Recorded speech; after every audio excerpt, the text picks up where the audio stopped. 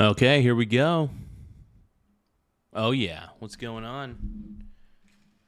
It is the Michael Garza show. Garza. What's going on, everybody?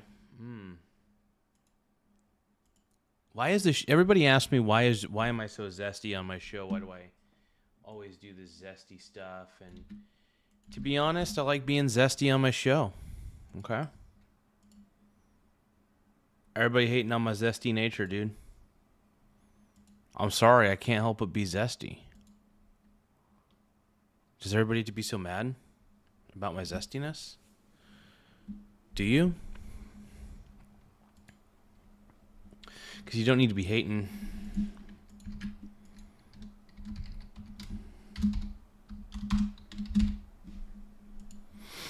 Okay, what's up, everybody? It is your host, Michael Garza, 4-3. Trifecta.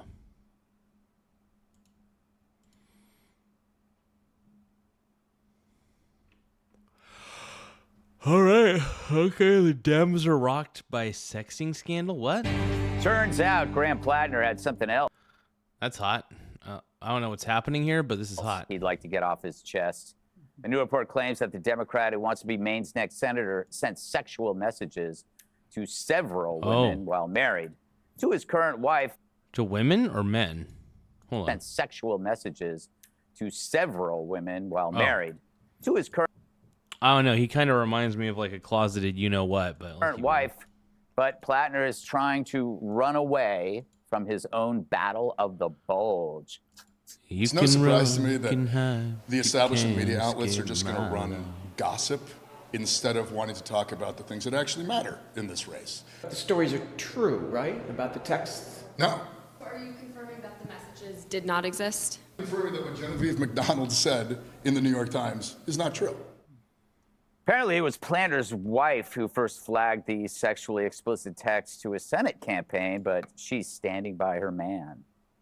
I just really wanted to make sure that everyone knows that Graham and I have a great marriage. Being married. I doubt it, dude. This feels so staged. Fucking staged, dude. I think it's shameful behavior to spend time and energy and resources on negative ads.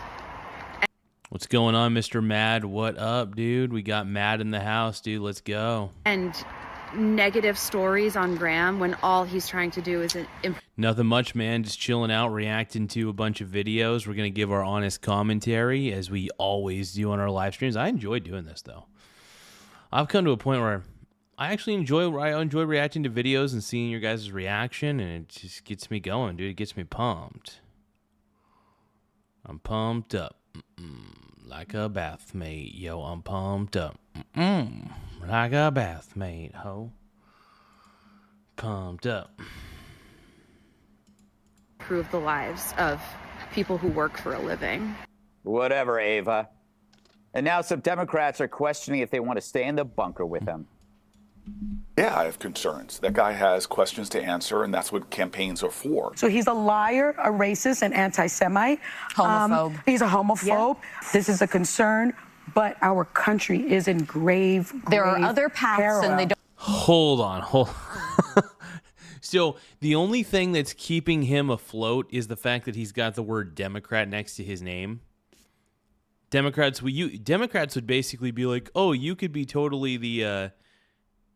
you could be that guy from Germany from back in the day. I'm not going to say his name. And then as long as you have the word Democrat next to your name, that's pretty much what... Dude, the Democrats' logic is vote blue no matter who, even if the person that you're voting for is a total chimo. That's basically what's what they're saying. And this is my problem with the Democrats. The whole vote blue no matter who thing is terrible. It leaves you open to basically voting for the stupidest candidates and the most morally reprehensible candidates out there. So I am just a little bit stunned by this. Crazy. Hey, thank you, Mr. Matt. I appreciate you, bro.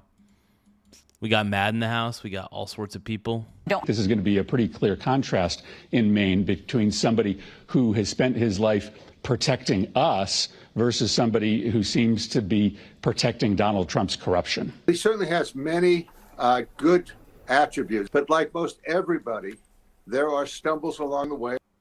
Just stumbles, right? Okay, so this just isn't about these texts. All men lie about these things, but there's a mosaic of this man.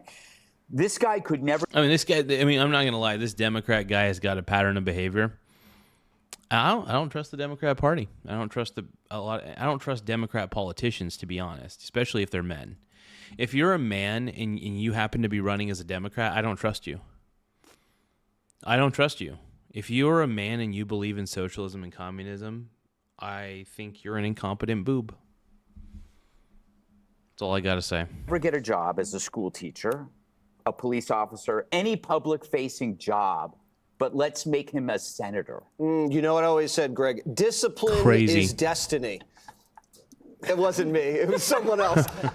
But this guy has no discipline. He's more of a congressman than a senator. Like this guy's terrible. When you're a congressman, you can have food in your beard and be in a sexting scandal and have tattoos. Not as a senator, the world's greatest deliberative body. These people vote on treaties and justices. You can't have this. Yeah, you don't want this. You don't want this idiot as your senator. This guy right here should not be the senator at all of any state. I don't even think he should be a congressman, to be honest. This guy just seems super unstable. Guy in the U.S. Senate. You know he washed out of college? Fetterman has 3 degrees. He's got an MBA. He's got a master's from Harvard and a bachelor's. This guy has nothing. And I'm not a snob about it. He's smart enough to get degrees. He just couldn't do it because he lacks discipline. And he's a mommy's boy. You know? Yeah, this guy's a piece of crap, dude. You know his dad gave him $200,000 for a house. His mom gave him the money for the oyster farm, and she's his biggest customer. But he doesn't even make enough money to do anything. $60,000 a year is his income. You know where he gets that from? Not from oysters. He gets it from disability from the Army. And what is he doing? Instead of trying to boost his business or get a diploma, he's on some creepy website that's like for minors. You're looking at a guy with Chris Hansen might pop out. That's how I'm Chris Hansen. This website is. I don't know if he broke any laws or not, but a little advice for guys for their profile pictures. When you're doing a dating website, and I've never been on one, but if you do not take a picture where you can see the toilet in the background. Yes, that's the real sin. Girls hate that. They hate seeing the toilet. You gotta see the toilet, dude. It's funny.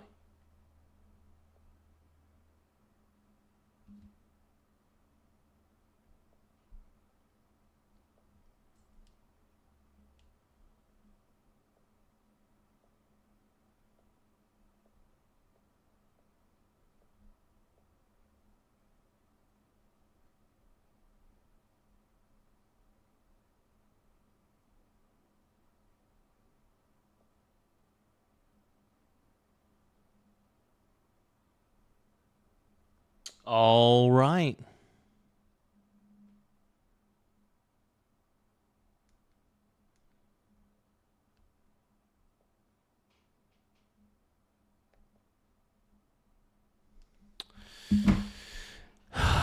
Toilet. Keep going. Don't do that. Close the door. Toilet? Exactly. You use a bidet. The thing that Democrats keep saying is that, like, you actually asked Jessica the other day, Greg, you said, what is your problem with Trump? And she said, his character. Now, we're talking about a lying, sexting nipple Nazi. And this guy has character? You got to be kidding. Wait, did Jesse Waters just say nipple Nazi? I don't know what that means. Oh, that's so fucking... It's kind of hot. That's hilarious, though, man.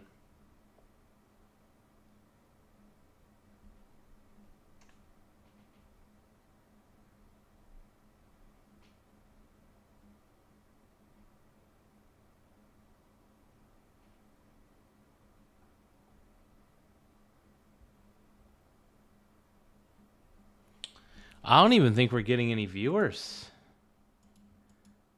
There's like nobody tuning in. This is wild.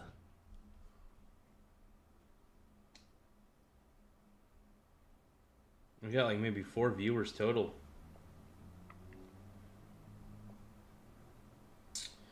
Well, I guess we'll keep going. But thank you guys for tuning in, though. I greatly appreciate it. You know, we're trying our best to get as hot on here as possible. This guy does not belong in the Senate whatsoever, and he put his wife out there. Now, the poor wife says the guy is a genius. Your wife doesn't even call you a genius. A genius this guy is not. And then she says she's in therapy, he's in therapy, and then they're in couples therapy. So between the two of them, that's 3 therapists, Greg. Now, I only have 2 therapists, and I'm not running for Senate, but this guy is too much. He's too unstable. He's too much of a wild card to be in the Senate. You'd think with all the other politicians getting black. Do you want to know why Jesse's last name is Waters? Because he makes you wet. Mailed all the time, that you wouldn't want a walking honeypot to waltz back in. No bueno. No bueno. Wow, that was very, very persuasive. So, Rosanna, like the Democrats can say, oh, well, you have Trump. He has all these flaws. But whatever the flaws are, Trump can be among people. He likes to be around people. He can work with people. Yeah. He has fun with people. Well, Trump actually has real charisma, whereas this creepy Democrat candidate that they're trying to elect in Maine doesn't have crap for charisma. That's a huge deal, man. This guy comes off well, he's an anti-Semite, first of all. He's got a Nazi guard tattoo, the worst tattoo you can get. He's a misogynist. He's a parasitic philanderer. This is not a people person. This is like the antithesis. He got into the military to kill people. This is a very, very hateful guy. Greg, I totally agree with you. And Jesse. Yeah, and he's, you know, just like any guy who pretends to be Democrat. You know, any guy who pretends to be Democrat, the only reason they do it is to get laid. Because they're pathetic. Yeah, I don't always agree with him a lot, but this campaign is about character. Mm-hmm. First of all, he put his wife out there. Once again, the woman is out there. Stand by your man in 2026. And the poor woman, she's also... My dad's talking about Fox Futas. My dad, he keeps texting me about Futas. I know what they are, unfortunately, but I'm going to pretend like I don't. My dad's obsession with futas is scary. Also saying, okay, I know no marriage. It's disturbing. It's creepy. I don't know. Does anybody here have a father who's into futas? If so, you know, I'll give you my dad's number. They could talk. Marriage is perfect. I don't want a perfect marriage. I just want my marriage. Just kidding. Marriage. So she's out there. She's got to take on this role again. And then the tattoo. He said he didn't know what the tattoo was. It was when he was younger. He thought it was just skull and bones. He didn't know what that meant until he knew what it was meant. And then he's into futa. And this is, that's a futa tattoo. Obviously, he was in trouble. He had to get rid of it. The guy is in trouble. I mean, he needs to really step aside because his fellow Congress people and senators, they don't. You could tell that this guy, I don't know, something about this guy, he just seems, I would be afraid to be alone in a room with this guy because I feel like he would try to kill me. There's something about this guy that does feel pretty, that just seems ominous just by looking at him. I don't want to say pull out of the race because... And the more I hear him speak, the more my red flag detector feels pretty justified. They need control of the Senate and Congress. Every vote counts, and they don't... So I'm not entirely sure what the hell his tattoo is. I just know it just seems kind of gay. Give me one moment, though. Would I use a Yeti Blue? I'm actually about ready to upload a couple videos to the TikTok and the YouTube. So one moment. Microphone again if I had no other choice. Sure. I mean, it's a fantastic microphone. I love the Yeti Blue. But I have fallen in love with the Shure MV7 Plus. Just give me a second, you guys. One moment. I've fallen in love with it, man. It is an insanely good piece of hardware. Would I use a Yeti Blue mic? Give me a moment, my brones. I gotta upload this to the internets.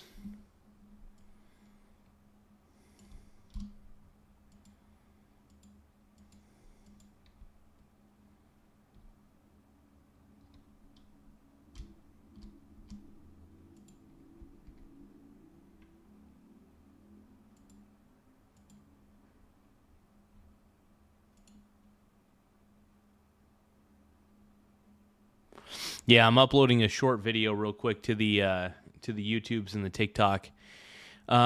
TikTok's kind of gay. I don't really particularly care for TikTok at all, but I will say this. The one thing that's good about TikTok is it does help me expand my audience reach a little bit. So the more audience members I can get a hold of, the better. So I do enjoy uploading these short videos. And I think I've actually made it to where these short videos are under 30 seconds. Because people who go on shorts and TikToks have virtually no attention span because they've killed their entire attention span through the usage of these crappy products. And it's just the way it works, you know. Oh, yeah. Oh, yeah. My pink brony bros. Do we dance at the gay clubs? Oh, my God. We're just having fun on the stage in our hooves. I'm wearing my man thong down at the Pink Brony Club. I'm gonna keep on fapping at the Pink Brony Club. Everybody keeps on talking about futas. I am tired of everybody talking about futas. It doesn't make sense. I know. Everybody wants me to be gay, but I can't ignore my sleazy visions of me in Coos Bay. This is Michael Garza the musical, by the way. This is Garza the musical. I know this is what everybody wants. This is what everybody needs. This is what everybody craves. I know. We're all bronies here, dude. We're all brony bros, dude. We're all pink brony bros, and we dance at the gay club.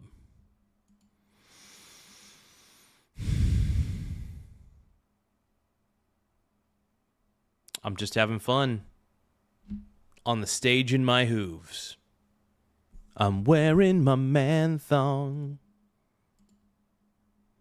Do you guys, does anybody, any of the male audience members in my chat, do you guys own a man thong at all?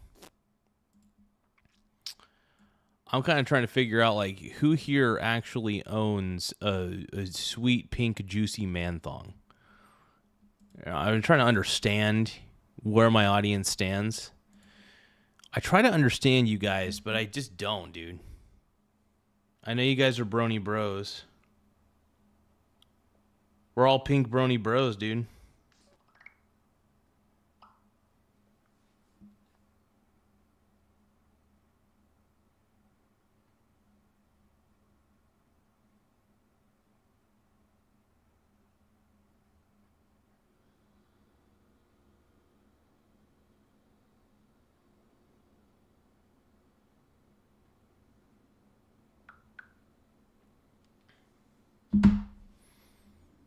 Okay. I don't want to say this guy does not have my vote. They need him.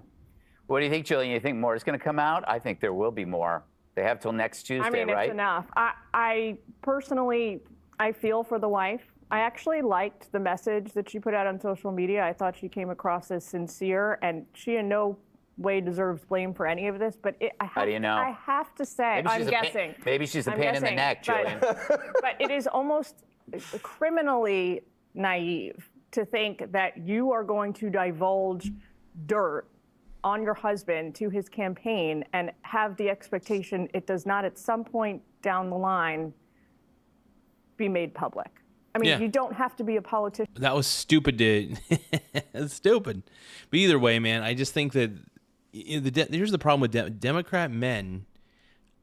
When a Democrat man wants power, you should just not allow them to have any power over anybody. That's my opinion. That's the way I see it. That's the way I feel it. Politician's wife to know that. People keep saying, oh, well, neither of them are, career politicians. That's aside the point. A 5-year-old would know not to do that because it's going to leak out publicly. So then the question becomes, well, why did she want it to become public information? I don't know the answer to that. But I agree with Rosanna. I don't like her getting put on defense, having to talk about how much she loves her husband and defend his philandering or whatever you consider sexting, cheating or not. I will also say I don't personally care about the sexting. It doesn't. If that was disqualifying in and of itself, we'd have like 10 members of Congress. So to me, the bigger problem, as a Jewish person, to me that tattoo is disqualifying. Yeah, nothing else really matters. And to that tattoo, Harold, you know who I feel really bad for, Harold? Who's that? The people like Keith Olbermann and Fred Krugman who love to call... Oh, Keith Dolberman is what I call him. Keith Doberman. Keith Doberman is such a chud, dude. Chud. Republicans closet Nazis. Nobody on the Republican side has a Nazi tattoo on their chest that you're endorsing. So that whole argument... Keep your shirt off. That whole argument... you can't call people Nazis anymore. Maybe Plattner is going to make it so that Democrats can't call people Nazis anymore. Maybe this is a good thing. So good to be back with him. Yeah, maybe this is a good thing, because if you guys do elect this guy clearly, I'm not going to lie, dude. I wouldn't be surprised if this guy, if you looked into his closet and he has a whole bunch of you-know-what paraphernalia. I'm not going to say what it is, but allegedly he probably has you-know-what paraphernalia. Allegedly. Everybody, hope everybody had a good weekend. You're ignoring me. I'm glad. I am glad to be back around the table. It's an honor. If I were voting in Maine as a Democrat, he would not be my choice. Who would be your choice? As we sit around the table, I think there are two things that stand out for me. We've said, and I've tried to say, that politicians today running in these big offices for Senate, for governor, for Congress, and I would say I didn't have food in my beard, didn't have a beard, or any of the things you were talking about when I was there. You're not appealing to a partisan electorate. You're appealing to an electorate that is struggling. Disruption is the name of the game in politics, particularly for the last 10 years. I would argue every presidential race is about, and every big race for governor or Senate is about a disruption. Even midterms where the party outside of the White House is running is about disruption, and people want better outcomes. And if you don't produce a better outcome, people will elect someone different. President Trump, I'm not comparing him to Plattner, but he was an outsider running in 2016. People pointed to things they thought were flaws or differences, but the majority of the people said, this is whom we want because we believe he can represent us. I think in Maine, what this guy is doing is not something that I find, I'm not there, but just to your point, Jillian, and to the points that have been made around the table, I thought there were things about him that he just didn't seem fit to be a United States senator. But I thought that President Trump, when he went in 2016, there were things he said that I thought were disqualifying. I'm not comparing the two, but what I am comparing is that the electorate, and the things you said, Jesse, that may be why he wins. I think people are so fed up and so disgusted. I believe in character. I believe in it. I want to date back when you think about the senators from Maine, when you had the great George Mitchell and others, that tradition. I don't see how he fits into that. Finally, I think that you think about even on the Republican side, and I hate to draw the comparisons, but Ken Paxton would have not been my choice if I were a Republican in Texas, with some of the things they said about him. Not the stuff about outside of his marriage, but he engaged in a deal with a guy who assaulted a kid, and he got let the guy. But you know what, we would. But let me hear you have to work your way back through that dude. case. No, you don't. To be fair to him. Well, you want to be fair to somebody. Well, we can talk about it all fair. I think assaulting a kid and then giving him a break, and he admitted to it. But don't get me wrong. No, Paxton decided. The way you're saying it isn't how it went. I mean, the guy admitted he did it. Yeah, but they did. The family didn't want to go through the thing anymore, and the prosecutors decided they couldn't push the kid through it. That's the story. They didn't put him on a sexual right. But here's the thing: you're able to work. I'm not judging you. People in Maine may be able. People in Maine may be able to work through this thing with Plattner because they want someone that's going to reduce the cost of things that are making their lives unaffordable. I want to be clear: he would not be my choice. But I understand where we are in American politics today, and I think we all have to be honest It's about the the argument, though, that people gave for Hitler. I can understand why they supported him. No. Well, he does have a Nazi tattoo. At least I can make that leap. He's not a closet Nazi. He's a Nazi. But there were people who believed that President Trump was being racist. I didn't say, and there were people who made a strong case. My only point is this: the electorate is struggling. And I don't think Donald Trump's racist, dude. In fact, if anything, Donald Trump is probably the least racist man out there. You know, if you look at ICE, take one look at ICE, there is more diversity in ICE than there is in the entire Democratic Party, in the entire Democratic voting body. You know, there's pretty much the Democrat Party has become ruled by white Karens. That is what I think. It's true. You guys can get mad at me all you want.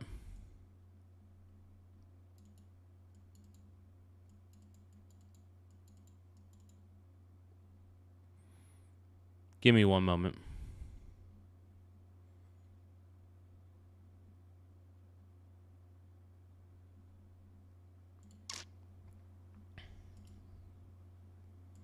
And you point back to a horrible, horrible example, and that indeed was the case. But where we are today, if Oh, hold on. There's actually a question I got to ask ChatGPT.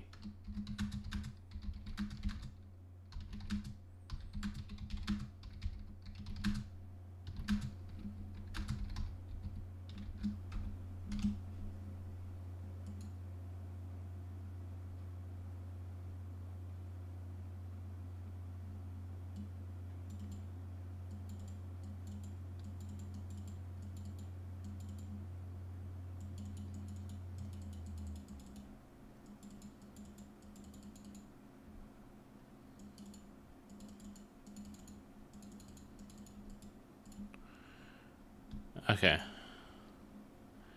Cool. All right. My stream settings are looking great. Perfect. you're not producing outcomes for voters, voters are going to look to the extremes to represent them. I wish that was not the case, but unfortunately, it is the case. And he would not be my choice as a Democrat if I were in Maine. And why can't these races just attract better people, better human beings, no matter which That's why side of the Jesse and aisle? Greg and I are in I don't Bible study. We're trying to understand. help. It's like, why is it always this lowest common denominator? I agree with you, Julie. All right. Because it's, first off, Democrats only vote for the lowest common denominator. You know, people say that Trump's the lowest common denominator. Actually, he's a very intelligent man, one of the best presidents we've ever had. And to be honest, with all the incompetent boobs that have been elected by all of us, I shouldn't say by all of us, by the Democratic Party, yeah, makes sense.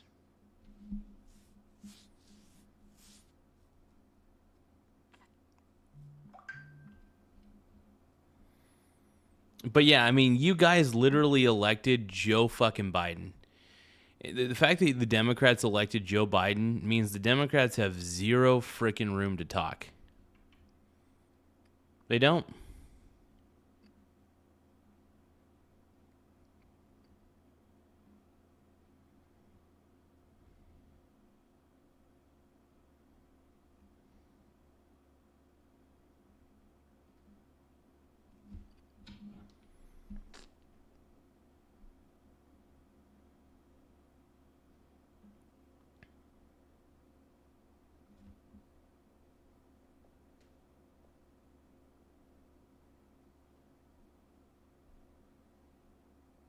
Oh, Bitcoin's down. You know what that means? That means my bet against it's making me money. Easy money. Oh, biddy my titty. Oh. Dude, I love it when the biddy goes up, dude. It makes me go insane. Dude, I love it when Bitcoin crashes to the ground. 2468? Hell yeah.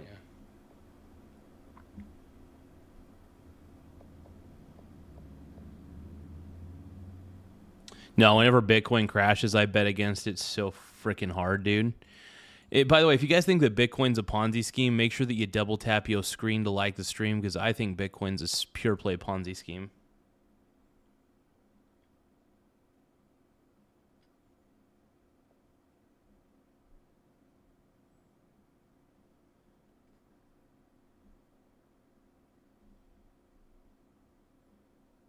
Give me one more second, everybody.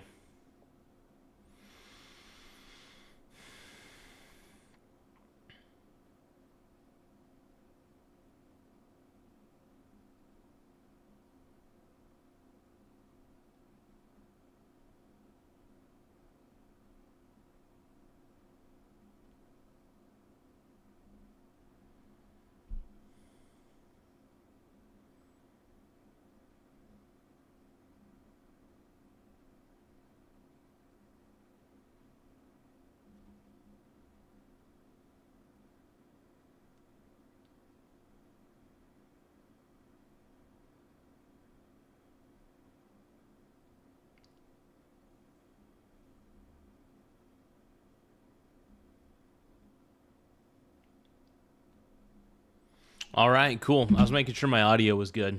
My audio seems to be pretty perfect. I love it, man. As long as my audio's kicking, that's all that really matters.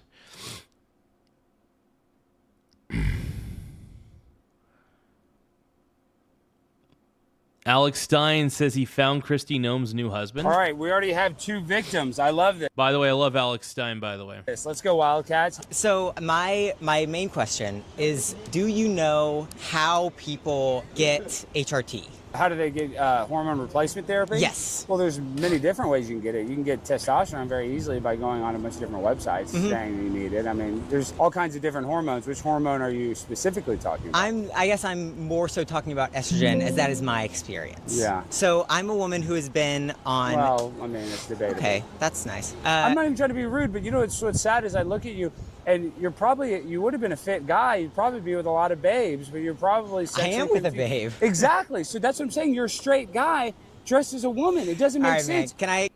That is kind of... Wait. Oh, wait, so he's into... Oh, dude. Oh, man. All right. Can I tell you? Go ahead. See, but let me tell you, you're not even gay. You're straight. So I'm a woman who has been on HRT for a little over 3 years now. I had a breakdown in my mother's arms, and I was crying because I didn't feel like I was who I was in my body. Okay. And I didn't... that stuff happens. I mean, I get it.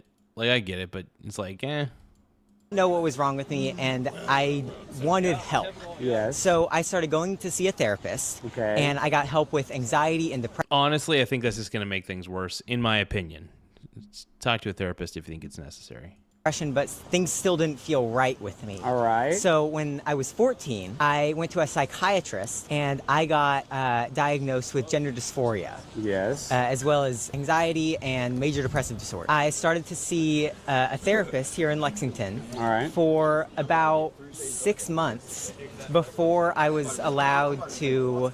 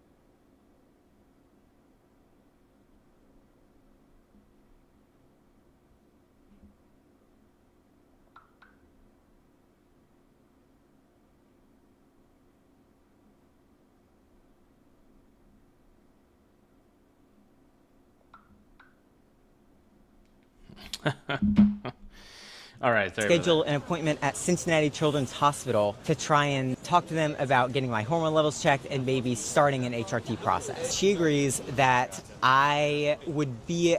Do you guys think I need to get my hormone levels checked?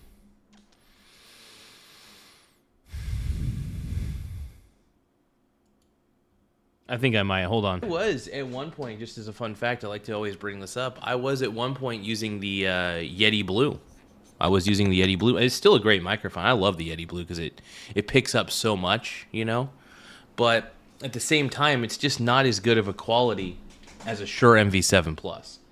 So I prefer the quality of the Shure MV7 Plus. I really do think it's the better microphone. Oh, you know what I failed to do? I failed to tag the product. What am I doing? I'm gonna wiggle my butt.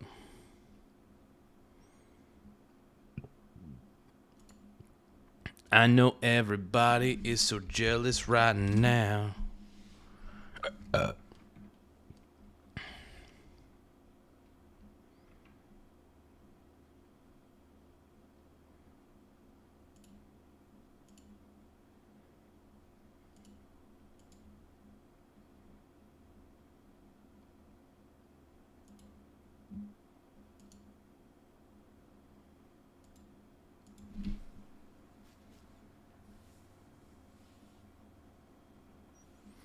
Yeah, you and me, we can ride on a star if you stay with me, girl. We can rule the world.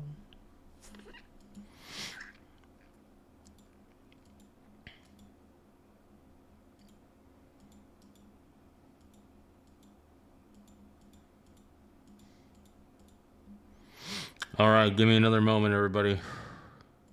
I'm uploading another short video. I'm uploading them to TikTok. I upload them to YouTube. So what I do is I make long-form videos. I upload them to YouTube, specifically the long-form. And then what I do is I then use Opus Clip. It's an AI program to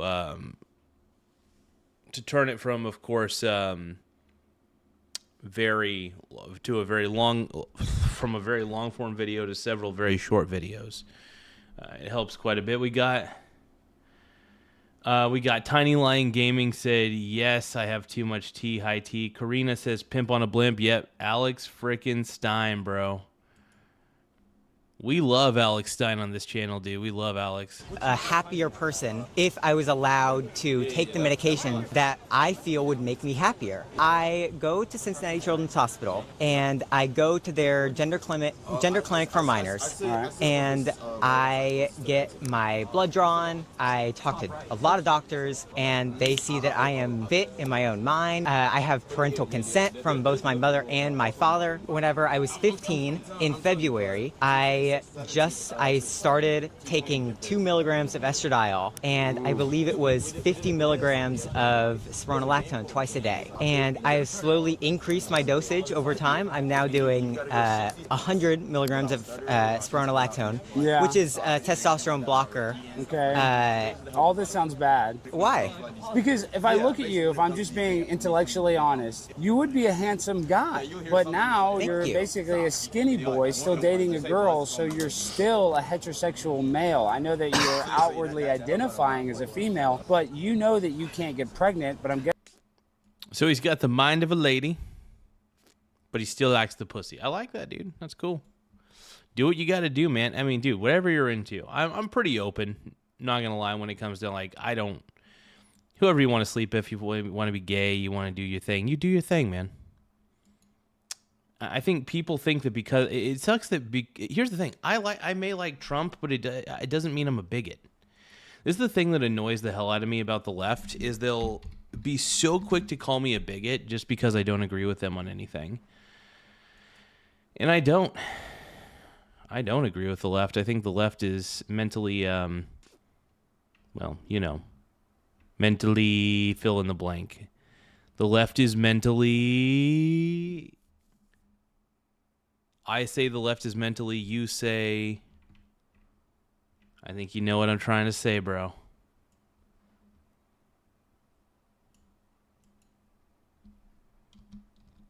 Yeah. I'm so sexy. I'm so sexy. Everybody wants to touch my body.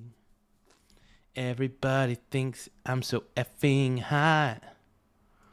Everybody knows I'm a thot. Everybody's jealous of my messy. Why is everybody jealous of my mercy? Just feels like you don't understand me. Why is everybody jealous of my mercy? Let's see. TJ says this was done to them as a child. Yeah, that does feel pretty messed up, actually. Yeah, it's tough to watch this stuff, man. I'm just gonna watch Jesse Waters because I don't know. Jesse Waters is the man. The California dream was dead, and the social. I would rather. I mean, I love Alex Stein. Don't get me wrong. I love Alex Stein, but I don't know how much of that we could watch without YouTube getting on my ass about things. So we'll just watch Jesse Waters, and I'll give you guys my true take reaction. Because why do we watch? Why is Jesse Waters' last name Waters? Because he makes you wet, dude. Because he makes you wet. Socialists were getting robbed by Robin Hood. I actually Come feel like on, man. Robin Hood because I'm coming in and I'm going to say, where's all this money? We're done with everyone stealing the tax money. We're going to actually put it to the people that have turned to socialism because they say America doesn't work. It doesn't work if we let people steal all the tax money. True. Very true. It happens so much in government. That's why most people are so reluctant to pay their taxes because they know that most of their taxes are going to absolute fraud and bullshit.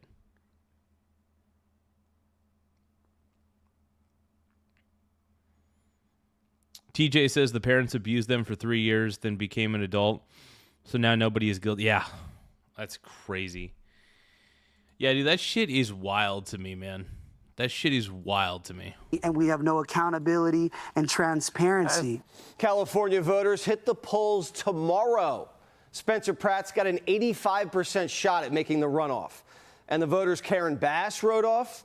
Dude, if Spencer Pratt gets over 50%, I'm going to celebrate, dude.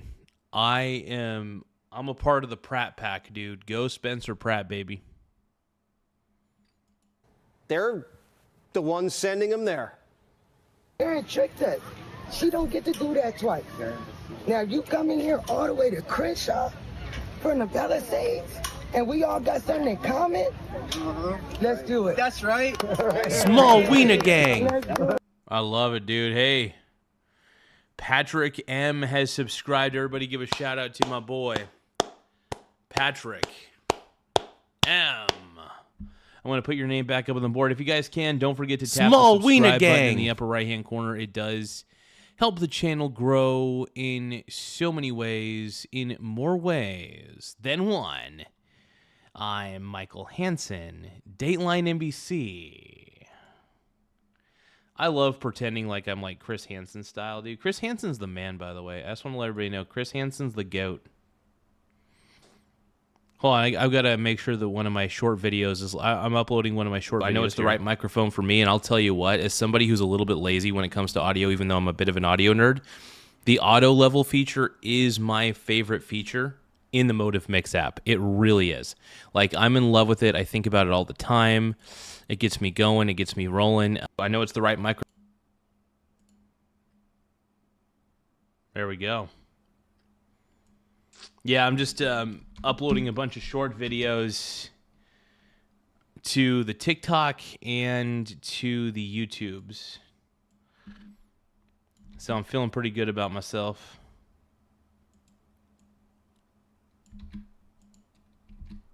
I'm feeling so good. 'Cause I'm the Mercy Bussy Man.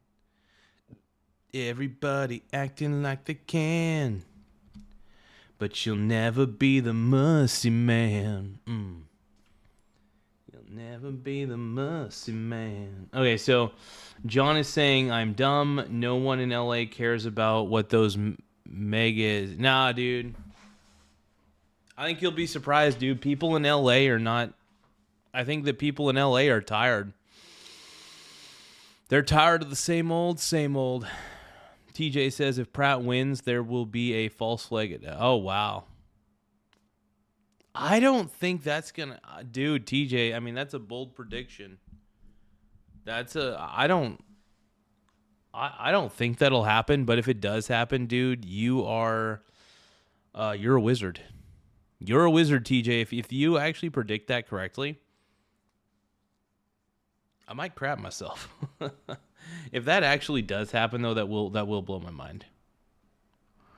Tiny Lion Gaming says, yeah, but now they're an adult. It's his own choice at this point. Yeah, he's indoctrinated. Yeah, that's the problem, man. It's weird that these young people are getting indoctrinated into these terrible leftist lines of thinking. They're being brainwashed by their professors and their public school teachers and stuff. It's sad. It really is sad. It blows.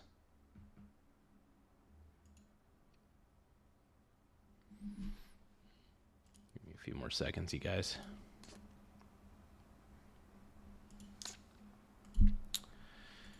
All right, Shure MV7 Plus.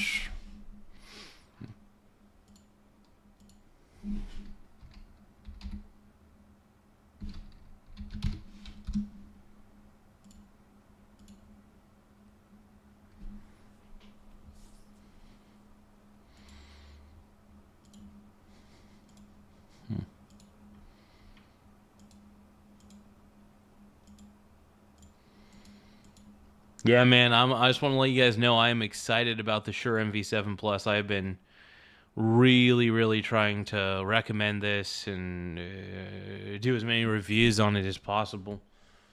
I love it.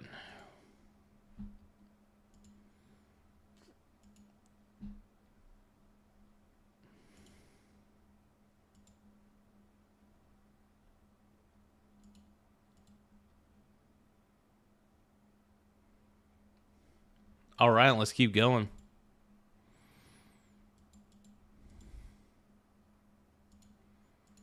And while Pratt works the streets, here's what those streets look like under Karen. Quote, wow, somebody just died on Karen's live stream. LAPD's setting up a white tent to cover the body. This isn't a reality show. It is a horror show. Yeah, dude. Oh, my God, dude. That is insane. And this just goes to show you that, dude, Karen Bass is going to lose. And if she doesn't lose, there's no hope for LA. There is no hope for Los. If Karen Bass wins the LA mayoral race, there's no hope for LA. There is zero hope for LA if Karen Bass wins. This is what Pratt's running to fix. So when Bill Maher wanted to talk solar, Pratt was like, have you seen the sidewalks? I don't need to know about solar, you know. Okay, I need to focus on making sure the moms are safe and the animals are not being abused. That's my party. I know, but if you're the mayor... the solar panels, that's going to be somebody I'm hiring. That's my deputy mayor is going to worry about the solar panels. No, Spencer, I got bad news.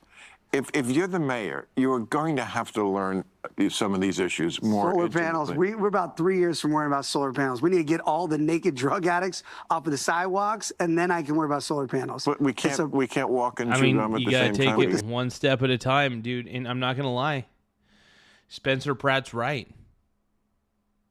How can you focus on solar panels in LA when there's a bunch of drug addicts everywhere? It's the left has covered up this problem for too long, and Spencer Pratt's here to save us. Well, he's here to save LA, but good for Spencer Pratt, man. I really do think he's one of the best. You guys could say he's some reality TV star villain. No, he's a guy with a soul. He's a smart dude. You could tell. I'm voting Pratt, dude. The state of LA right now. I mean, technically, I can't vote. I cannot vote for Pratt because I don't live in LA. But if I did, I would vote for him passionately. I would. I absolutely would. The solar panels, you're going to spit that gum out. Solar can wait. Pratt's got bigger problems with PICs. They don't want to invest in LA because we allow the naked drug addicts in front of the hotels. Wait, you keep saying that. You got to realize. It's real. Are they really naked? Butt naked. I will. If you give me your phone number, I will send you 1,000 naked drug addict videos a week. I don't have to think about that one. No. I do not my want phone. you sending me naked pictures. I can't even look at my phone anymore because the whole city sends me their naked drug addict content. So the whole city is exposed. LA, dude, Los Angeles is getting wholly exposed. Fully and wholly exposed. Like, Los Angeles is cooked. LA's cooked, everybody. Nothing to see here. I mean, this is crazy.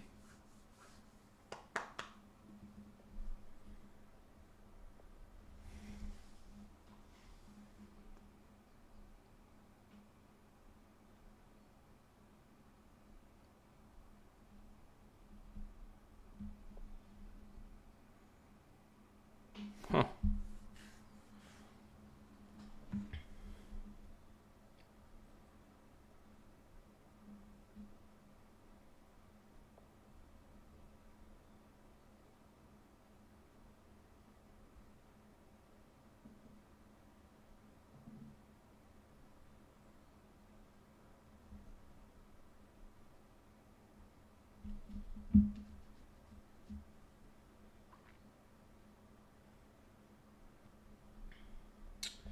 Well, let's see if Bitcoin, my Clickcoin, has gone down.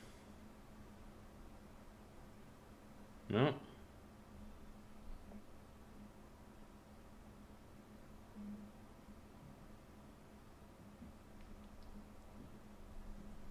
But yeah, anyway. Just like Karen Bass.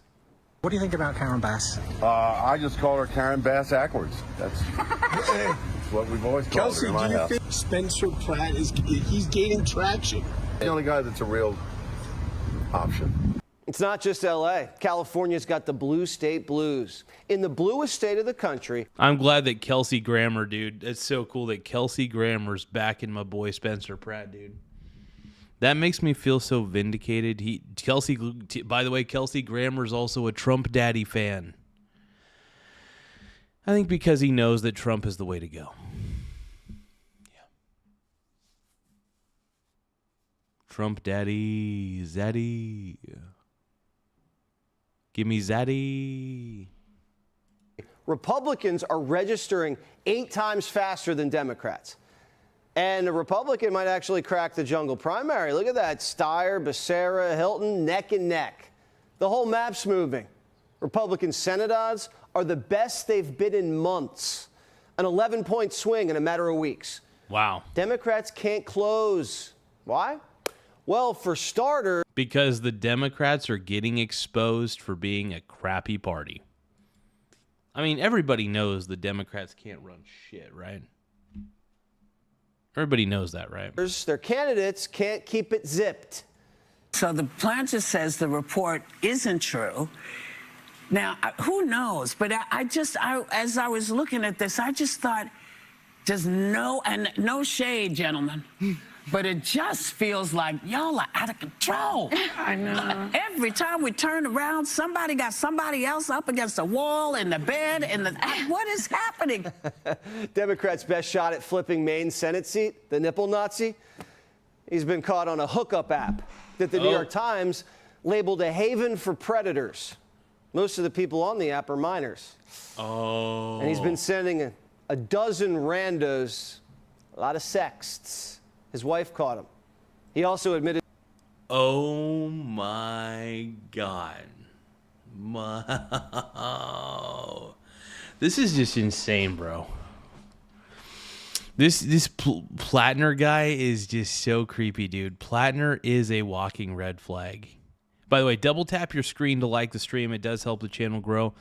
We're looking to get a little more likes. So if you can, like I said, double tap your screen to like the stream. It really does help the channel grow in more ways than one. Thank you, guys. Let's keep on rolling, baby. You know what time it is. This guy's got some good nips though, dude. He was on a dating app though, and he was looking for some. Doing cocaine. That's a hot pick.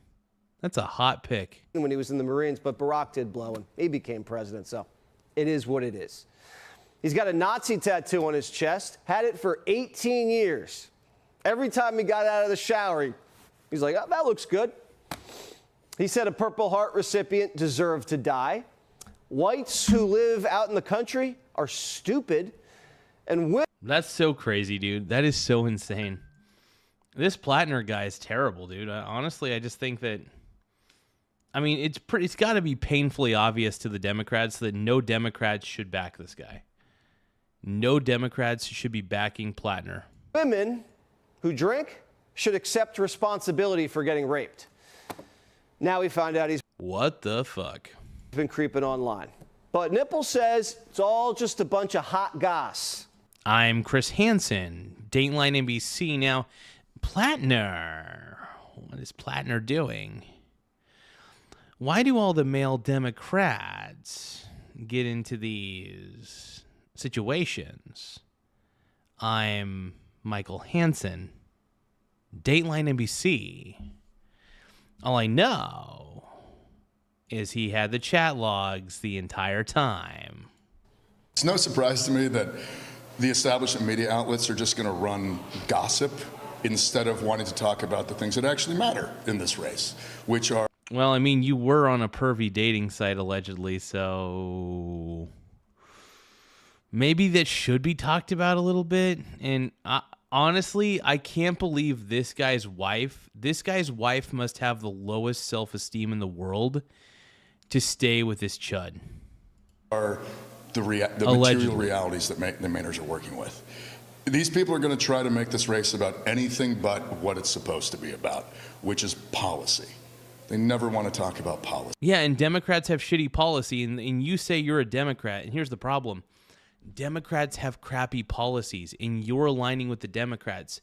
So the only thing you care about is, one, creeping on dating websites, probably allegedly, and allegedly neglecting your wife. And this guy sucks, dude. Plattner all around. I think Plattner is not going to get elected. If he gets elected, that would shock the crap out of me, bro.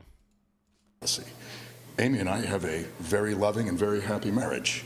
They would very much like to try to rip that apart. He didn't.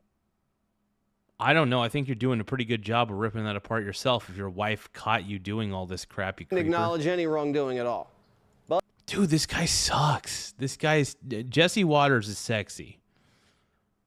This guy is zesty. But his wife did. Being married is hard. Being newly married is hard. Being newly married and going through infertility is hard. Being newly married, going through infertility, and a Senate campaign is hard. Marriage can be hard when you're married to a guy like that. Yeah, I think Plattner just makes life difficult for everybody around him. He seems like the kind of guy that makes life difficult for everybody. And it doesn't surprise me. Got a toilet in his bathroom selfie profile. But don't worry, they're working through it. I don't even know if I have the right words to describe what we've been going through, but our marriage counselor helps. My personal counselor. Man, I don't think a marriage counselor is going to solve this problem. Marriage counselor ain't solving that problem. Counselor helps. Graham's personal counselor helps. And we work on our mental health every day. No marriage is perfect, and I don't want a perfect marriage. I want my marriage. 3 therapists for one couple? This guy can't be in the Senate. In the House, maybe. He's a walking red flag, but Democrats think that's hot. You represent masculinity in certain ways. The Democrats have trouble connecting with male voters. Yeah, I don't think this guy is going to be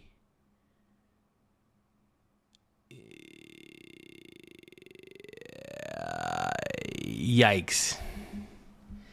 I mean, dude, the guy's he's masculine enough, but he's just a shitty person. So like, and this is the problem with Democrat men. Even the jacked ones, even the ones that are slightly jacked, are usually pieces of shit. And the only reason they align with Democrats at all is so they can get pussy. That's about it.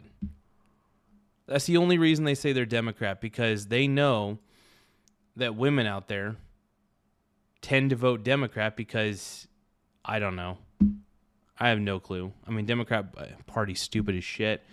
I can't explain why women are into the Democrat Party. Maybe women are more prone to liking socialism and communism for some stupid reason. I don't know.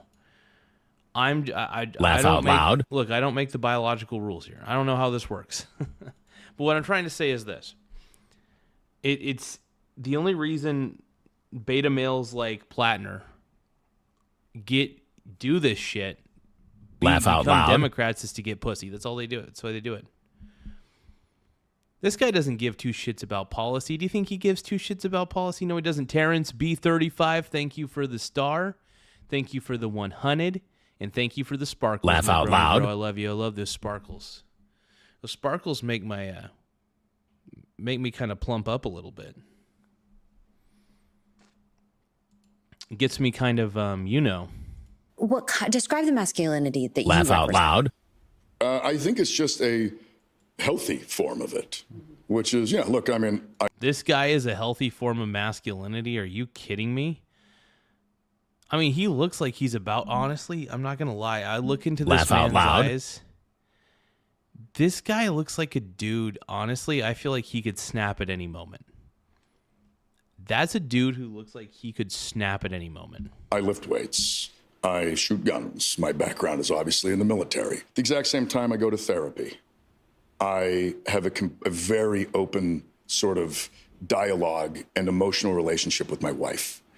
But even MSNBC is like, are you seeing what we're seeing? The problem is his judgment, which he clearly has been lacking in as an adult. It's one thing to have foolish... Laugh out loud. No, I just think this guy sucks, dude. Terrence B just sent me a gold coin and a press F for 10 joules. Thank you so much, my bro. Terrence B35, thank you, my brony bro. Laugh out loud. Laugh out loud. Laugh out loud. Dude, thank you so much, man. I appreciate the gifts. On this channel, obviously, we love gifts. They help us go. Laugh out loud. Dude, keeping it alive, dude. We got 8 out of 50 gifts, man. We got 8 out of 50 gifts. Thank you for the thumbs up for 10 joules. Oh, we're almost to the goal. Laugh out loud. By the way, we got 5 minutes and 41 seconds before the goal ends, so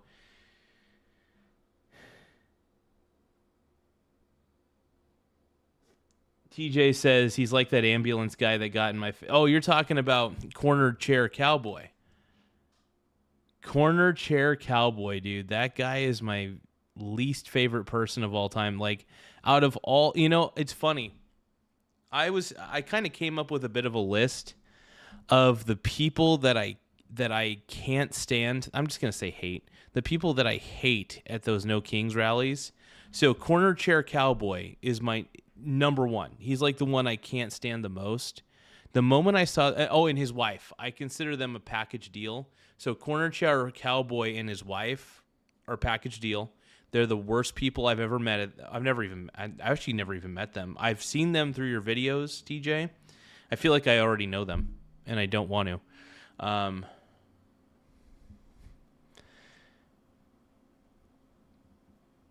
Tiny Lion Gaming says, dude, that Reckless Ben stuff had me up until 6 a.m. yesterday. He dropped a new update today. Dude.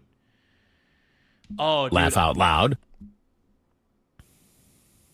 TJ says he's definitely going to attack. Dude, I wouldn't be surprised if Corner Chair Cowboy, that piece of shit, I would not be surprised if he tried to attack you, dude.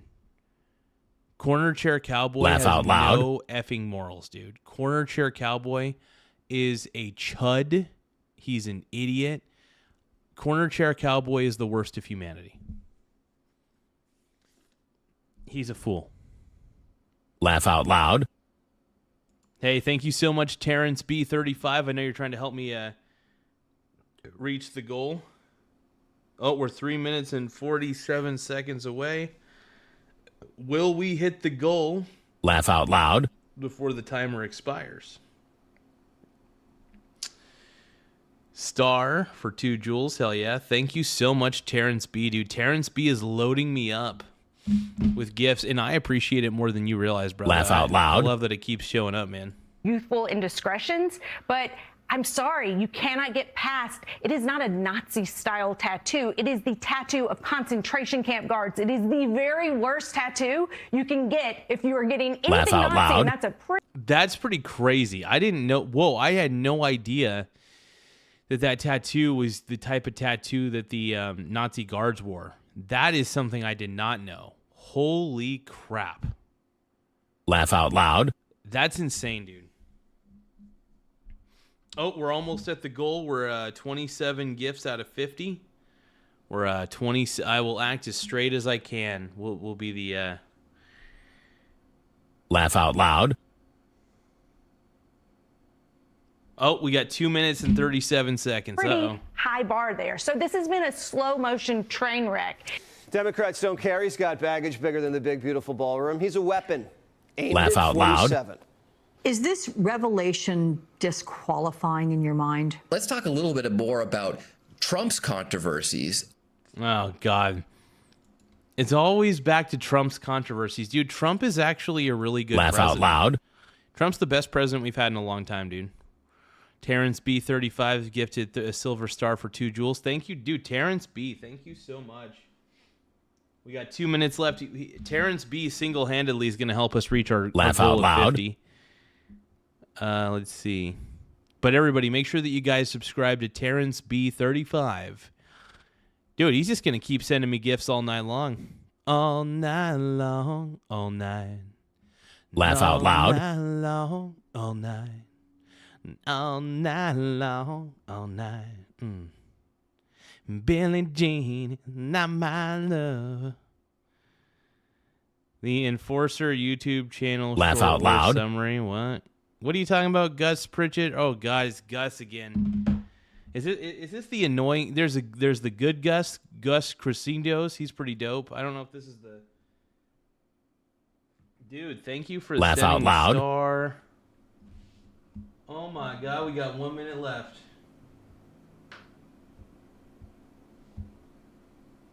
Oh my God. So we've reached Laugh out loud. technically 34 out of 50, it says. Wait, is it not counting all of them? Hold on. 1, 2, 3, 4, 5, 6, 7, 8, 9, 10, 11, 12, 13, 14, 15, 16, 19, 20, 21, 22. Laugh out loud. 24, 25, 26, 27, 28, 29, 30, 31, 32, 33, 34, 35. Okay, I think we're at 35. Laugh Okay. out loud. Oh, we got 22 seconds until the gift goal has ended. Uh-oh. Can we get the goals? Can we get to the goal? We got 17 seconds to reach the goal. Who Laugh here out wants loud. to send a gift?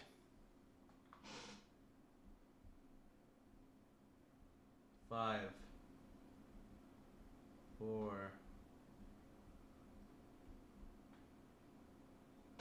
Okay, we Laugh might out have loud. reached. So,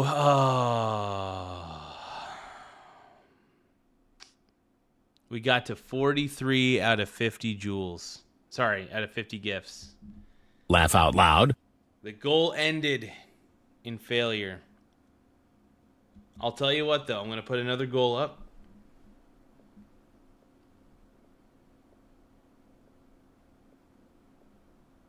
Laugh out loud.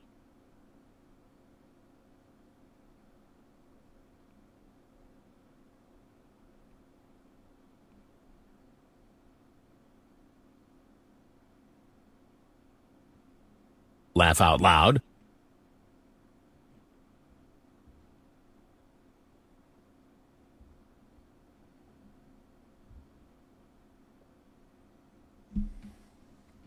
Okay. I just put up another goal. Laugh out loud. I put up a new goal. And thank you so much, Terrence B35. I appreciate all these gifts, dude. I really do. These are amazing. If anybody wants to send any gifts, feel free to tap the gift button and Laugh send out whatever loud. gift you want to send. It does help the channel in a lot of ways. It helps keep the channel funded for sure. If I need to buy new equipment, it really does help a lot. So keep it up. All of which get enabled by Susan Collins' votes in the Laugh Senate. out loud. Certainly admitted that he has made mistakes, but I think this is going to be a pretty clear contrast in Maine. Yeah, I have concerns. That guy has questions to answer, and that's what campaigns are for. I mean, I have concerns about you too, Cory Booker. If we do not get the votes necessary Laugh to take out care of loud. the House and the Senate, we will continue to have an out-of-control president. I hope that they elect somebody that is going to stand up to this president. The nipple Nazi couldn't get a security clearance because he's confessed he's a communist. He couldn't get hired as a teacher. Laugh out loud. He's on an app where people prey on teens. Corporate America would never give this guy even an interview after what he said about blacks, drugs, hookers. Plus, he's... Hey, thank you so much for the gifts, though, Terrence B35. I greatly Laugh out loud. appreciate it. I think it's racking up. I think it's just being kind of slow, though. Hold on.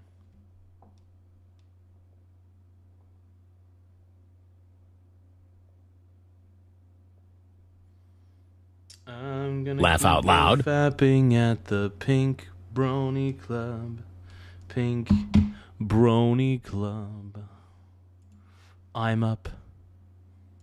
And my balls are on the floor. Thank you, Terrence B. Laugh out for loud. the 100s, for the stars, the sparkles. Man, dude. Terrence B. is single-handedly lifting this show by the balls. He's mentally unstable. He's battled a drinking problem. He Laugh out loud. signed up to be a military contractor because he could, quote, he wanted to kill. His only qualification is that he hates Trump. And Democrats are like, that's our guy. All of this to knock off Susan Collins. Laugh a out loud. Republican who basically votes like a Democrat. Yep. Democrats say they care about character. That's so funny. They're trying to knock off the one person who votes like it. And she's, that's funny, man. I Laugh love out it. loud.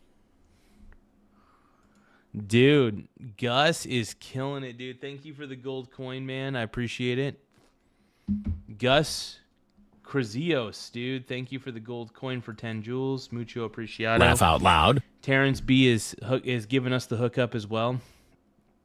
Terrence B again, dude. Stud Muffin sending us stars. Gus Krazios is sending us 10 jewels. Laugh out loud. Everybody wants me to sing the Pink Brony Club song. That's why. This is why I love these gift goals, man. Once we hit the gift goals, I get to sing the Pink Brony Club, dude. Laugh out loud. This is what I live for. I live for this. I had the time of my life, and I've never felt this way before. Yes, I Laugh out swear. loud. Sure. Well, what about the nipple Nazi's character? He has none. He's a cheater. He's an anti-Semite because the fact that he had that tattoo for 20 years and didn't know what it was is Laugh a lie. out loud. So he's a liar, a racist, an anti-Semite. Homophobe. He's a homophobe. But who cares about character when power's on This the... is crazy, man. This is wild, dude. Crazy. Laugh Thank you, out loud. Gus Krazios. I appreciate it.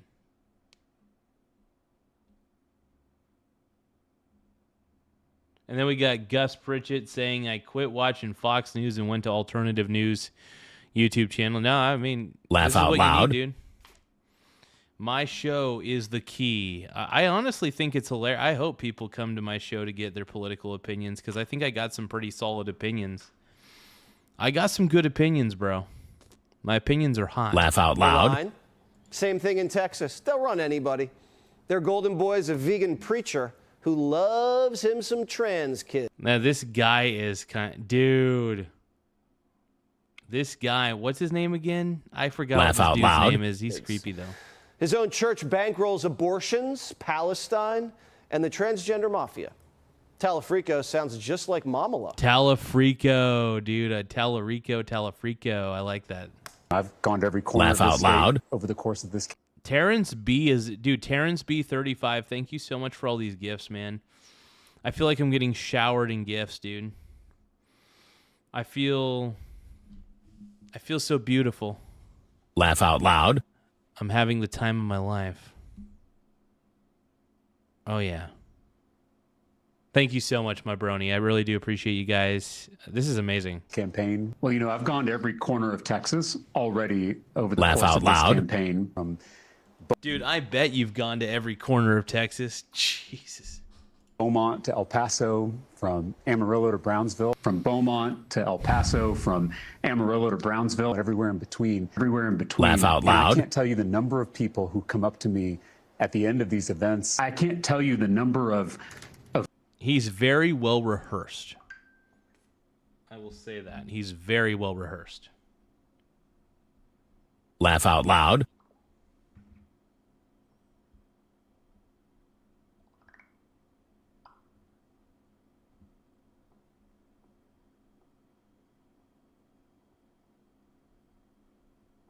Laugh out loud.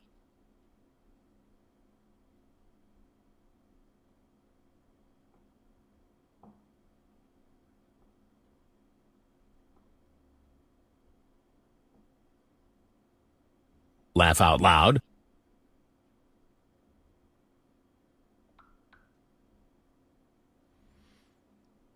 Give me one moment, everybody. Dude, thank you guys for showering me in gifts, man. Dude, Terrence Laugh out loud. B35 loves me, bro. Oh, dude, Gus Crazios sent me a party hat for 20 jewels. Dude, we're almost to hitting the goal.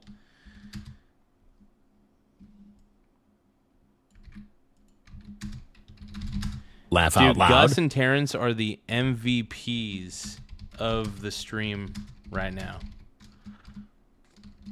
You guys are amazing. Amazing. Amazing. Laugh No, out you guys loud. are amazing. Thank you so much for the gifts, man. I appreciate it.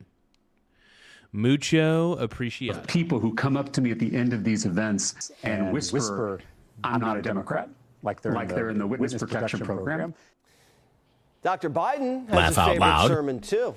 Joe was fine. Dude, no, he wasn't.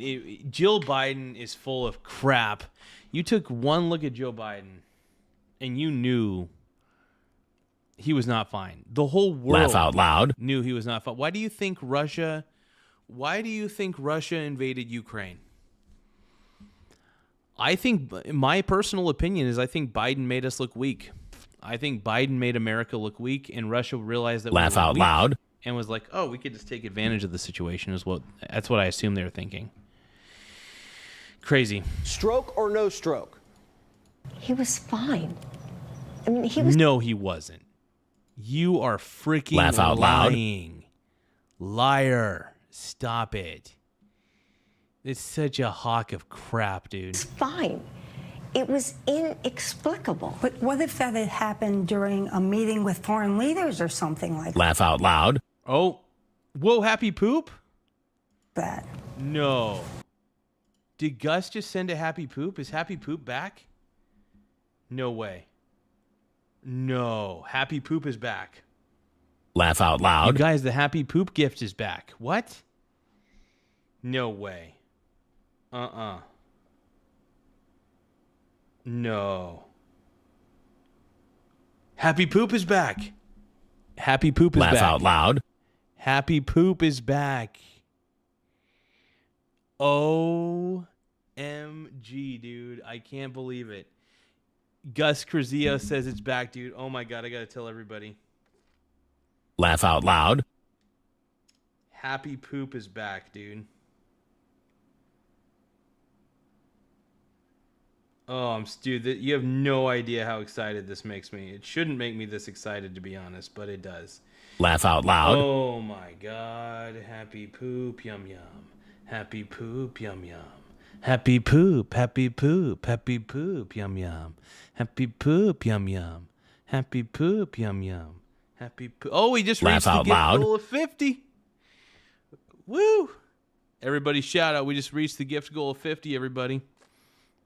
Thank you, Terrence B35, and thank you, Gus Krazios, for helping me reach the Laugh gift out goal. loud. You guys wanted it. You guys got it.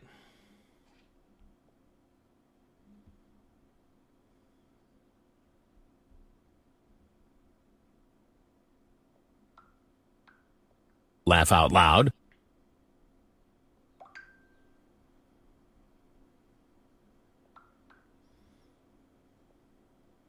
Oh.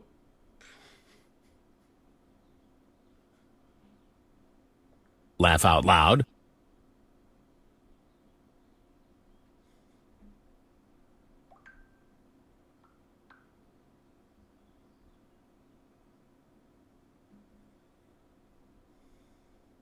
Laugh out loud.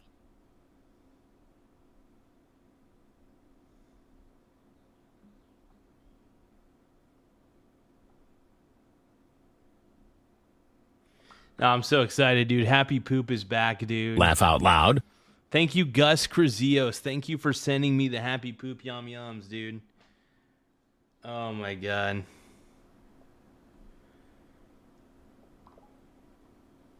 I got to let Nathan know. Laugh out loud. Happy Poop Yum Yum.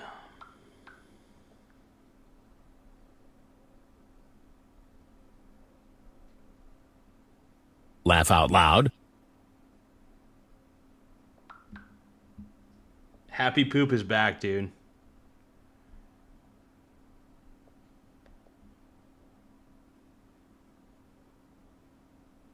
Laugh out loud.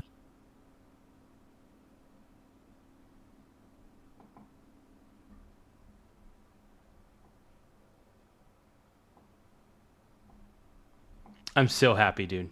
Happy Poop Yum Yum. Laugh out loud. Happy Poop Yum Yum. Happy Poop, Happy Poop, Happy Poop. Yum, yum. I don't know how to answer that.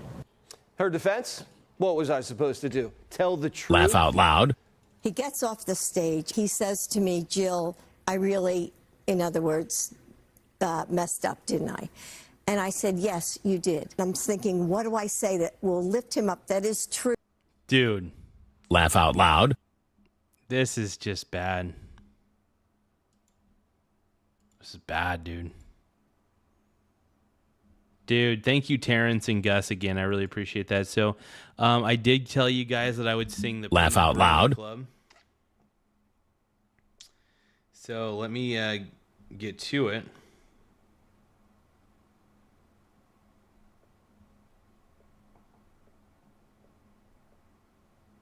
Laugh out loud.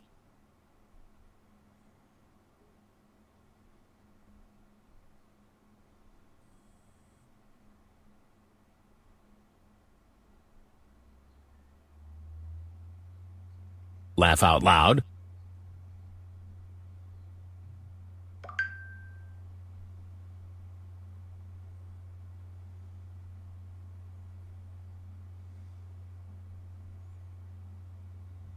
Laugh out loud.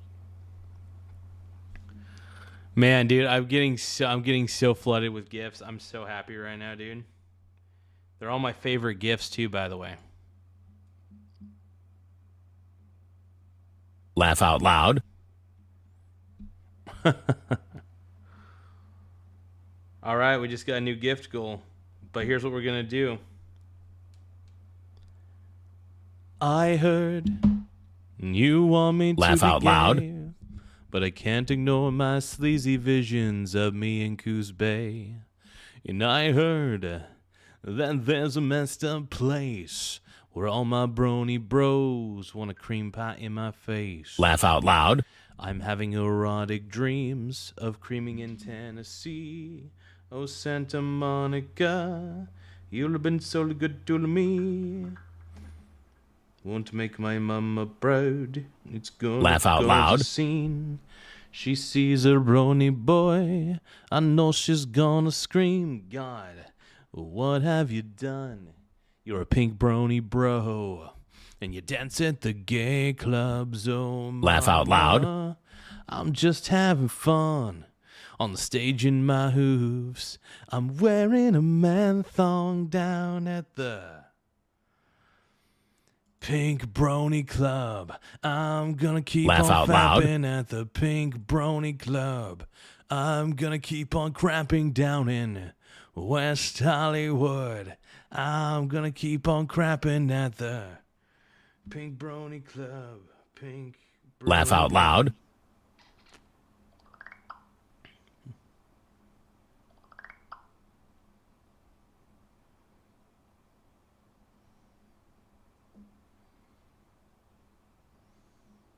Laugh out loud.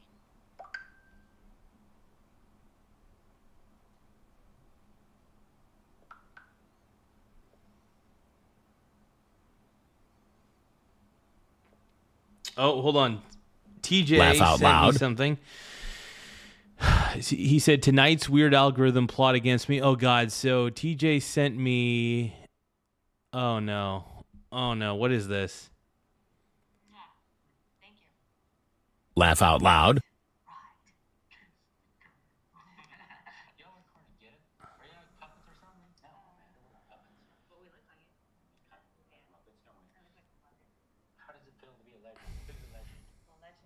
Laugh out loud.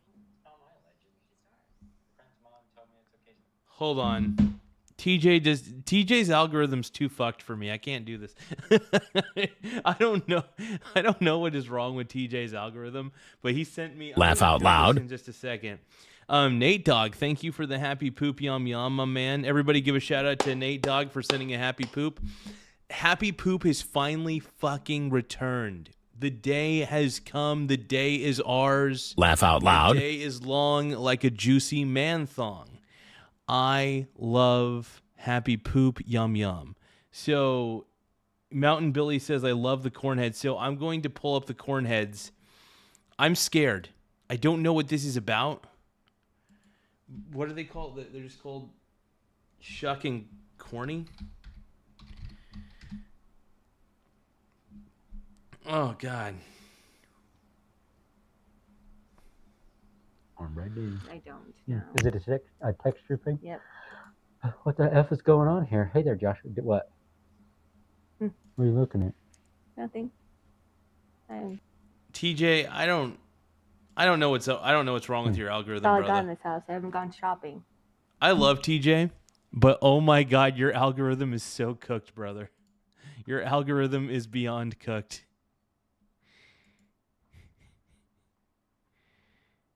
Uh-oh. Oh, you drink it bad. You just spit in my water I bottle. didn't spit in it.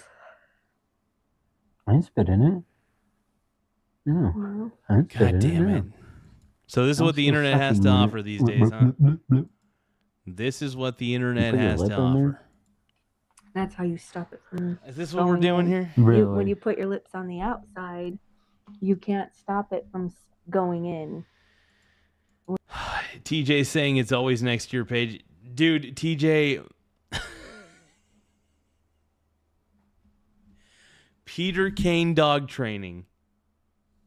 The other random one that we saw, and then these people with corn masks. Oh, what is this? This is so TJ, your algorithm.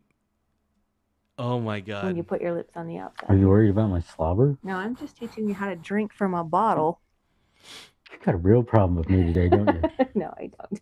I even tried to wear soft pants to I get your know. attention today. Yes, I like your soft pants. I don't think you do. I got no attention. That's because other things were happening. What? All the things. I was moving some stuff and I was burning some things, and then. Zero attention. Oh, I'm sorry, honey. I'll give you attention. It's fine. Don't do that. I just saw you touch me.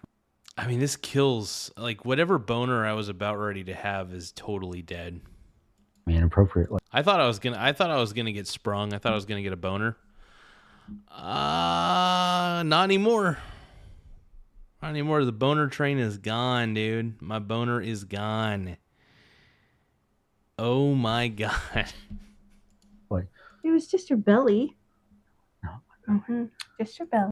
Dude, TJ, YouTube's algorithm hates you so much. You know what the worst part is? The fact that I looked this up is YouTube's algorithm is going to start retaliating against me too. Oh no. I like this. This is oh my God, I'm done with this. It's so done.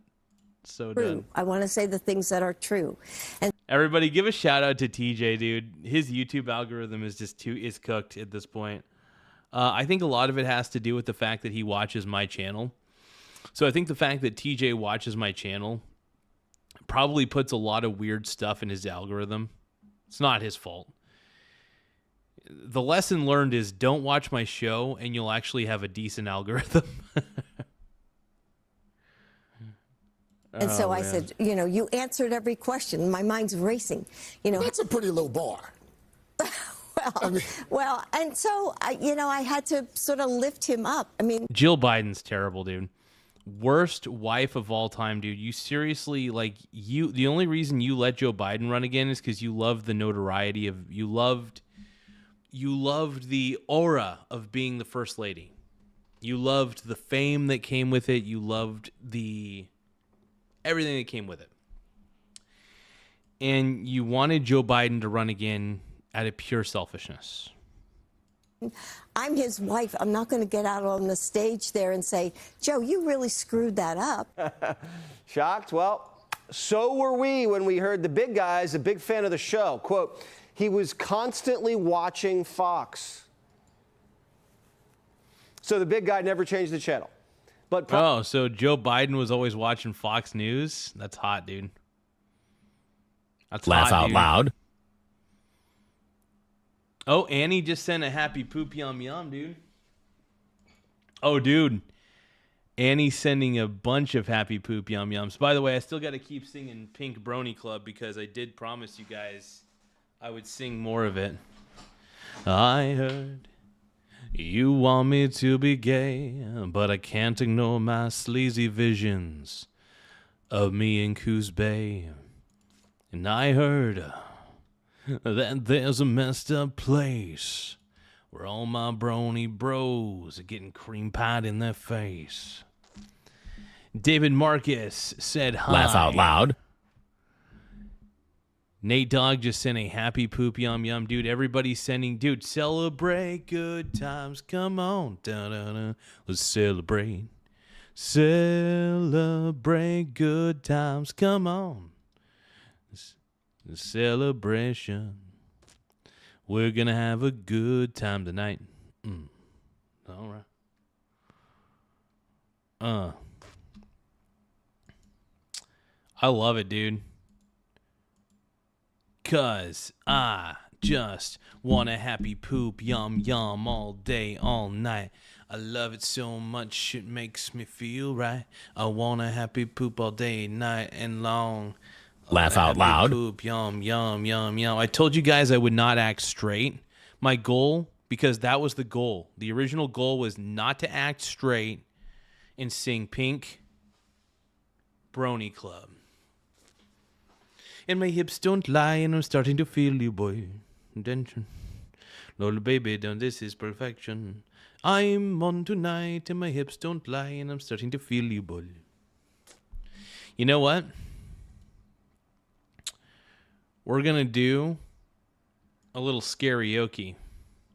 I want to do some Ricky frickin' Martin karaoke, okay?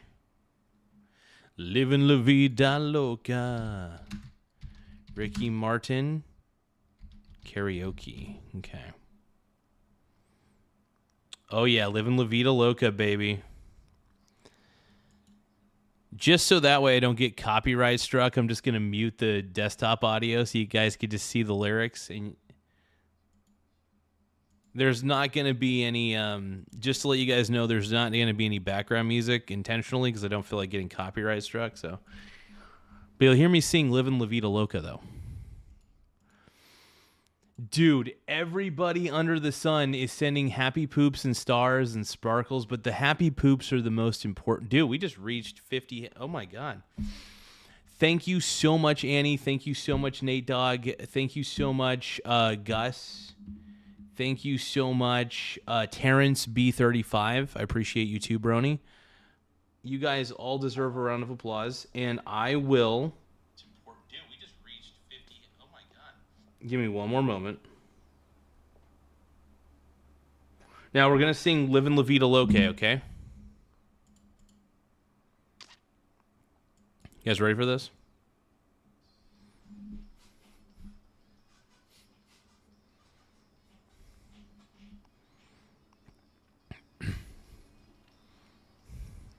She's into superstitions, black cats and voodoo dolls. I feel a premonition, that girl's gonna make me fall. Oh, we're gonna do some sexy Ricky Martin, baby. She's into new sensations, new kicks in candlelight. She's got a new addiction for every day and night. She'll make you take your clothes off and go dancing with the bronies. She'll make you live her crazy life, but she'll take away your pain. Like a wiener to your brain. Come on, upside, inside out, living the brony loca. She'll push and pull you down, living the brony loca. Her lips are devil red, and her hooves are the color of mocha. She will wear you out, living la vida loca. Living the brony loca. Living the brony loca. Hey, we got Mr. Donaldson in the house. What up, brony? Oh, shit, dude. You want to hear Ice Ice Baby? That can be arranged. Dude, TJ, that can be arranged, brony. My pink brony bro, dude. We're doing it. Hold on. But I'm going to finish my Ricky. Woke up in New York City in a funky cheap hotel. She took my heart and she took my money. She must have slept me a sleeping pill. She never drinks the water, makes you order French champagne. Once you've had a taste of her, you'll never be the same. And she'll make you go insane. Alright, upside, inside out. She's living la vida loca. She'll push and pull you down, living la vida loca. Her lips are devil red, and her skin's the color of mocha. She will wear you out, living la vida loca. Living la vida loca. She's living la vida loca. Oh, Ricky Martin, baby. Oh, yeah. It's time for all the bronies in the house.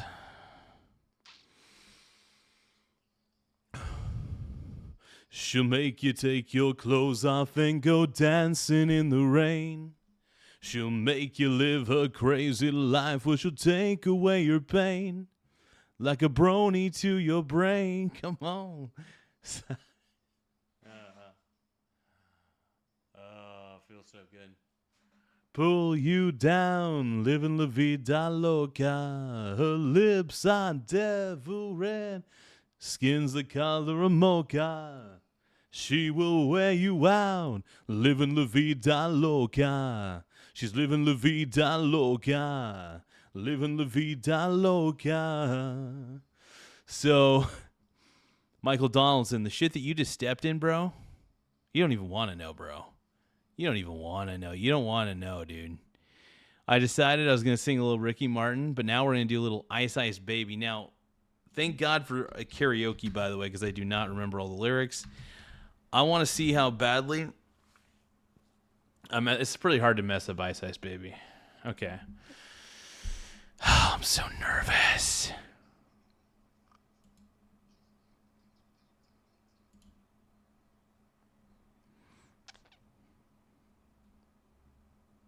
Let's do this. Oh, shit. Can I do this?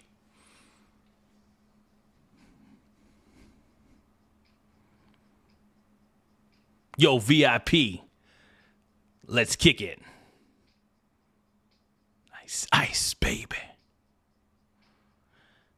Ice, ice, baby. All right, stop. Collaborate and listen. Ice is back with my brand new invention. Something grabs me, holding me tightly. Flow like a harpoon daily and nightly. Will it ever stop? Yo, I don't know. Turn off the lights and I'll glow to the extreme. I'll rock the mic like a vandal. Light up the stage and wax a chump like a candle. Dance. Go rush like a speaker in the booms. And killing your brain like a poisonous mushroom deadly. When I put anything less of the best is a felony. Love it or leave it. You better gangway. You better hit bullseye. The kid don't play. If there's a problem, yo, I'll solve it. Check out my hook while my DJ revolves it. Ice, ice, baby. Bum, bum, bum, bum. Vanilla, ice, ice, baby. Vanilla, ice, ice, baby. Vanilla, ice, ice, baby. Vanilla. Now the party is jumping with the bass kicked in and the Vegas on dumping. Quick to the point, not faking. Cooking MCs like a pound of bacon, burning them up like a nibble. I go crazy when I hear a cymbal, a hi-hat with a souped up tempo. I'm on a roll. It's time to go solo. Rolling in my 5.0 with a great daytime. I can't. The girlie's on standby, waving just to say hi. Did he stop? No, I just drove by. Keep on pushing. I can't. I busted a left. I can't. He's too good. I forgot all the lyrics. Girls are hot wearing the bikinis, rockman lovers, driving Lamborghinis, jealous because I'm out here getting mine. Shade on the gauge, vanilla with a 9, ready for the chumps on the wall. The chumps acting like gunshots rang out like a bell. I grabbed my 9, Al, her with shells, falling on the concrete real fast. Jump into my car, slam on the gas, bumper to bumper, avenues packed.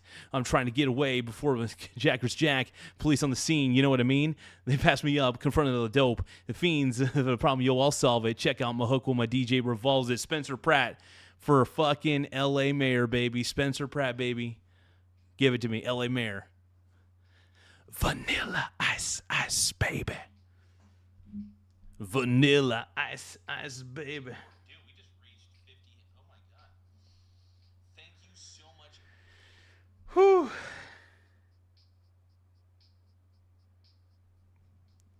I'm sorry, you guys. I took it out of me. Woo.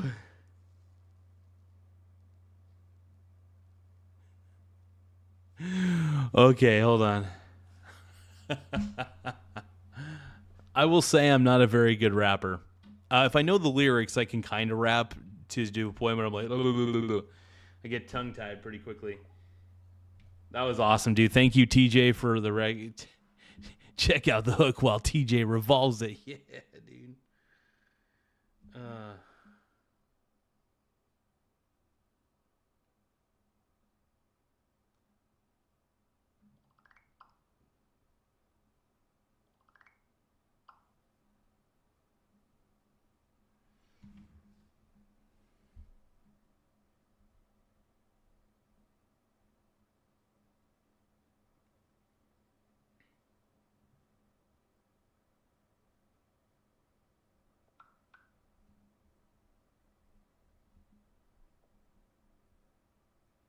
Okay, sorry about that. I had to check my phone out real quick.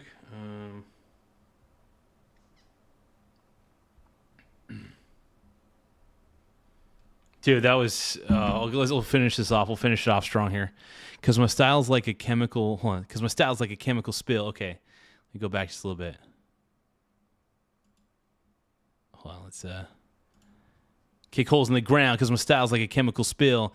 Feasible rhymes you can vision and feel. Conducted and formed like this concept will make hype you and want to step with a shave plays on the fade. Since I'm the ninja cut like a razor blade. So fast till the DJ say damn. And around drugs. Keep my composure when it's time to get loose. Magnetized by the mic while I kick my juice. If there's a problem, yo, I'll solve it. Check out my hook well. Oh.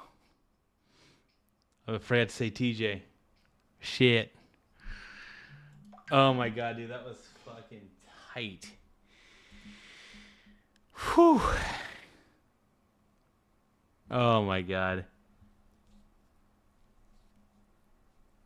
Oh man.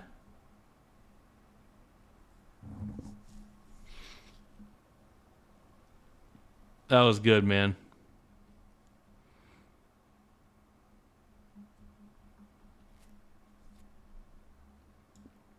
Oh, dude. Oh, fuck.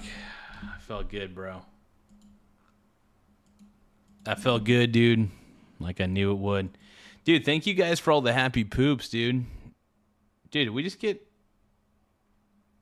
Yeah, we just reached the other goal. So what was the other goal again? Hold on. Yeah, Vanilla Ice is in my feed, bro. Hell yeah, just because I looked up some vanilla. On Newsmax, hell yeah. Give me 1 second, you guys. I gotta check something real quick. I just gotta check something real fast. Hold on. My attention's totally killed. Oh, that's right. I was trying to figure out what the hell I even agreed to on my other goal. It's important. Dude, we just reached on Newsmax, hell yeah.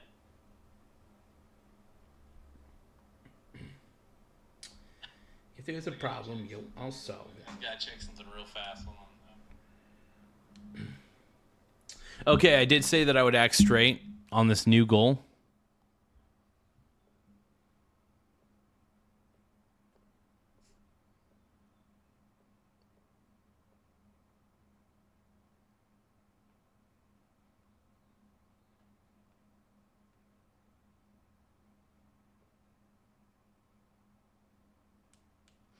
Okay, I said I would act straight, so I'm going to try to act really macho and stuff. So, I'm straight.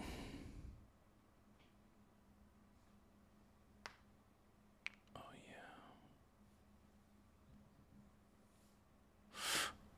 yeah. Ooh. Ooh, woo. Oh, hold on, I got to act straight. I forgot how to act straight, you guys. I need a tutorial, dude. Okay, hold on. We're going to look up a tutorial. How to act straight. I don't know, dude. I don't know how to act straight, bro.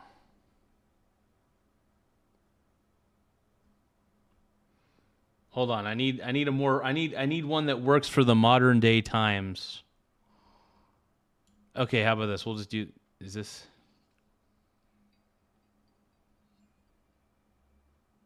I don't know. Is this it?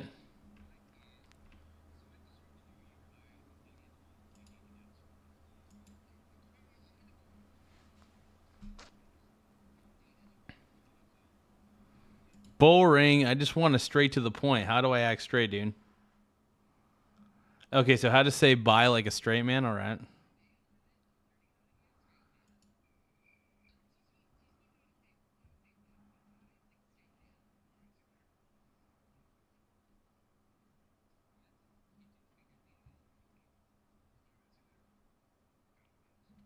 All right, see you later. Okay, I'm kind of straight. Hold on.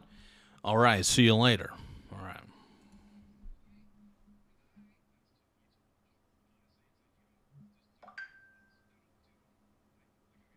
Oh yeah. See you, bud. See you, brother. Bye. I love this. This is pretty funny, man. I like this.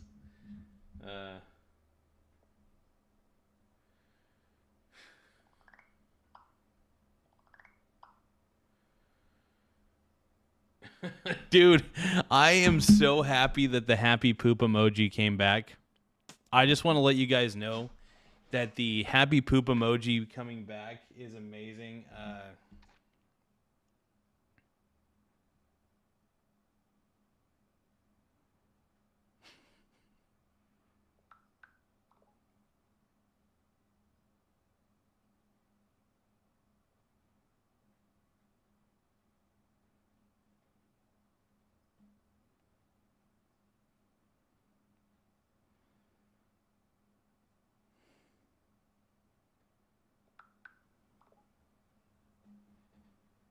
Dude, happy poop is the staple of the channel's success. And you know what? It's June 1st. We got happy poop back. That's all that really matters. We got the happy poop yum yums, and that's all. But hold on. We're trying to act straight, okay? Learning how to chew like a straight man. Okay, let's see.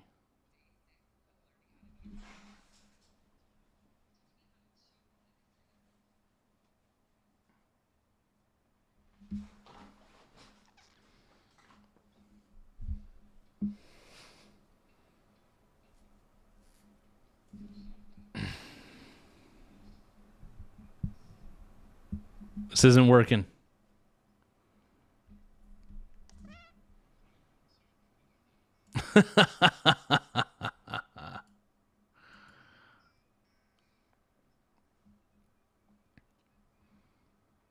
So this is how to act straight. Okay. I don't know if I chew like a straight man. I chew like an animal. I feel like an animal when I chew. So yeah. That's amazing, dude.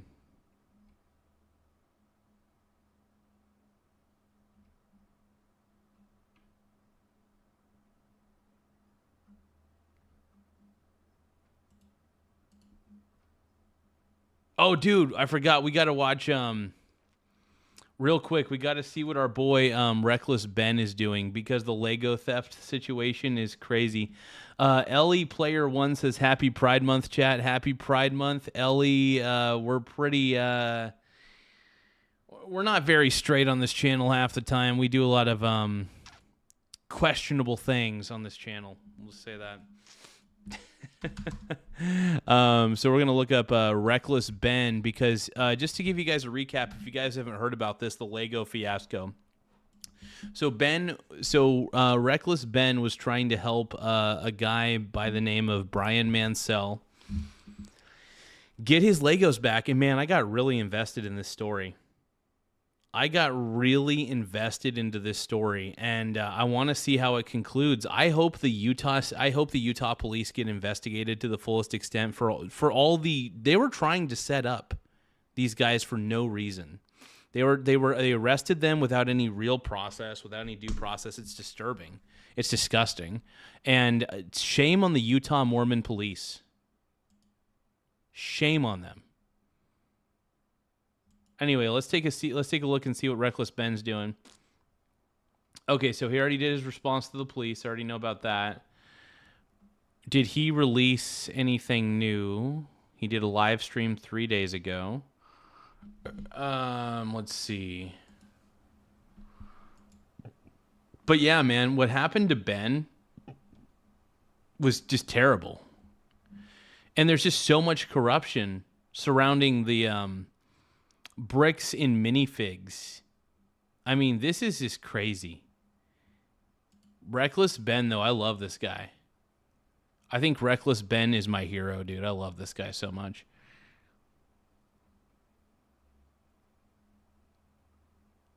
Bricks and minifigs. I don't think I've watched this. So we haven't actually we haven't reacted to this yet, so I'm kind of curious to see.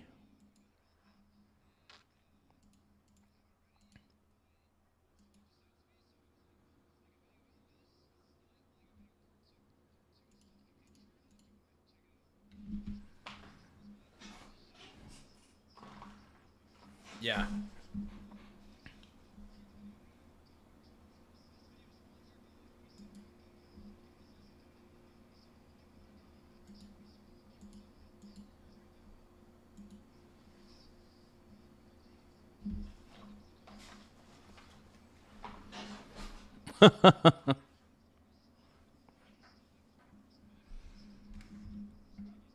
Oh, yeah. This is so great, dude. I hope that Bricks and Minifigs goes completely bankrupt. I really do. I really do, because clearly they're running it. The CEO is a total piece of garbage. So clearly, I mean, it's a top-down problem. Bricks and Minifigs has a top-down problem. This is the major issue with this company. And I hope that Bricks and Minifigs goes under. I usually don't hope that. Oh, hold on. Sound on the video's off. I'm an idiot. Hold on. There we go. Thank you, Annie. I appreciate the save. They get all the credit for this. There we go. They posted this on their website. Let's see what they said. Over the past several months, many in our community have seen posts and videos regarding a dispute involving the former Bricks and Minifigs location in Salem, Oregon. We understand the frustration. Hey, thank you, TJ. Thank you, Annie. Thank you, Ashley. Thank you guys for the assist, man. I totally spaced on... I had the desktop audio off the whole time. That was my bad. And passion behind these discussions. Do they understand? I don't think they fully understand. Because when I went to ask him about this was his response. What's going on? So you guys are holding some of our Legos? No, we're not. You're not? No. Bricks and Minifigs is built on a community of collectors and families who care deeply about fairness, and that is a value we share. Maybe Bricks and Minifigs just shows their care in a completely different way than most people do, and they show that care by stealing from people. To be absolute. Yep. Dude, Bricks and Minifigs, dude. Yeah, dude, Bricks and Minifigs is going down. Absolutely clear. Bricks and Minifigs does not condone, tolerate, or participate in the exploitation of anyone, especially older adults or vulnerable members of our community. I fucking love that they just specifically put, especially older adults. Or vulnerable members of her community. If they're not exploiting anyone, especially older adults, why are they stealing from older adults then? That seems like a weird way to not exploit old adults. Yeah. When a complex business dispute is reduced to edited social media clips, critical facts are often lost. While we will not litigate this online, which they are currently doing, we want to clarify the core situation. Okay, so I see what they're saying. So right now they're saying this is all a big misunderstanding. Ben has edited these clips to make us look bad, but we're not really bad. Now, for the rest of this article, we're going to share our side that Ben left out, is what I'm assuming they're saying here, right? Sounds. I mean, dude, Ben is the man of the people. Ben is a man of the people. This guy right here, man of the people, bro. Man of the people. Like it. Maybe we were wrong. Maybe Bricks and Minifigs is right, and we should give them a chance to share their side of the story. So let's see their side. So it says the reality of the consignment claim. Much of the online narrative centers around a private consignment arrangement allegedly made by a former Salem store. It is vital to understand that Bricks and Minifigs Corporate was not a party to this alleged agreement, nor were subsequent franchises who took the ownership of the Salem location after the former owners were removed. So Bricks and Minifigs does have a point here. The previous owner, according to Bricks and Minifigs franchise agreement, they're not supposed to do consignments. They're supposed to buy the Legos and then sell them. So I think the old owner broke the rules. However, this does not, basically what this is called a what. Yeah, but here's the thing. But just because the old owner broke the rules, you took on all the contracts, though. By you taking over that store from that other person, you took on all the contracts. Okay? Whataboutism is what they call it in politics. Basically, Bricks and Minifigs is saying, well, to take the focus off the bad thing we did, look, the previous owner also did something bad too. So because she did something bad, it just makes both of them bad. It doesn't make... You got to make this right, dude. You got to make this right. This doesn't prove their innocence. But we'll keep reading. Maybe, this is just the first paragraph.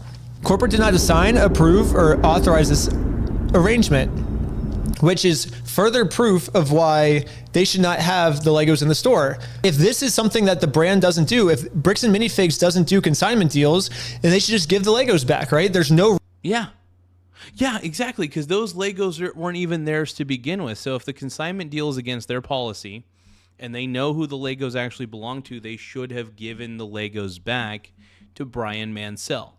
Instead, all they've been is pieces of shit. They've been pieces of shit to Brian. They've been pieces of shit to Ben and his crew. I think Bricks and Minifigs needs to take some form of accountability here. Reason for these Legos to be in their store. They didn't pay for them. They're not doing a business deal with Brian anymore. So just give them back. Easy solution. Franchisees operate... But instead, they kept the Legos and said they didn't know about the deal. Oh, we don't know about the deal. No, you clearly knew about the deal. You're contradicting yourself. You constantly say you do know about the deal, then you say you don't. You're lying. And that's the thing. Bricks and Minifigs needs to go under. I love these guys. I love what these guys are doing because they're exposing the corruption, not only in the Utah Police Department, by the way, but they're also exposing that Bricks and Minifigs condones wrongdoing, allegedly, from what I've seen. Independent businesses.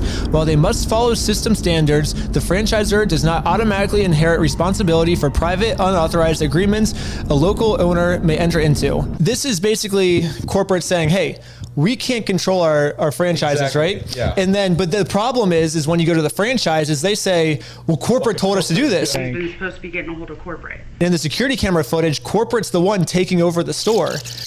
Seeking. Yeah, so that's even funnier because, yeah, corporate has a lot to do with this. Corporate has so much to do with Facts over narratives. Serious claims require serious evidence.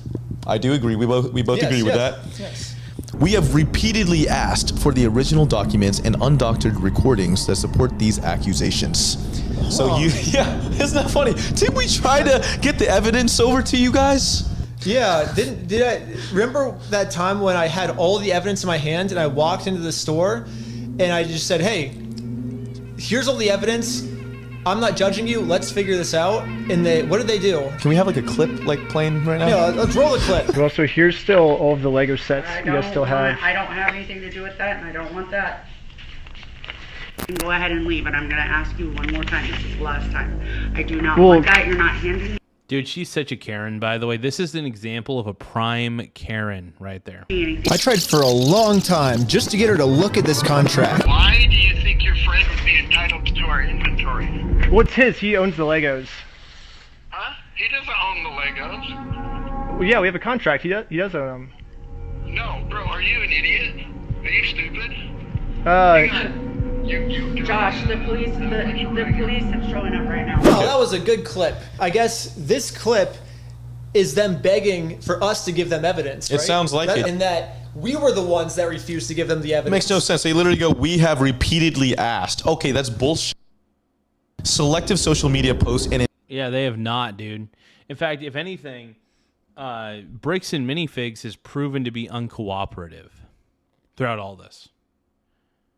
Bricks and Minifigs has proven to be absolutely uncooperative. investigative style videos are not a substitute for the complete records and legal agreements that govern the rights of all involved parties. Oh, we got Frog Eat Frog in the house saying, Lego my Egos. Lego my Legos. I love it. Okay, let's put all the evidence right here. We got the consignment deal. We got the full inventory list that the Bricks and Minifigs store made that shows which sets were sold, which sets are still in the store, and which sets Brian has not been paid for. This was an inventory list made by the store. Here's the security camera footage of corporate knowing there was a consignment deal. These are ones that he has not been paid his percentage yet. And if I don't have the tickets, I won't know how much I need to pay him. That's a business thing and not necessarily yours. He's taking on the business, he takes on all that consignment. Here's all the metadata timestamped picture. Yeah, and he basically said, oh, yeah, so if he takes it on, he takes on the consignment. So he verbally acknowledged in security camera footage that they take... I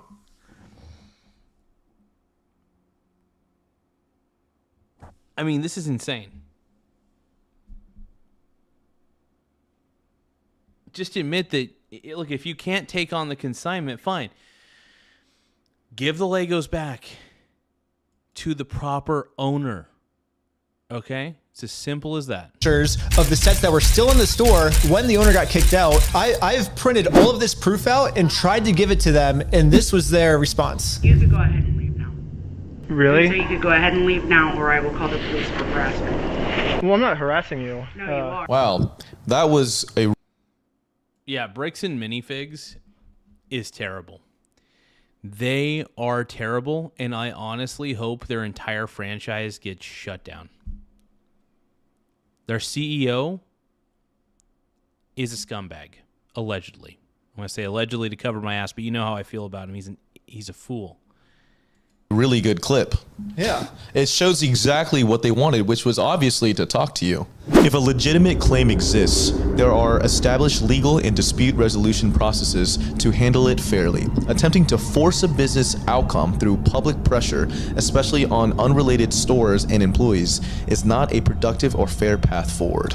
Basically what they're saying is, let's figure this out the legal way. Well, we did what he said, actually. We did sue him, and we won. And then they didn't like the legal way. Bricks and Minifigs was the one who didn't want to do it the legal way. Do you know? Yeah. And they won by default judgment, which was incredible, by the way. Yeah, when these guys win, I get happy, dude. I get a dopamine rush seeing these guys win. I'm rooting for these guys, dude. I'm rooting for you, Ben. I'm rooting for you. I don't know this guy's name, but I'm rooting for Ben and his crew, basically, is what I'm trying to say. I'm rooting for Ben and his crew. I want to see both of these guys win, dude, so badly. You know why? Why is that? Because this is what happened when we won. Dang it! They closed down their entire store because Bricks and Minifigs did not want to do the legal way. Okay. Bricks and Minifigs stores is a private business with the right to protect their premises. We will continue. Oh, shit. TJ says, my wife just caught me watching Garza After Dark and said, oh, is he acting straight again? Maybe. I have to. I have to act straight because I said in my last gift goal that I would act straight. I'm trying. It's not easy. It's not easy. It's not easy. When I'm doing this show, dude, I feel fruity and zesty. But now I got to be straight. I got to sound like Chris Hansen. Dateline NBC. Brought to you by Bricks and Minifigs. An unethical company. Continue to support our owners in prohibiting disruptive conduct or harassment. This is not about silencing criticism. It is about... Oh, we got user over. We got user OV80R. I remember you, Brony. I love it whenever you come on in, too. I love it when all my Brony bros come on in. I try not to get too fruity with you guys. Look, it's not easy, man. I act pretty fruity on this channel. I ain't gonna lie. But I gotta act fruity, man. It's in my nature. My Brony bros. Oh, they're not trying to silence criticism. I feel like Bricks and Minifigs is doing whatever they can to silence criticism. And if you don't believe me, watch part 2. Moving forward together, our position remains simple. Bricks and Minifigs Corporate was not a party to the unauthorized Salem consignment agreement. Wait. But they were a party in the theft of the Legos. Any legitimate claims should be resolved through the proper legal channels where facts can be evaluated fairly. And we already did that. Yep. So, facts can be evaluated. We put all of the documents on the screen. we ask our fans and creators to consider the human impact of the content they share. Fairness is a two-way street. It requires looking at the full picture and respecting the rights of unrelated... Oh, we're looking at the full picture and we determined that you're lying. Bricks and Minifigs, we have determined that you are lying. And it's making me angry. It's not making my pussy wet. Oh, hold on. That's not a straight thing to say. It's not a straight thing to say, dude. It's not making my schlangus hard. It's making it soft. My schlangus. I don't even know what I'm doing, bro.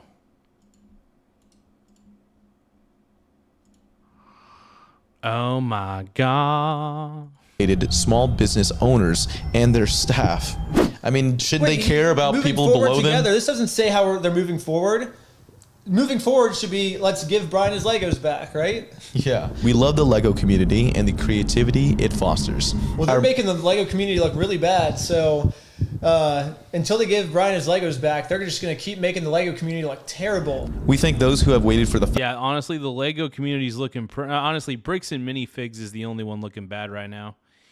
Honestly, I want to see what their Facebook page looks like right now. I'm pretty sure Bricks and Minifigs has been completely annihilated.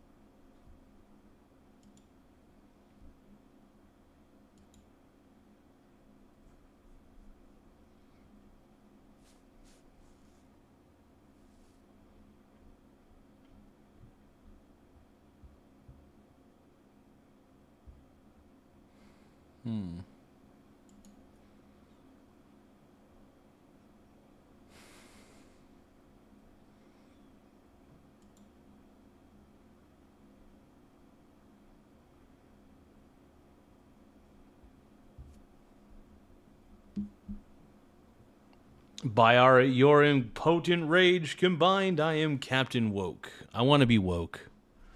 How do I become woke, you guys? Will I ever be woke? Will I ever be the wokest of them all? I want to be the wokest of them all.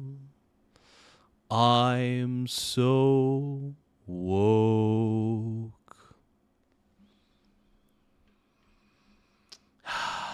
Bricks and mini figs.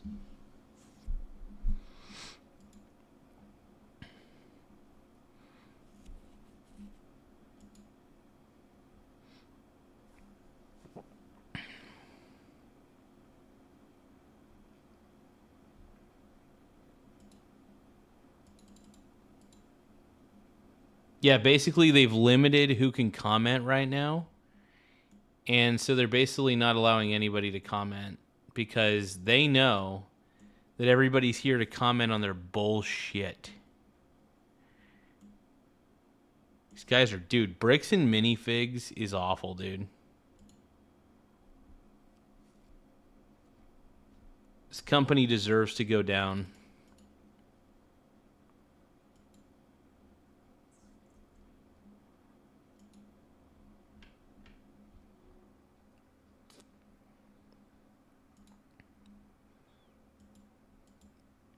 Give me a few more seconds. Yeah, they're not allowing any comments. That's hilarious.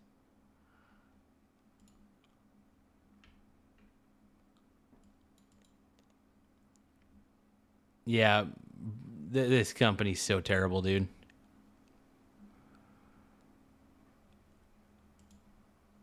Oh, TJ said he got all the animals to bed so he could pass out. Heck yeah, dude. Have a good night, brother. Have a good night, my man. Get that rest, brother. Get that rest.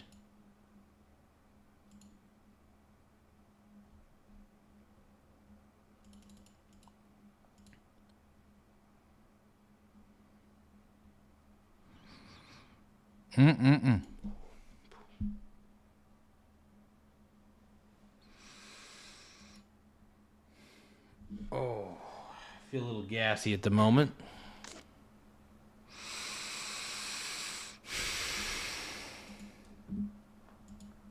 Facts before accepting rumors as truth.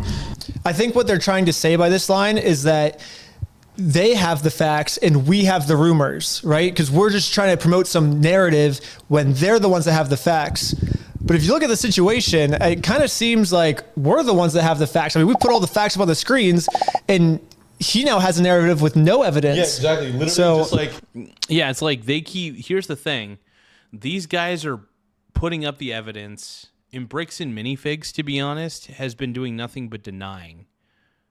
They're not putting up any real evidence of their own. Reckless Ben and his boys are putting up all the evidence. Bricks and Minifigs are just denying with no evidence. Honestly, Bricks and Minifigs looks really, really bad right now. They look extremely bad.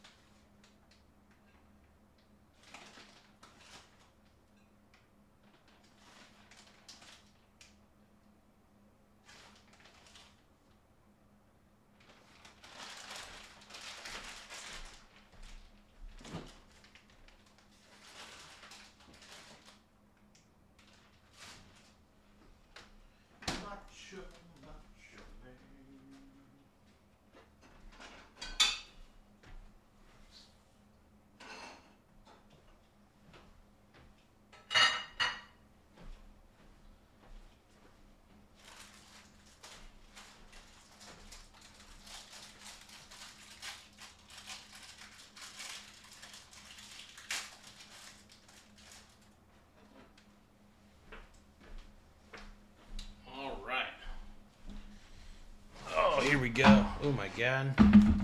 Oh my god. My bussy. My mussy is the bussy, and I don't know why. I don't know why. I'm that kind of guy. California's flipping red. That doesn't surprise me.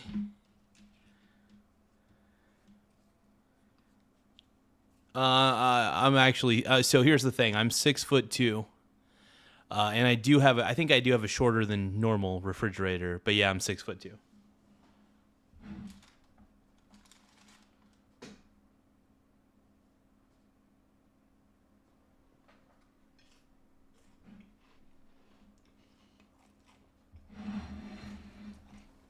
Oh yeah. You know what?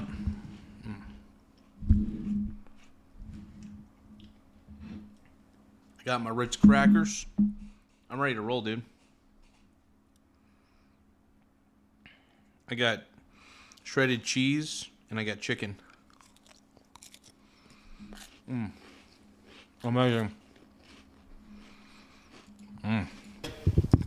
4 or 5 paragraphs with no evidence whatsoever. We thank those who have waited for the facts before accepting rumors as truth and who continue to support their local Bricks and Minifigs franchise stores. Okay, here we go. Because this matter involves active legal issues, we will provide further updates only when it's appropriate and legally permissible to do so. So basically what they're saying is like, we're not going to respond again. And they're saying it's because we can't. Yeah, because they got nothing. They have no evidence. I mean, like, Bricks and Minifigs has zero evidence. Can't legally do it. Their legal issues are with me. Like we've already been to court, like I think 3 times. I can share my side. Why can't they share their side? And unless their side would get them in a lot of legal trouble and they could go to jail, I guess, is why. Actually, it makes sense now why they can't share their side. Yeah. Bricks and Minifigs is saying, yes, we have all of Brian's Legos in our store. No, we didn't pay for them, but we would, and their answer for that is, we would never try to exploit an old man. But it seems like that's what they're doing. They're exploiting an old man. So I think a better response would be, explain why do you have these Legos in your store without paying for them? Yeah. That, exactly. The original contract was consignment, right? You have essentially stolen Brian Mansell's Legos, Bricks and Minifigs. That would be an explanation, right? Like that would be good. But they won't be able to do that because what they would be doing is they're explaining what stealing is. And that's what Bricks and Minifigs did. And especially not just stealing, but stealing from an old person, which is who Bricks and Minifigs likes to steal from the most. Yeah. And there's also one more thing. So there's this other guy. It's like, dude, Bricks and Minifigs has absolutely deserved this, dude. They absolutely deserve this. There's a Lego store, like a couple blocks it's like literally like right down the street from Bricks and Minifigs. It's called Bricks and Beyond. And this guy's getting a bunch of hate for my video because people are confusing his store with the Bricks and Minifigs store. Yeah, but the problem is this guy runs like a super ethical Lego store. And should we give him a call right now, actually? It's very similar in names. It is not related to Bricks and Minifigs at all. First off, do you enjoy stealing from old people? That is not what we do. Oh, see, so basically everyone that's giving you harassment then is basically mixing up the two stores is what you're saying. Essentially, yeah. Yeah.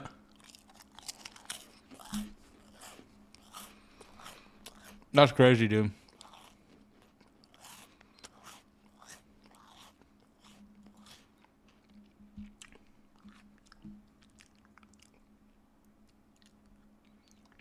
Yeah, Bricks and Minifigs is terrible.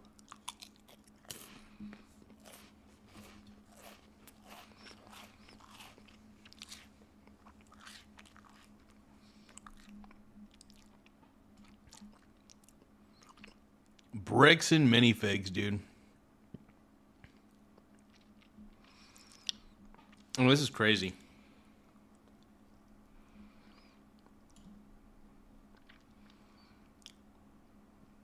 You know what? I'm going to look up Bricks and Minifigs.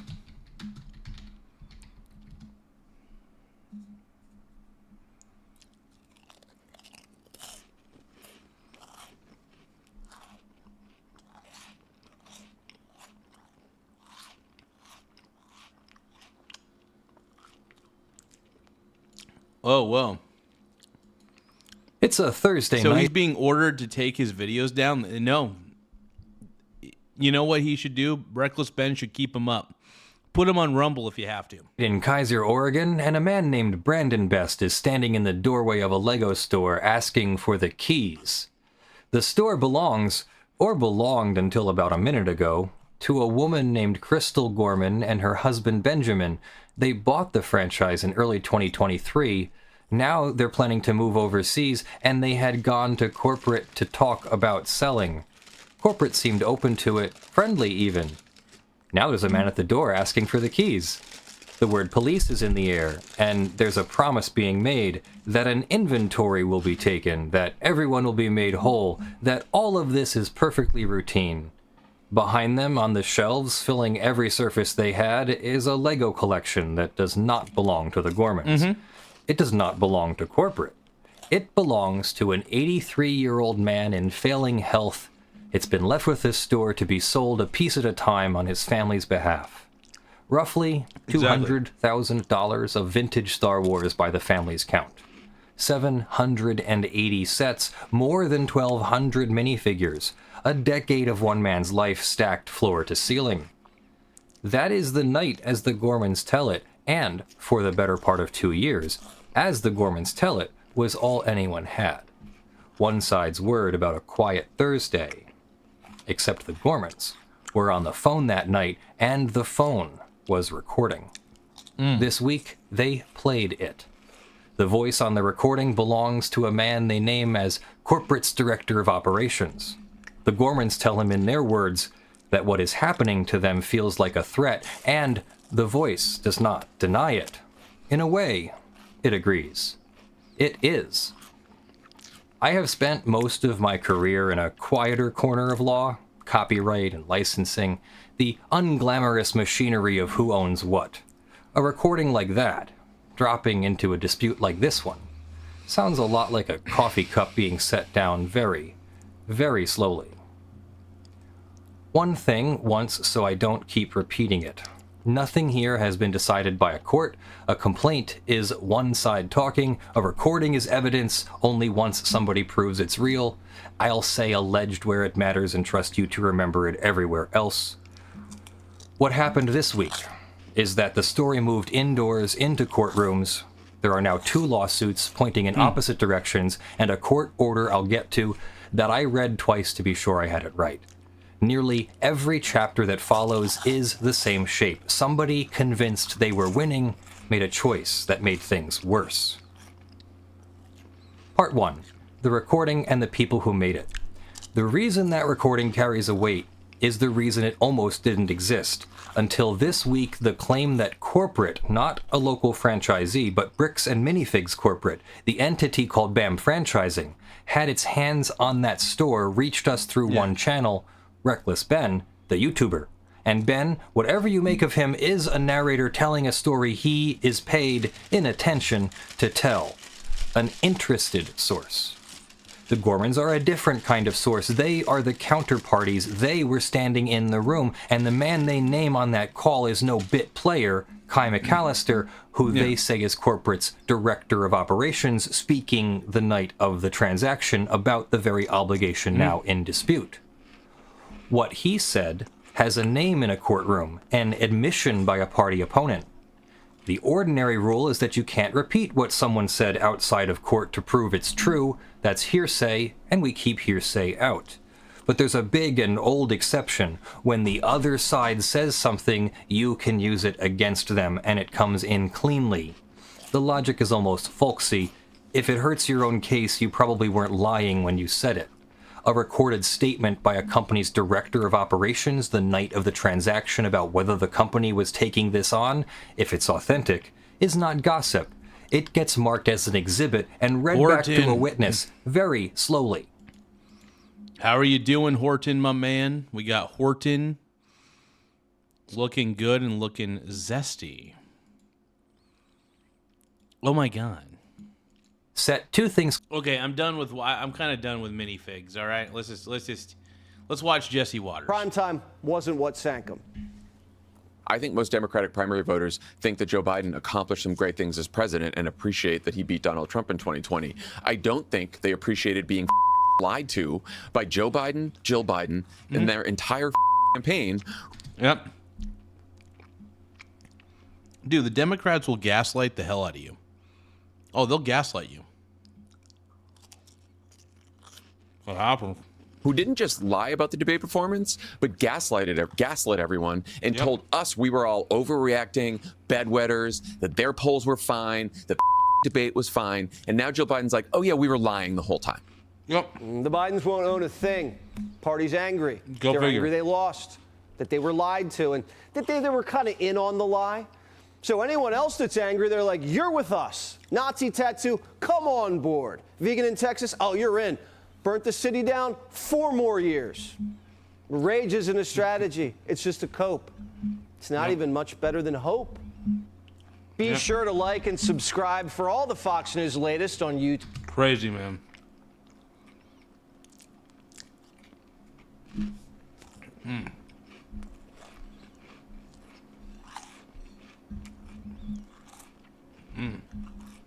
So good.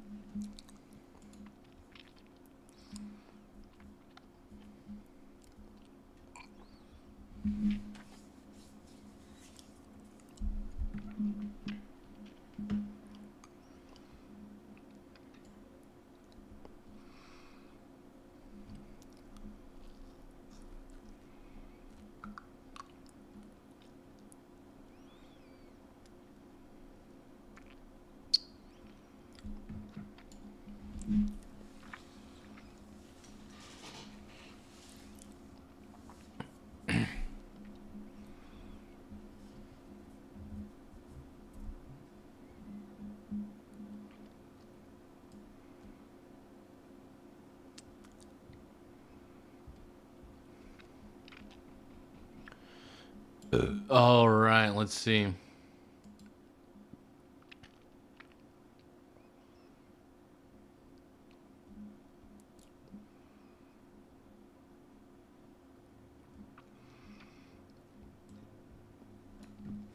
All right, give me another moment.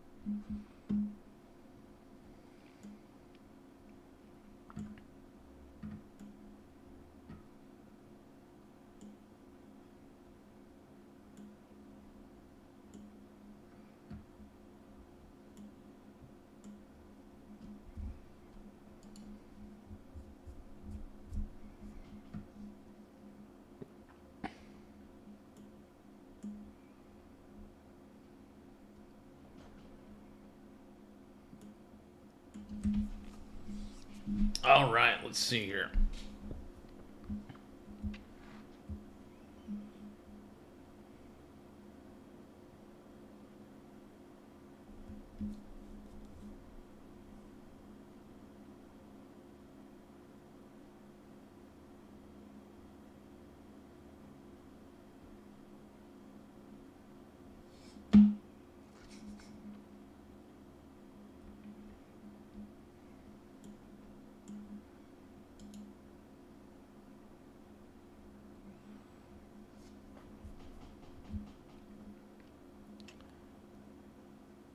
Oh, sticking point. Iran's regime will not give this up. The president of the United States of America is trying to keep all of these parties at the table to talk about peace. We know what Iran and Hezbollah are actually up to and who's making the decision. The top priority is ending the war in Iran. It's just been a humiliation for the United States, and it's made Iran more powerful. My boy Frog Eat Frog is saying it smells like smells of lefty boy queefs in here. That's a good one, man. I like that. Are you saying? Yeah, I'm a leftist. No, I'm not really a leftist, but if I was, the ceasefire is not holding. Iran has taken very aggressive actions, and we are defending ourselves against it quite handily. All right, so the Iran war and the conflict continue to go on, and is there going to be a deal or is there not going to be a deal? Let's bring in our panel. Fox News political analyst Ryan Priebus, Fox News senior political analyst Juan Williams, and Politico White House bureau chief Don. Deal or no deal? What's happening? Burns. So ABC News did a phone interview with Trump just a short time ago in which he said he thinks a deal with Iran could happen, quote, over the next week. He said he's not agreed to it yet because I still have to get a few more points. Where are we with this, Tasha? It's a great question. Listen, there's been a whole lot of whiplash over the last couple of weeks, really over the last even 24 hours. He said I want there to be something concrete, man. Something's got to be concrete. Things to different reporters, and oftentimes the president does use these brief phone calls with the media to send signals to folks overseas, to Iran, to Netanyahu, to Hezbollah. We learned today, he said on Truth Social, he actually spoke to Hezbollah. That one was a surprise. I do think that the people have been discounting just how much Israel's offensive against Lebanon, against Hezbollah in Lebanon, has been playing a role in really making these negotiations even more difficult at such a fragile time in the ceasefire. You know, Juan, earlier today, Abbas Araghchi, the foreign minister of Iran, had said, hey, there's no ceasefire if this business is still going on with Israel and Lebanon. And literally an hour and a half later, President Trump came out and said he talked to Benjamin Netanyahu, he talked to Hezbollah through an intermediary, I think, and that they're going to calm things down. Was that him throwing a... My boy just said, hey, Fatsa. Still no weight loss content yet? No, dude. Hell no. Hell no.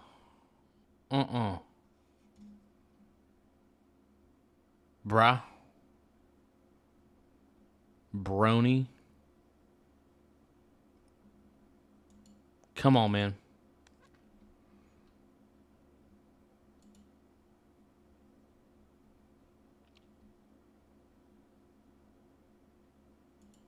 Oh, I can add a media source. I can add sound. Oh my God.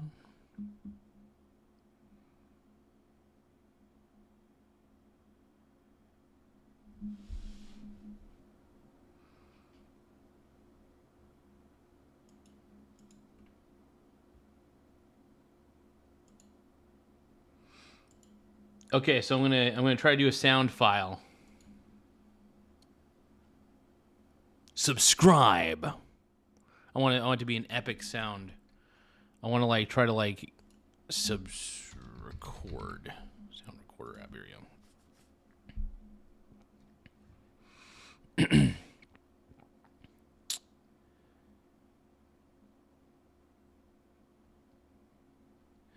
No, hold on. Let's see here.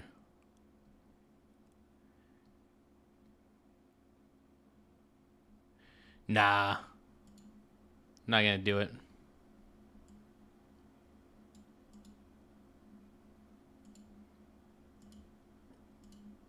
A bone to Iran? I don't think it was throwing a bone. I think he wants a deal, and I think he's wanted a deal for some time. But what appears to be on the table... Look, Trump dog wants a deal, just like Juan Williams is saying. Trump wants this to happen. He wants a deal to happen. Will it happen? I don't know. We'll see. Is that the president is saying he wants everybody, I think, up in the air and guessing as to what deal he will take. What will he buy? Right now, what's on the table, it appears, from the Iranians is that they will open the Strait of Hormuz and they will agree to a ceasefire. But what they won't agree to, apparently, is to totally agree to not ever develop nuclear weapons. And secondly, they're not going to agree to regime change. And if you think about it, regime change at this point is going to require more than just additional bombing. You'd have to send in ground troops or something because they look like they're locked in. And with regard to the nukes, again, it does not seem as if we have a way to say we will take your enriched uranium away without, again, inserting ground troops. Yeah, I mean, some Americans would have to go there to dig the darn stuff out. As Brigadier General John Teichert said earlier today, Rons, we are now 8 weeks into a 2-week ceasefire. I mean, disabuse me of any notion that Iran is just trying to drag this out as long as they can. Yeah, well, that's an interesting way to put it. You know, look, I still remember, and the president talks about this all the time in private, that there's nothing more complicated than a deal in the Middle East. You know, and it's not, it doesn't happen by a light switch. It's a dimmer, and as soon as you turn it down, it pops back up. And the president, to Dasha and Juan's point, he's like, you know, the juggler on center. But yeah, I do think trying to deal with Iran, I think trying to negotiate with Iran is a bad idea. I just don't think it's going to work. Call me pessimistic, but I just don't think it's going to work. You know, every time we try to negotiate with Iran, it just turns into absolute failure, turns into absolute calamity. I just don't think it's going to happen. I don't think it's going to work. Stage. He's got 10 bowling balls. He's trying to cut a deal that includes nuclear. He's managing the midterms. He's got public opinion. He's got Israel and Hezbollah fighting. And he's trying to land this plane. And he's trying to land this plane and cut a deal that's not a weak deal. And he's trying to do it all at the same time and balancing these equities, including sending these signals, as you say, when the media says, oh, no, it's all blown up because Iran said there's no deal. He says, oh, wait a minute.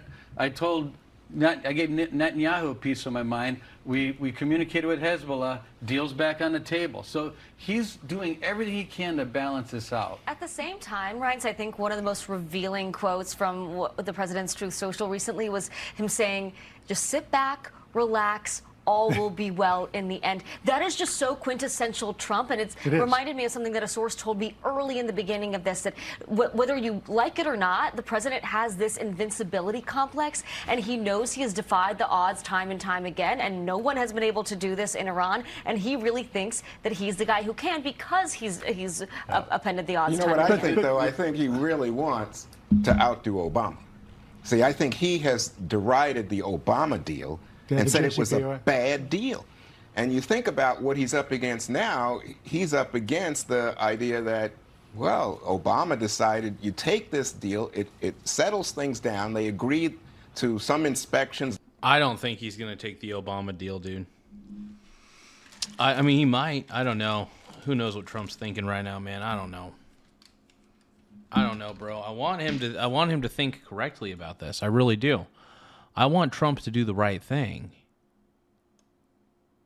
And that right thing is, basically, I just don't think you should negotiate with Iran. I don't think they're going to hold their end of the bargain. I really don't. I don't believe that for a second, you know?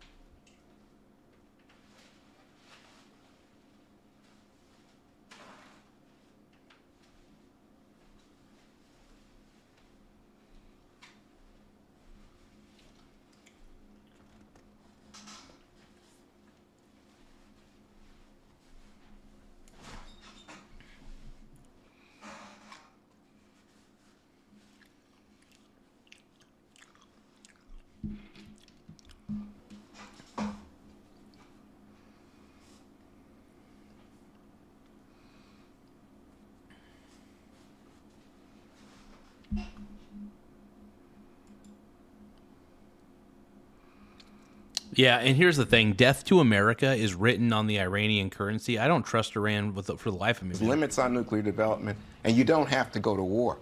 And does Trump want to go to war? I don't think so. I think he really thinks that just by pressuring the Iranians, he can get them to agree to more than they gave Obama. There are an increasing number of military people that we talked to here who were saying this ain't working. You got to go back to kinetic activity, including Brigadier General John Tykert, who wrote this in Real Clear Politics. In lieu of a deal that firmly meets U.S. strategic interests, it's time to end the ceasefire and engage in a strategic interdiction campaign to strike at the heart of the Iranian regime. Carefully selected and precisely targeted regimes. Exactly. We got to end the entire Iranian regime. That's the goal. Strongholds, internal security sites, energy facilities, and transportation corridors should top the list of targets. Long-awaited military activity against Karg Island would be particularly potent, hitting at the preeminent source of Iran's ability to fund itself and its malign interests. Basically just saying this regime's never going to change. You've got to wrestle them to the ground. Well, he's making good points, but the president's hearing those points. Remember what we talked about. He listens to a chorus. He puts opposites around him. He hears it all. So all these proposals are on the table, and he's listening to them every day. All right. Thanks. Be sure to like and subscribe for all the Fox. Trump's doing the right stuff, you guys. I know you guys don't see it. But yeah. You guys don't see it. I get it.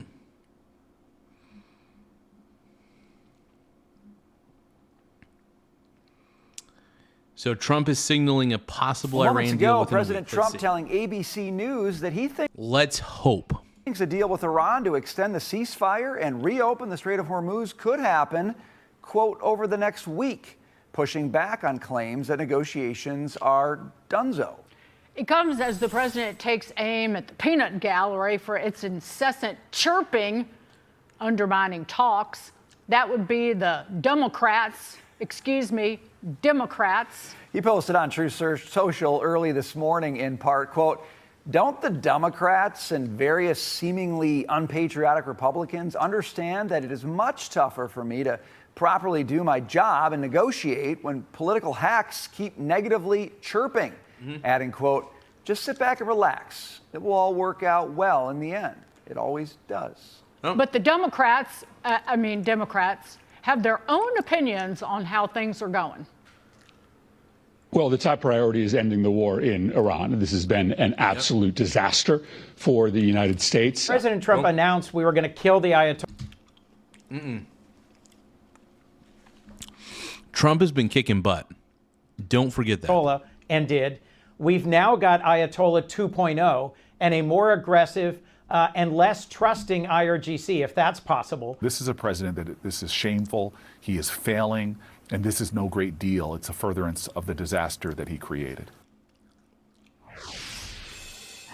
Here with reaction and to discuss that, former Deputy National Security Advisor K.T. McFarland. Those Democrats, we ended with Senator Cory Booker, they act as if the American people can't actually just see what we know is happening over there, KT. How do you see this playing out? Just save those clips. Save those clips of every one of those people saying Trump doesn't know what he's doing. He's made things worse. It's the end of the world. It's all horrible. Yeah. Because I promise you, before the election, Trump's winning this war quickly. I think Trump's winning the war quickly. The Democrats are not helping. The Democrats are not helping at all. Let's go.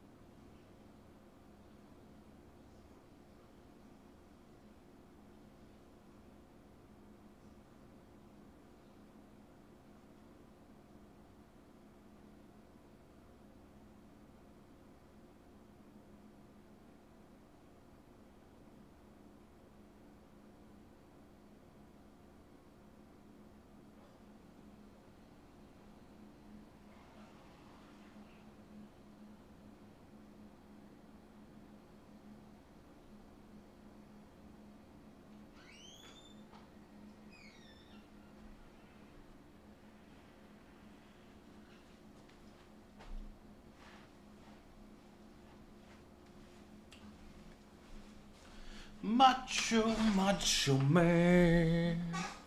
I've got to be a macho man. Macho, macho man, yeah.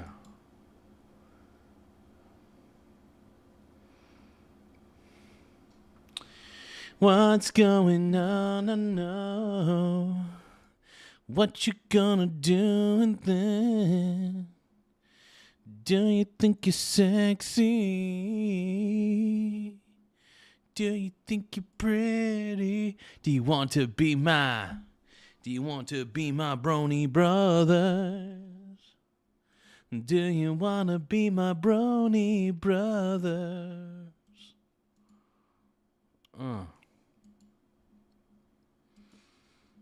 If you want to be my bronies.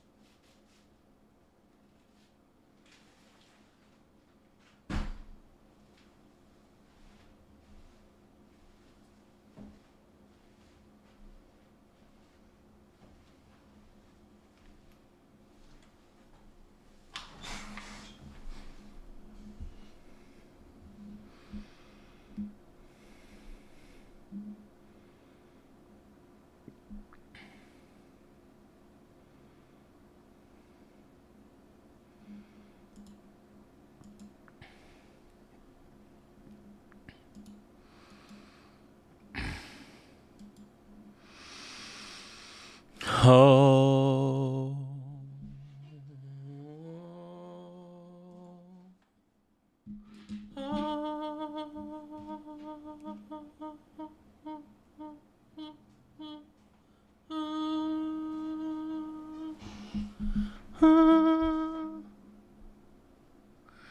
Oh crap, it's Pride Month, everybody.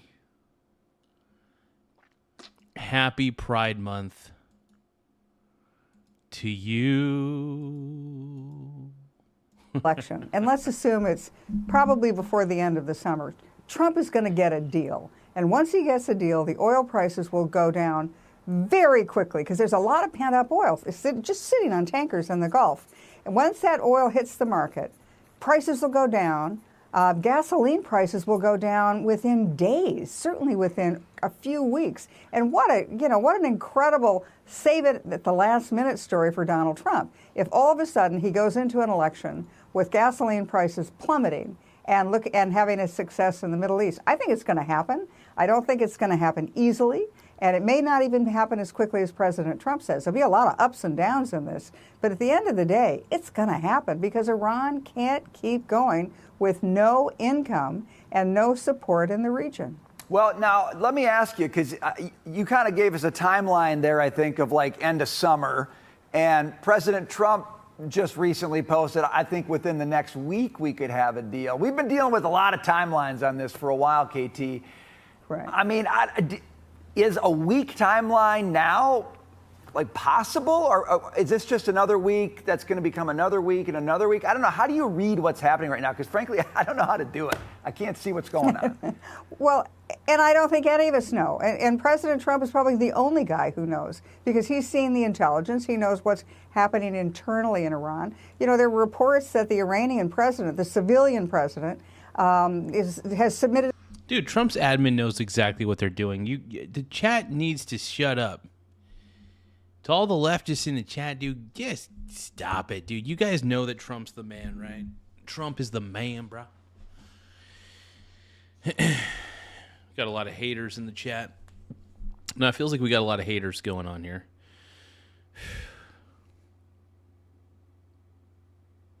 I don't know what's up with the haters, bro.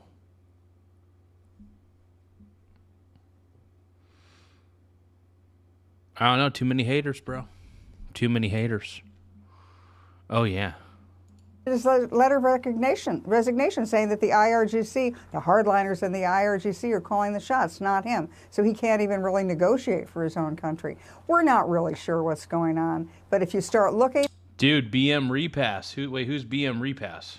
Is that somebody I know? All right, dude. My brony bro. I think I know this. Do I know this guy in real life? BM Repass. Dude, you're the man, dude. So BM is saying, great job, buddy. Love the show. Thank you, man. I appreciate you, Mr. BM. You're the man, dog. You're the man now, frog.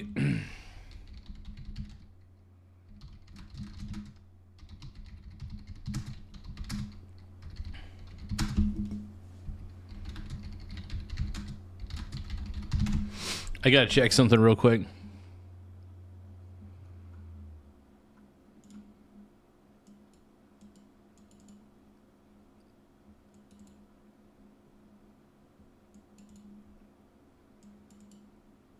I gotta make a note to myself that 192 kilobits per second's the new. I gotta make a real note. Actually, I'm gonna write that down. Hold on. I see. I have my audio bitrate to 256 kilobits per second, but I think for YouTube short live streams, it actually is not as advantageous as I would think. Fuck it. I'll just leave a Google Keep note real quick. I'll just leave a Keep note.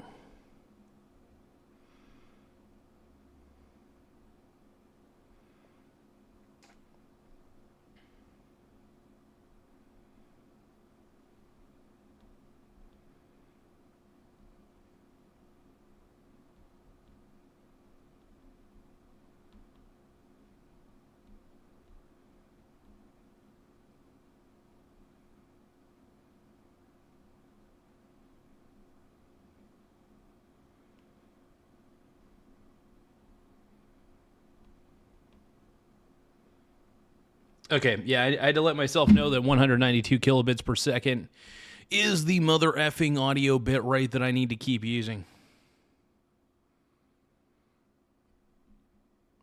Nah, dude, Trump is doing 4D, 10D chess, whatever you want to say, bro.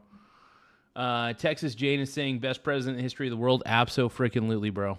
Abso-freaking-lutely, dude. Trump is the GOAT.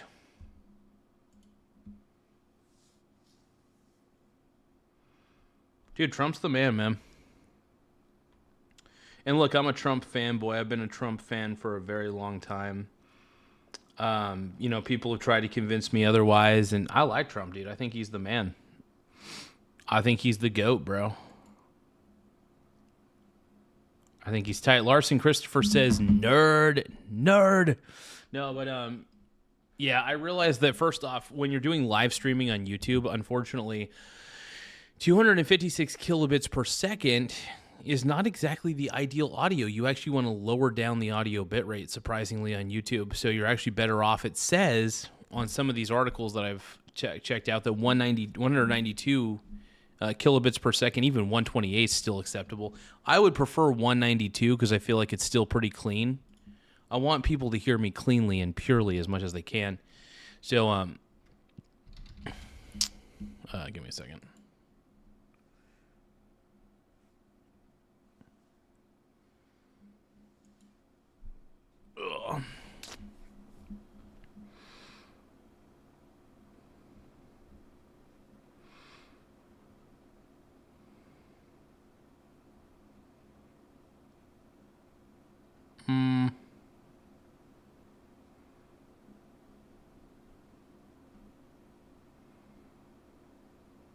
Okay, yeah, a lot of people are saying 192 kilobits per second. Nice.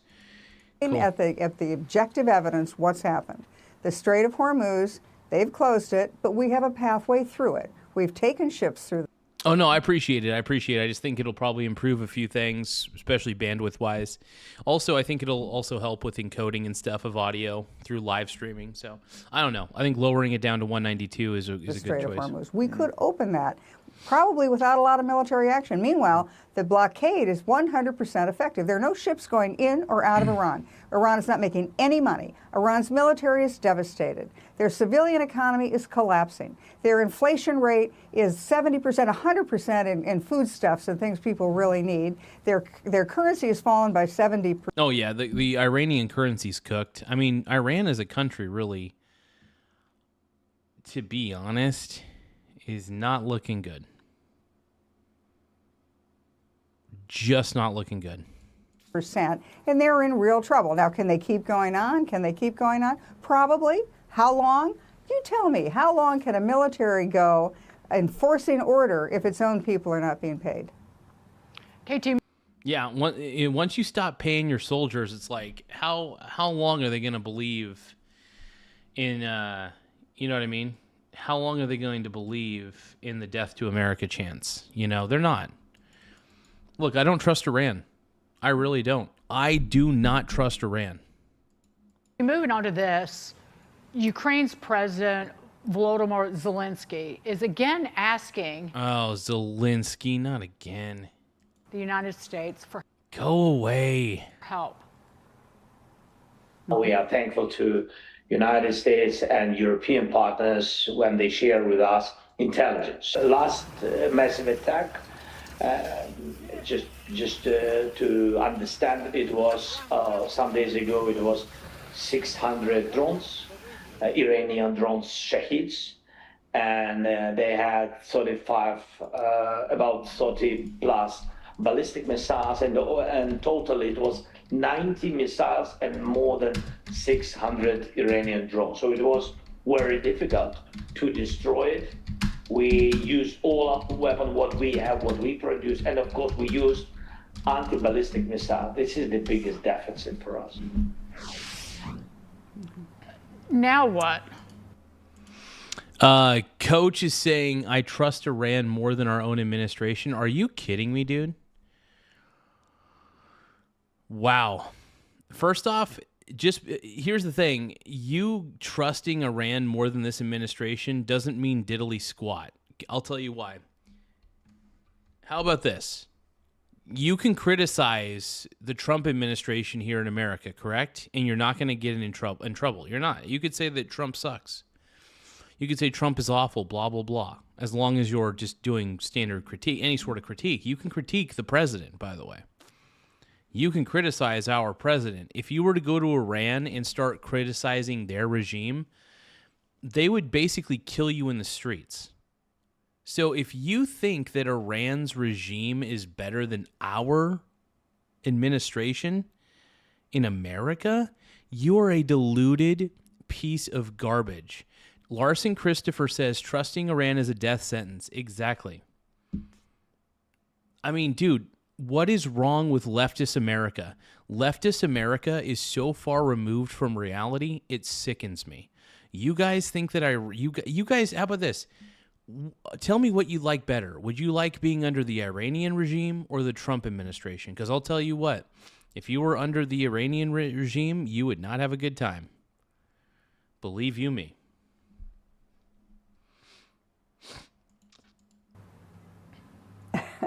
Well, the interesting thing is that President Zelensky has always appealed to the United States. Biden, and he got anything he wanted from Biden.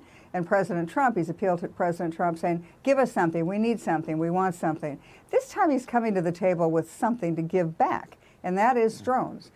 Because of the war in Russia, with Russia, and Ukraine really having nothing much at its disposal, it has, on its own initiative, created an incredible product with drones and anti-drone technology. That's how they've kept the Russians at bay for all of these years. And so they now have a product the world wants. And they're the most advanced technology of drones, probably not as good as ours, but close. And so they now have something to offer. What they want to do is sell drones to us, sell drone technology to us. They want access to our AI. They say that drones plus American AI could be the weapon that really trumps bad pun, but trumps the whole world. And they also want more anti-ballistic missile defensive systems. But he's finally gotten the message, which is you don't go to Donald Trump unless you have something to trade and offer. It's called deal. Here's the thing. Zelensky's a bum. Allegedly.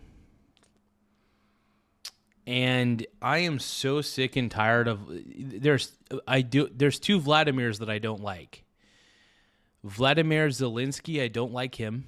I do not like Vladimir Putin. Putin and Zelensky, in my opinion, are basically the same piece of garbage. Allegedly. In my opinion. I have a right to an opinion. I'm not a fan of, I don't like Putin. I don't like Zelensky. I think they're terrible human beings. And I want nothing to do with them. I don't want America to have anything to do with them.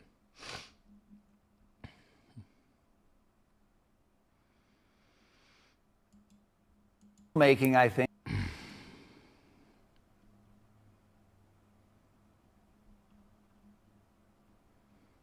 I still can't believe Myles Garrett is on the Rams. Do you know how stupid of a move that is? The Rams just annihilated their entire market cap for this guy. This is going to be bad, dude.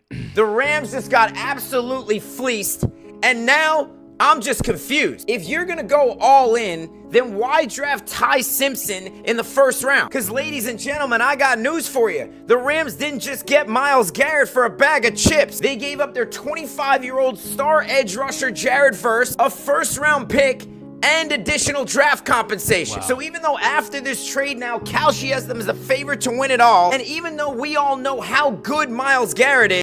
And Myles Garrett is great, don't get me wrong. I don't think he's going to be enough to get the Rams over the hump. You can't just rely. And his contract is so insane that it's going to take up so much of the Rams' market cap. I think this is a bad move.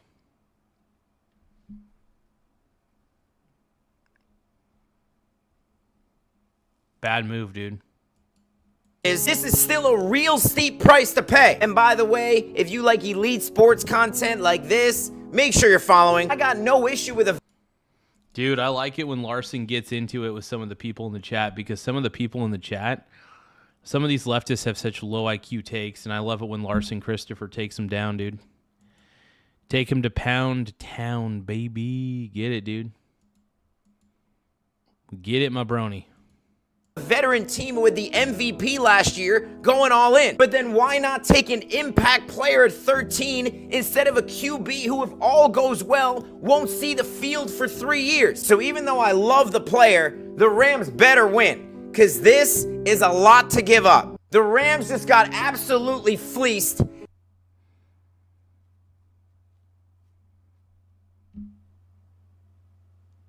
Oh, Gutfeld is asking, is Bill Gates a freak? I think we know the answer to that. New York, Paris, Birmingham, he frankly doesn't give a damn. A place where style has no border. Welcome to Greg's Fashion Corner.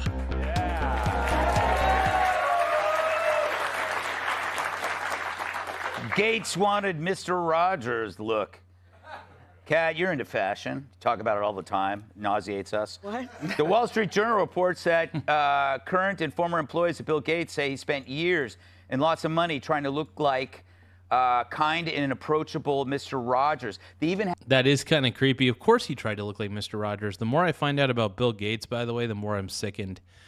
I looked up to Bill Gates when I was younger. I did.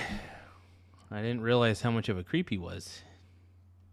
had a custom mannequin where they tested plain sweaters, shirts, and glasses. They actually had a mannequin to build his image so he would become a more admired public figure. Have you ever thought about doing something like this? No. No? Because I don't have Bill Gates money. Yeah. Right? This makes... You don't have mannequin money. This makes perfect sense. No, I can afford a mannequin.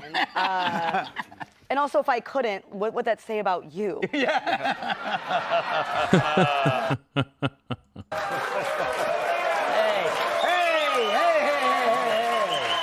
I'll have all of you thrown Haha, out. you're so poor. You're so poor, girl who works for me. That's a good one. I like that. What's wrong with him?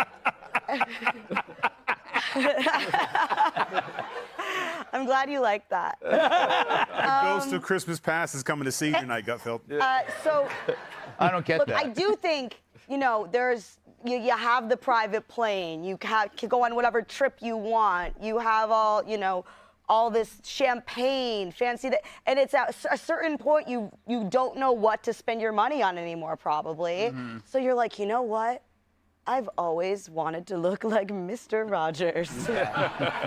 And then everyone wants to get on your good side. Yeah. So people are like, I think I can be the guy who helps you look like Mr. Rogers. Yes. Because they want. Oh my God! Yeah.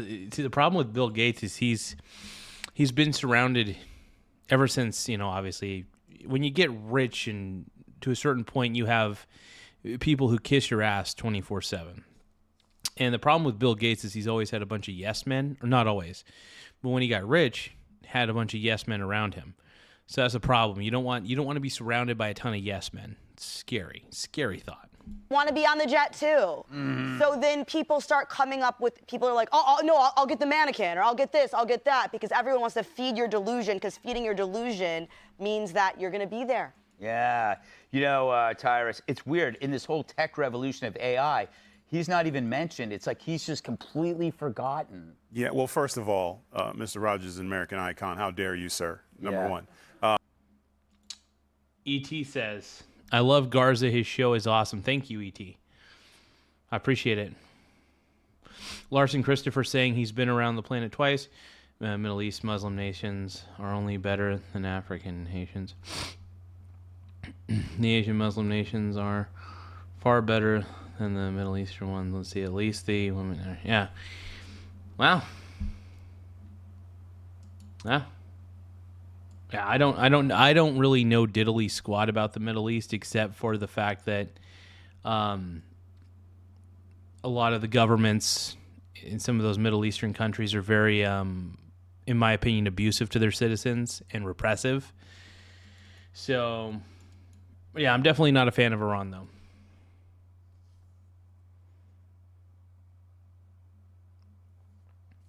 Yeah.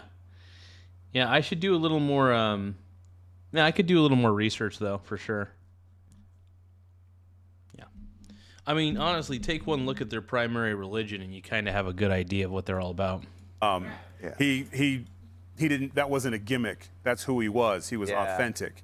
And also, the mannequin should be another red flag, which means no model would wear the stuff for him to see the fit. Like, you couldn't find a starving, creepy-looking old white man to wear clothes for you. Mr. Baker's available. But I'm just saying. That it. I love it. That's so funny. We should be more concerned with his behaviors and what is he trying to not let us see. Because why would you want to look like Mr. Rogers unless you were someone like him? Yeah, that's a very good point. There's something underneath that. They do. Mr. Rogers and Bill Gates do have something in common. They love trains. I don't know where to go with that.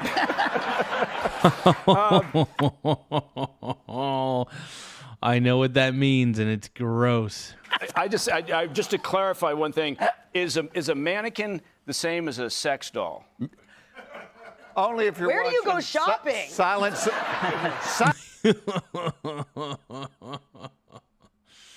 Oh, this is fantastic, dude. This is fantabulous. Silence of the Lambs, it was. Yes, the same. yes. Yeah. So I don't have a mannequin. And I don't dress up the other thing. So as you can tell, I have nowhere else to go. But since I'm going to use my time, Governor, I'm going to use my time to say you did a killer job when you came out to Boise to do that show out there. You brought Jamie and Tom, and the people are still talking about it. I love how when Mike has nothing to say, he thinks flattery will get him out of it. But he's right. Yeah. He's right. I've worked. completely forgotten what I asked him. Yeah. Probably not. Jeff, what are your thoughts on Bill Gates? He's got such a strange reputation. He's never been able to get back to where he was. No, yeah. Well, it wasn't like he was dressing like Elvis before this. Yes, that's true. It's like the nerdy guy's paying somebody to show him how to dress nerdy. Yes, exactly. Money well spent. Yeah. He lost half his money. How much money did he pay that chick? Like billions, right? That chick. Yeah, yeah. His wife. His wife. I don't know, man. Bill Gates, huh? What can you say that hasn't been said? This story sucks. Let's just sit here. Yeah. But that's who he. That's the problem. But this You story. cannot dress this Nobody up. cares enough about Bill Lipstick on a Gates. pig. It just can't fix this. Can I just say I've done this show a lot. I've never been on a segment where we kind of got to the end and then we just all sat there and looked at each other. I was like, well, I already spoke. It ain't my problem anymore. Well, I think you're right. Who cares? Yeah, I guess. I thought it was funny that he had a mannequin, but that probably could have just been settled in the meeting. Are you going to fire whoever selected this story? Yeah. Yeah. You literally you made us do this. You. She's so poor she can't even afford a man. Yeah. Yes. This is good. This is pretty funny. Be sure to like and I love it, man. I love it. All right, let's see.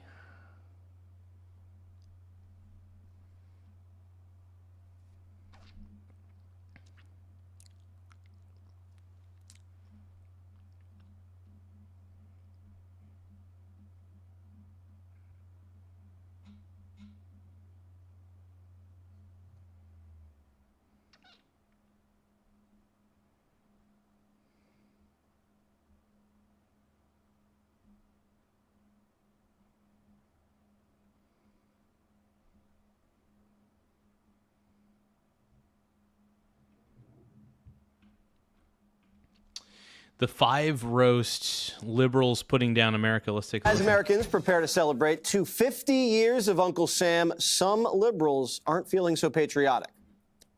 I feel a deep unease about the celebrations to which I am invited to mark the 250th anniversary of our so-called democracy.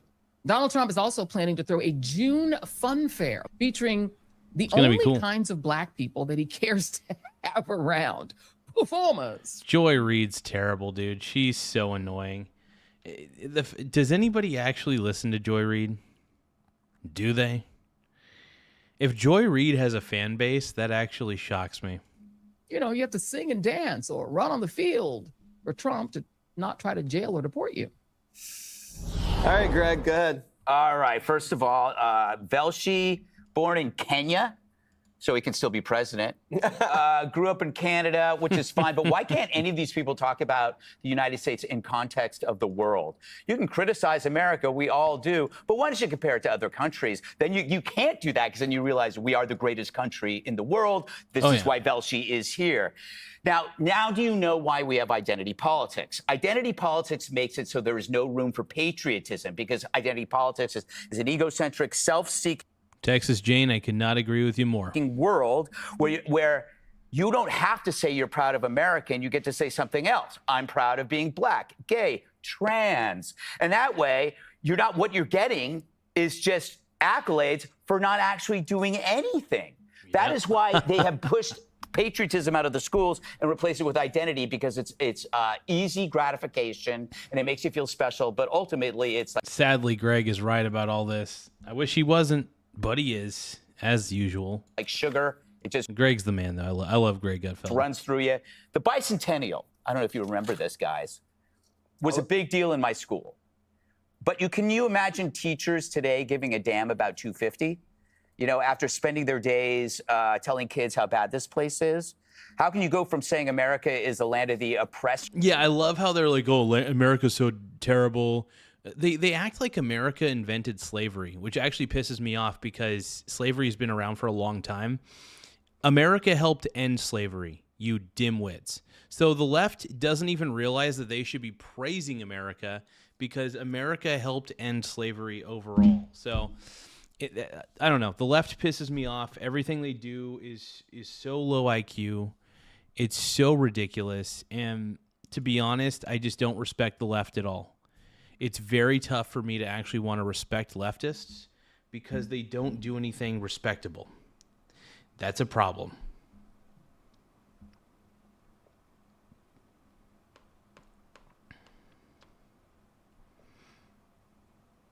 And here's the thing, if you're going to hate America this much, it's like, please stop.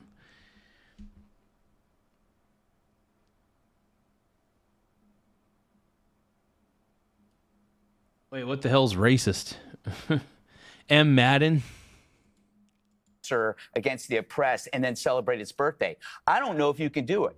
I think that we have a real problem, and I think it has created an issue where patriotism is now seen as something outdated when in fact it's our foundational stability to a melting pot. Now we have an aquarium full of piranhas. Where do you think this unease comes from, Jillian? The lack of patriotism and the unease. I mean, frankly, I think that that's what they're telling you. These people are saying, we're not proud of the country. We don't want to celebrate it. It's also perfect that this is happening right now. Like that this year of all the years is America's 250th birthday, because the fact that we are fighting about it is emblematic of like everything with politics right now, at least in Washington, D.C. I don't know. I mean, hopefully other Americans will be able to like celebrate the holiday and enjoy themselves. But like Washington politicians and like mainstream media is going to spend the entire time fighting about it. There you go. Congratulations to them. Harold, how are you celebrating 250? With great glee and great joy and satisfaction for probably some of the reasons you are and everybody around the table, but for other reasons as well. 106 years ago today, women didn't have the right to vote. It took an amendment to the Constitution. Good old days. Greg. Oh, man. 75 years ago today, it was legal to discriminate against blacks when they tried to buy a home, get a loan to start a business, to go vote. In fact, 1954, black kids, it was legal to discriminate against black kids and send them to only black schools. Only one country in the world would allow us to change these rules and laws, and that's ours. Yep. And for those who would say the kinds of things that we showed in our opening, I think there's a lack of understanding of why this experiment is so special, so great, and needs to continue. I would argue, to Jillian's point, we have a tradition in this country of fighting. In fact, that fight took place 250 years ago, 251 years ago, as those men came into that room. Only men. Didn't allow. There's one woman's signature on there because it was her publishing house, her printing house. We'll get back to that. But it was those men that argued and argued over the future of this country. In fact, they wrote me in as 3/5 of a person at the outset. Here we are today, 250 years later. We've had an African American president. We're gonna have a woman president at some point. You know, I actually like this guy. He's a Democrat, and I'm not a big fan of the Democrat Party, but he might be the most. He feels like a classic liberal to me, which is why I respect this guy. He's a classic liberal. He's a true liberal. These people that are claiming to be liberals these days are just authoritarians. But this guy's cool. Actually, he does make some low IQ points from time to time, but this is very high IQ. I love it. Open in near term, but there's only one country that has this kind of melting pot that has the rules, the laws, and a constitution for it to happen. I couldn't be prouder to be an American. For the good, for the bad, I celebrate them both because I know we're only going to get better if we all strive. And this country is getting better. We're on the right path. We're doing well. And I love what America's becoming, man.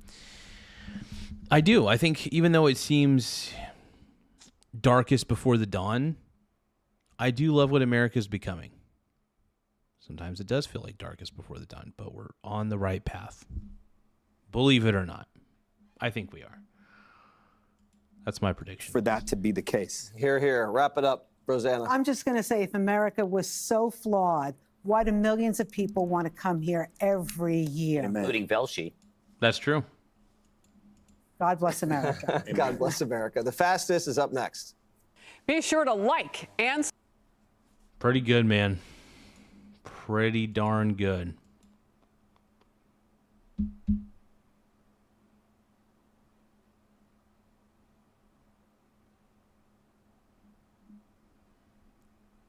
So just because, by the way, just because you call yourself a progressive doesn't mean that you're actually making progress in anything.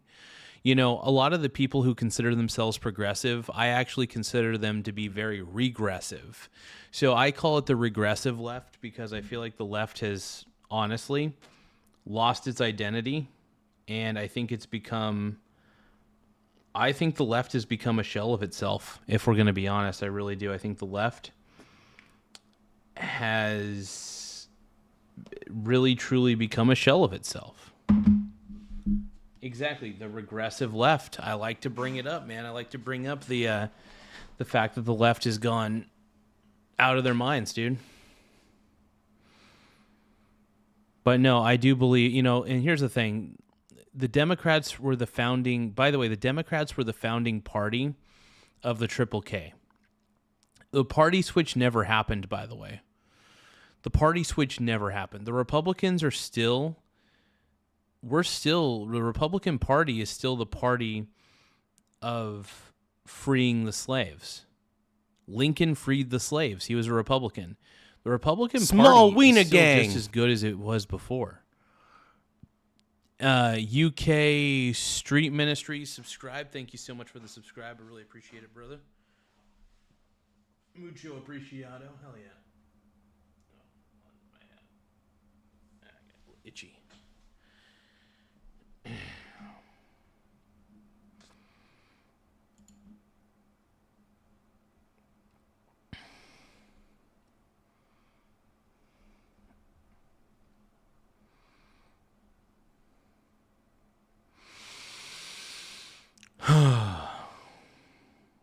Oh, Hannity says this campaign is facing one leak after another. The floodgates, they're now open. The Plattner campaign is now facing one leak.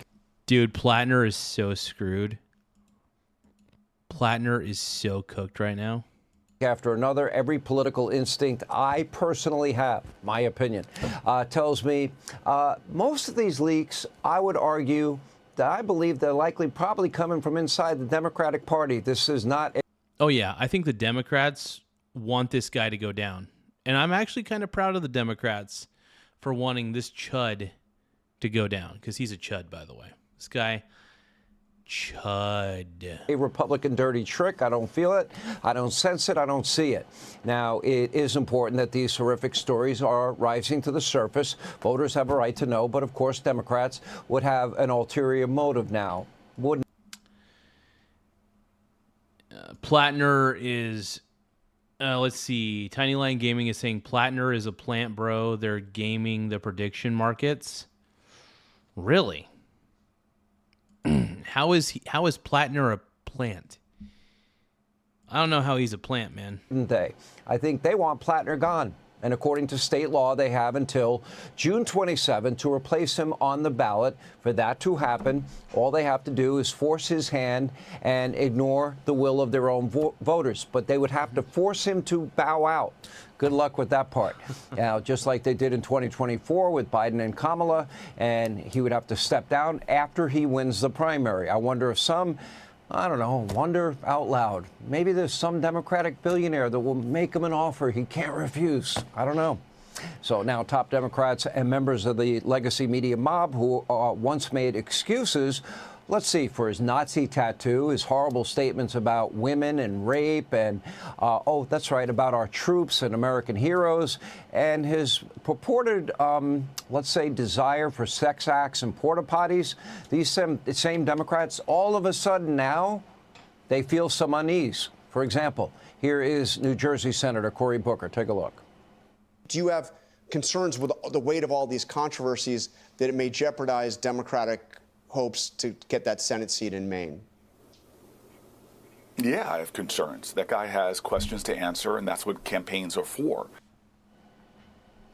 All right, now former Democratic Senator Barbara Boxer called the revelations about Plattner, quote, deeply offensive. Let's look at what she had to say.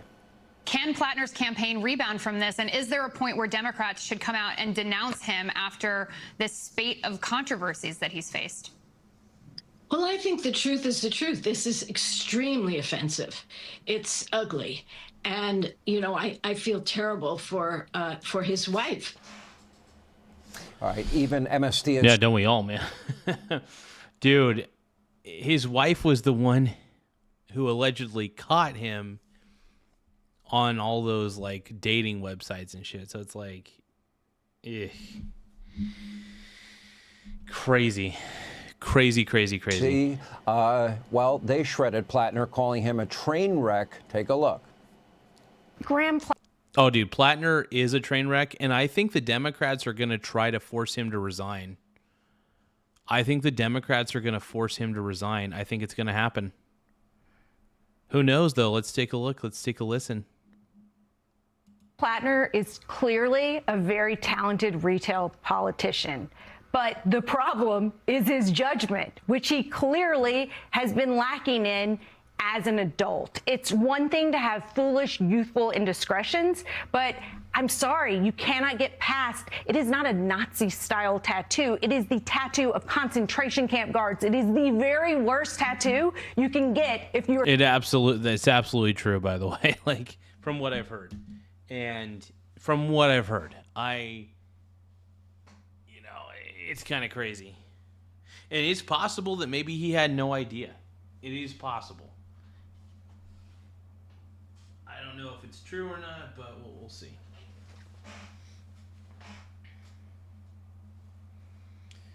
It is possible.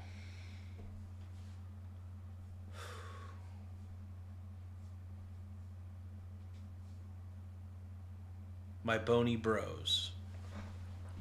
Yo, my pink brony bros.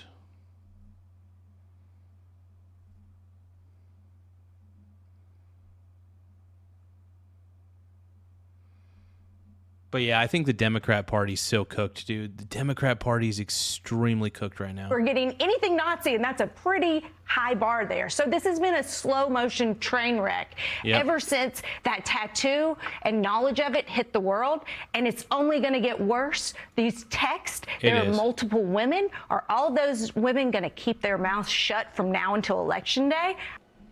Yeah, I think Plattner, whatever his name is he's cooked. While on fake news CNN, Plattner's disgusting Nazi tattoo that he recently covered up is now all of a sudden out of nowhere. It's been out there forever. Now it's a big deal.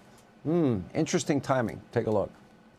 As for the tattoo, he didn't cover it until October of 2025, 18 years after getting it, and only when it became a political problem. Think about that for a moment. 18 years of getting out of the shower, 18 years of looking into the mirror and seeing the Totenkopf. That's not a drunken mistake in Croatia. That's a daily choice, sustained for nearly 2 decades. Oh, wow. So he's had that tattoo for a long... So he covered it up with this.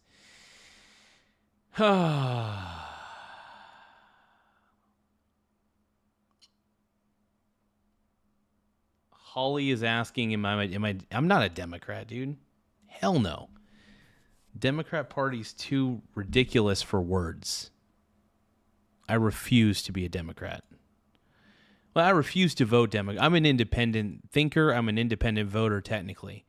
But when it comes to the Democrats, though, I'm anti-Democrat.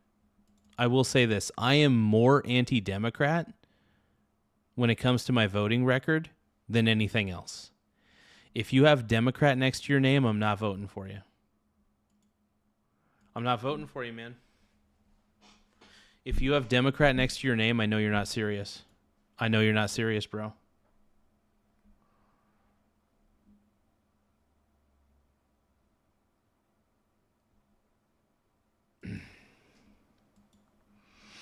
Yeah. It appears that Democrats, members of the legacy media mob, are once again working together, but they're not circling the wagons around Graham Plattner. Instead, we're now witnessing the beginnings of what could soon be another political coup. The voters be damned. They're desperate to flip Maine's seat from red to blue. And they have now come to the realization that a Nazi-tattooed communist, self-proclaimed, who openly bashes members of the military and makes horrible comments about rape, probably is not a good candidate. Now, keep in mind, we probably only know a small portion of the op research that is about to come out against Plattner. Buckle up, get ready, more political tricks, likely from the party that claims to value democracy above all else. All right, thanks for watching. Check out my new podcast, Hanging Out with me, Sean Hannity. The big interviews, the debates you won't get anywhere else. Like and subscribe. I'm speechless, man. I think Plattner, I loved Hannity's analysis and remarks. Look, I think that Plattner's going to have to resign. He's going to have to step down from this race. I mean, this is bad, dude. This is getting real ugly. Like it's really getting bad. So,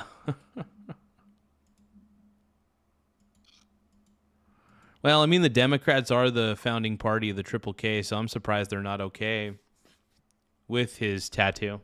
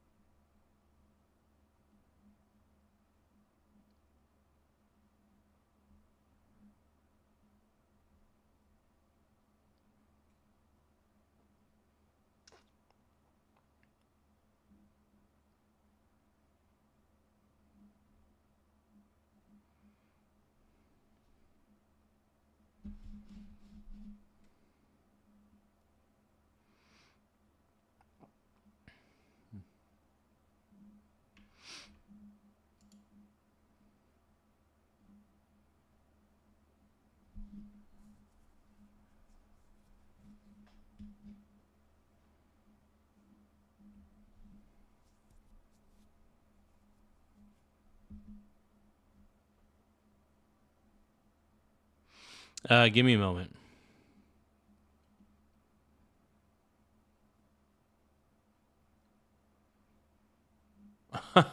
Modern life sucks so much. I wish I lived in the.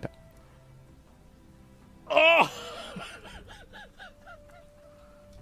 Yeah. Now they just do this on OnlyFans. Modern life sucks.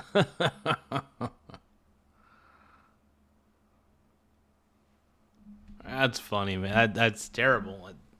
That scary shit happened back in the day, man.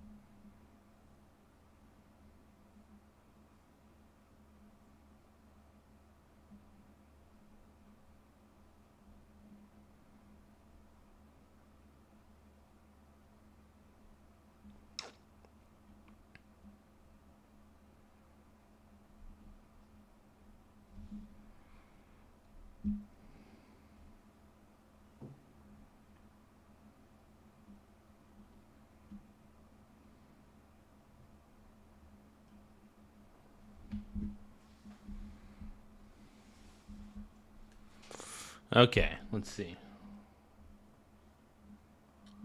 Well, I'm trying to think if there's anything else we can react to at the moment. Can you guys think of anything that I should react to? My mussy is the bussy, and I don't know why. I don't know why I'm that kind of guy. I can't think of anything, man.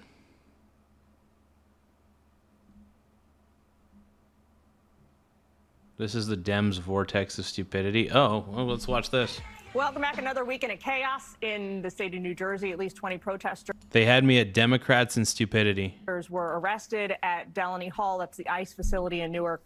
Violent agitators there started fires. They threw projectiles. One of them even bit an officer there. The Democratic governor, Crazy. Maggie Sherrill, spent the weekend blaming people from out of state for causing most of the violence. She was sticking also to her demand that this facility be shut down. To the people coming from out of state to create chaos and dangerous situations, you should not be here. We've seen what has happened with ICE across the country. Well, I won't let that unfold here. Yeah, there's nothing wrong with ICE being there. You know, ICE is not a bad thing, just to let you know. Last night, we saw masked individuals attack the barrier, taking aggressive, dangerous actions against Newark and New Jersey State Police. They threw projectiles, they used barriers as weapons, and lit tires on fire in the street. I'll keep pressing DHS to do. I'm so sick and tired of the leftist violence, dude. The left's violence is just so extreme. It's so funny. Did you notice, like, you know, we do, you can count, you can't even count on one hand. There's plenty of incidents where the left is extremely violent in a massive scale. Like, they all get together and they do these stupid violent acts, right? And then the only thing that the left can really point out as of recently is J6. That's the only thing they could point to. That's the only thing they could point to is J6. We can name off the top of our heads many leftist riots. The riots that happened in Los Angeles because of ICE, the Minnesota ICE riots, the Summer of Love riots. Like, there are so many times where there's like rapid levels of violence that leftists commit, and we're all just expected to just take it on the chin. We're all supposed to be like, oh, that's okay. You guys don't know any better. No, you guys do know better. And you're a bunch of spoiled brats, and society has enabled the left to be extremely violent. And I'm sick of it. And it's not racist to notice these things. It's not sexist. It's called noticing. It's called observing. And we live in a world where leftists can do no wrong. When leftists were vandalizing Teslas left and right, all because Elon Musk decided to align with President Trump, which he had every right to do, I looked at the left and I thought, you guys are a bunch of babies. I am making it my mission in life. I wouldn't say it's my entire mission. It's part of my mission. I have many missions. But it's part of my mission to expose the left using what's called the truth about what the left is really all about. The left is terrible. A lot of leftists, they are so full of rage and violence, it feels like. And I'm just going to say allegedly. I'm not a fan of the leftists. The leftists piss me off, dude. They're pissing me off, dude. Oh, I'm not trolling. M. Madden, I am not trolling. In fact, if anything, I really am upset with the left. I've been upset with the Democrat Party for a very long time. I have been. I think the Democrat Party's low IQ. I think the Democrat Party doesn't. The fact that, dude, the fact that the Democrats tend to believe in socialism and communism, in my opinion, I think it's a fair critique to compare them to flat earthers. I think it is fair to compare Democrats to flat earthers because they believe in socialism and communism so much. And those are outdated, terrible ideas that actually don't work with humanity and have proven not to work with humanity time and time again. That's what I want to say there.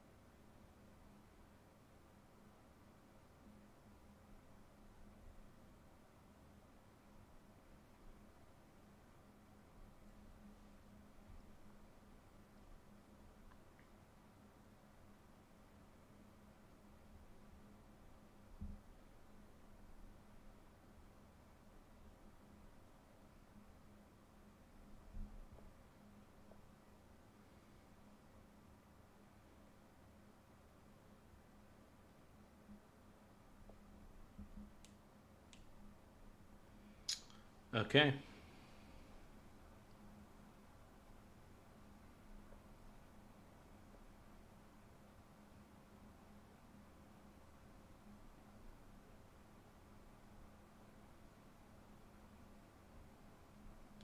Oh, we got Orwell, the resident, in the house. Hell yeah, dude.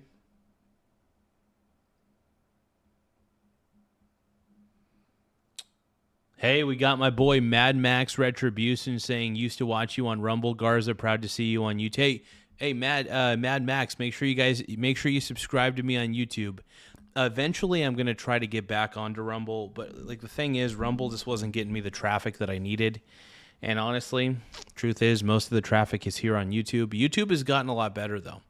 I will say that YouTube has gotten a lot better in allowing me to express myself in ways that I feel is how I want to express myself. You know, I have opinions, and they're definitely not popular, but they're not unreasonable. You know, like I said, even though my opinions are not very popular, they're not unreasonable, right? So that matters.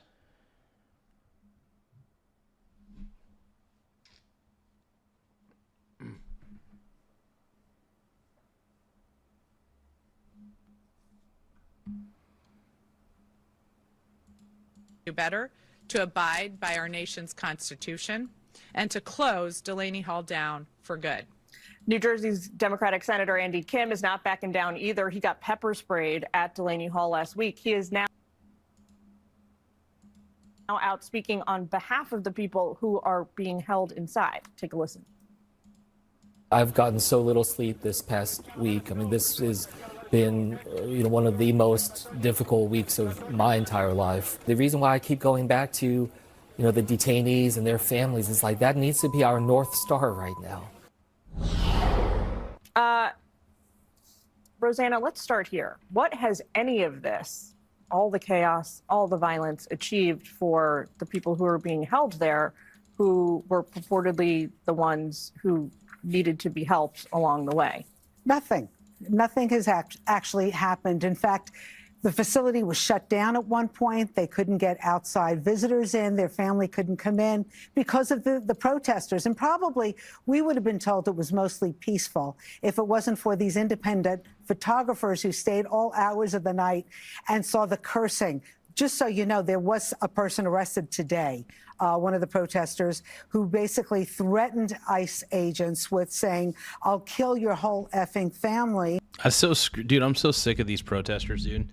They're a bunch of whiny college kids. Like, they're legitimately just whiny college kids. They're college kids that got nothing better to do except for whine and complain and threaten law enforcement. It's just annoying, dude. This is why I don't like the left. I don't respect the left at all. The left is not respectable. Your whole effing family is dead, etc. Yes, that person was picked up maybe about an hour or so ago. But what nobody is saying, the Democrats aren't saying, was delay. Tiny Lion Gaming says literally not even reading the liberal chats anymore. Exactly. I mean, I look at the liberals that are in the chat room and I just see a bunch of garbage. I'll skim what they're saying. And I'm just like, dude, these guys are just a bunch of manlets. It's a bunch of manlets in the chat, dude. Little tiny manlets. We got Michael, who's probably annoying. We got M. Madden, probably an annoying person. Madden's definitely. Hannibal's annoying. Magic Man is awesome. I love Magic Man. Larson Christopher's the man. Jimmy's the man. Hannibal's not the man. Orwell, the resident, he's tolerable. Yeah, I don't know. The liberals in the chat, though, they're just filled with rage.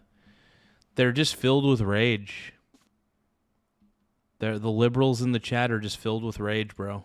Delaney Hall was always an ICE facility. In fact, it was used during President Obama's administration from 2011, I think, to 2017. Nobody complained about it.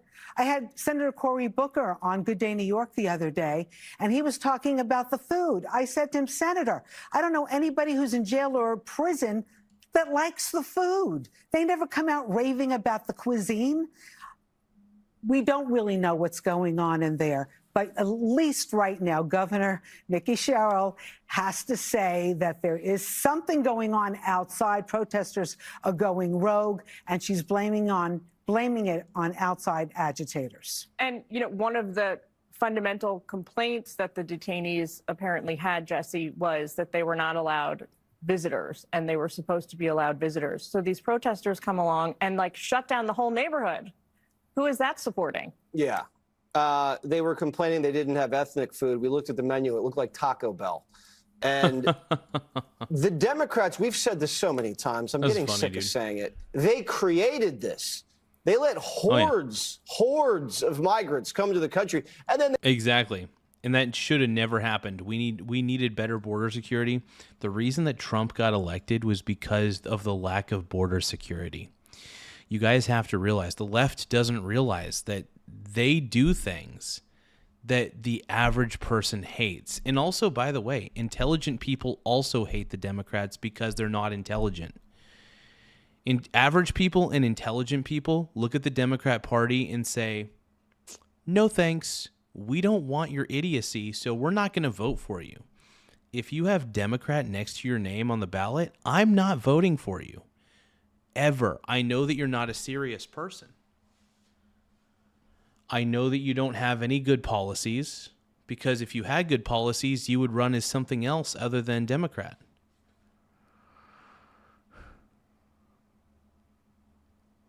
That's the thing. they gave him bus tickets. But yeah, from what I can see here, this is crazy, man. These anti-ICE protesters, though, are just so freaking annoying. Ugh. It's like, just grow up, dude. ICE is a federal agency, okay? Tickets to come up to the Northeast. Biden. Yes, and exactly. This is protected under fair use. This is protected under fair use because I am actually giving commentary to this. I'm giving my opinion on these situations that are happening in these videos. I have a right. This is news. I want to make my commentary on it. Literally flew them into the Northeast, and then they gave them hotel rooms and sandwiches. And they say, oh, you know, they're not criminals. And then when they start committing crimes, they just release them. And the country got so fed up with it, we elected Trump again. So the voters are like, all right, get him out. So Trump's getting him out, and we're putting him in these ICE facilities before we fly home. And Antifa's going there. Why is Antifa there? Because the Democrats and the press are calling them concentration camps. So if you actually think it's a concentration camp, you're going to try to bust it out. So they go there, and then the Democrats are like, we got to get a pic with Antifa to make it look like we're down with the struggle. So they're out there with the selfies, and they're trying to get in on the hunger strike. There's no hunger strike. It's a ruse by all the lawyers that represent these buffoons. I love Jesse Waters, man. I really love this guy. I think he's great, dude. I want to actually be able to meet Jesse Waters just in real life. I think he'd be an interesting guy to just have a beer with. So all of a sudden, everyone starts attacking police. And now the governor's like, oh, we got to defend the police. They started this. And look what they've done the last 2 weeks. Instead of talking about health care or high gas prices, they're worrying about what cereal we're feeding some homicidal maniac from Honduras. That's the problem with Democrats. It's like this vortex of stupidity, illegal immigration. They are so focused on foreigners because, let's be honest, foreigners are the only people dumb enough to vote for Democrats. And the reason they don't want any voter ID laws, you want to know why? Because it allegedly allows them to vote without proving who they are. Foreigners are the future of the Democratic Party, not Americans, foreigners. Harold, the Democrats were invoked, so. Yeah, you know, we talked about this last week. Jesse was invoking some of the things we talked about. I don't understand. You outlined, you and Greg both did what the cuisine was at these places. And I think you're right. No one ever comes out to man, Joe, the best part was the food was so awesome. This is not a jail, but I can't believe that we're going to stake again our political destiny on. I've listened to the young senator from New Jersey say that our North Star should be this. Our North Star should be how much people are paying for groceries. how much people are paying for gas. We had on the front page of one of our home station newspapers, in-house newspapers, the Wall Street Journal, showed that less than 50% of if you have insurance, home insurance, the 5 biggest insurers are paying out only 40% when you have a disaster at your home. That's a North Star. Gas prices, that's a North Star. Yeah. Give me a moment, though. I got to check something real quick.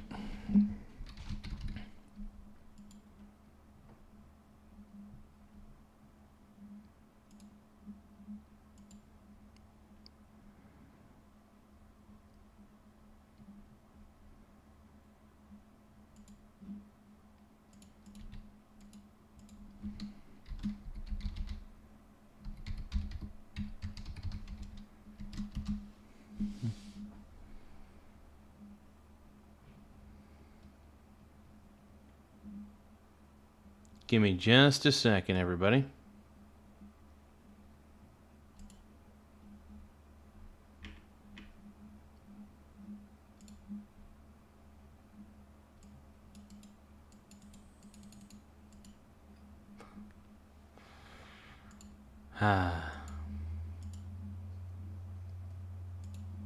If you can't make your car payment, that's a North Star. I would urge Democrats, if indeed the governors around the country believe there's something inhumane, something illegal happening in these detention centers, the Democratic governors ought to all come together, fly to Washington, go to the White House, stand outside the White House and say, we would love a meeting with the president. Here's what we want.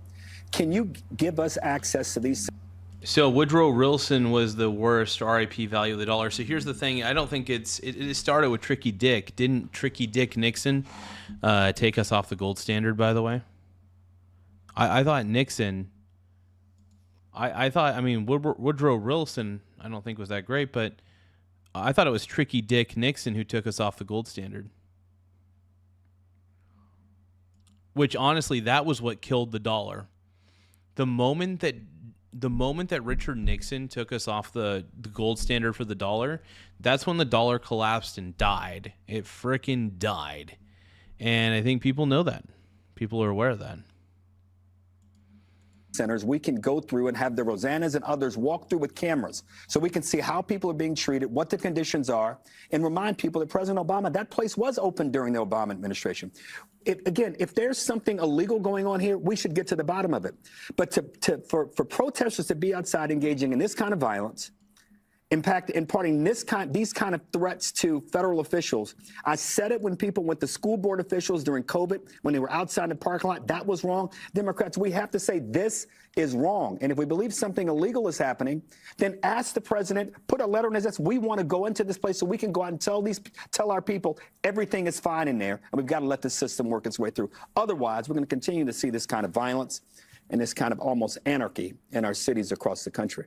Greg, what kind of food do you enjoy when you're incarcerated? I'll eat anything. I'll eat anything. I like Greg's little poop mug. Notice that Greg has a poop mug. I particularly like that mug. It's a great mug.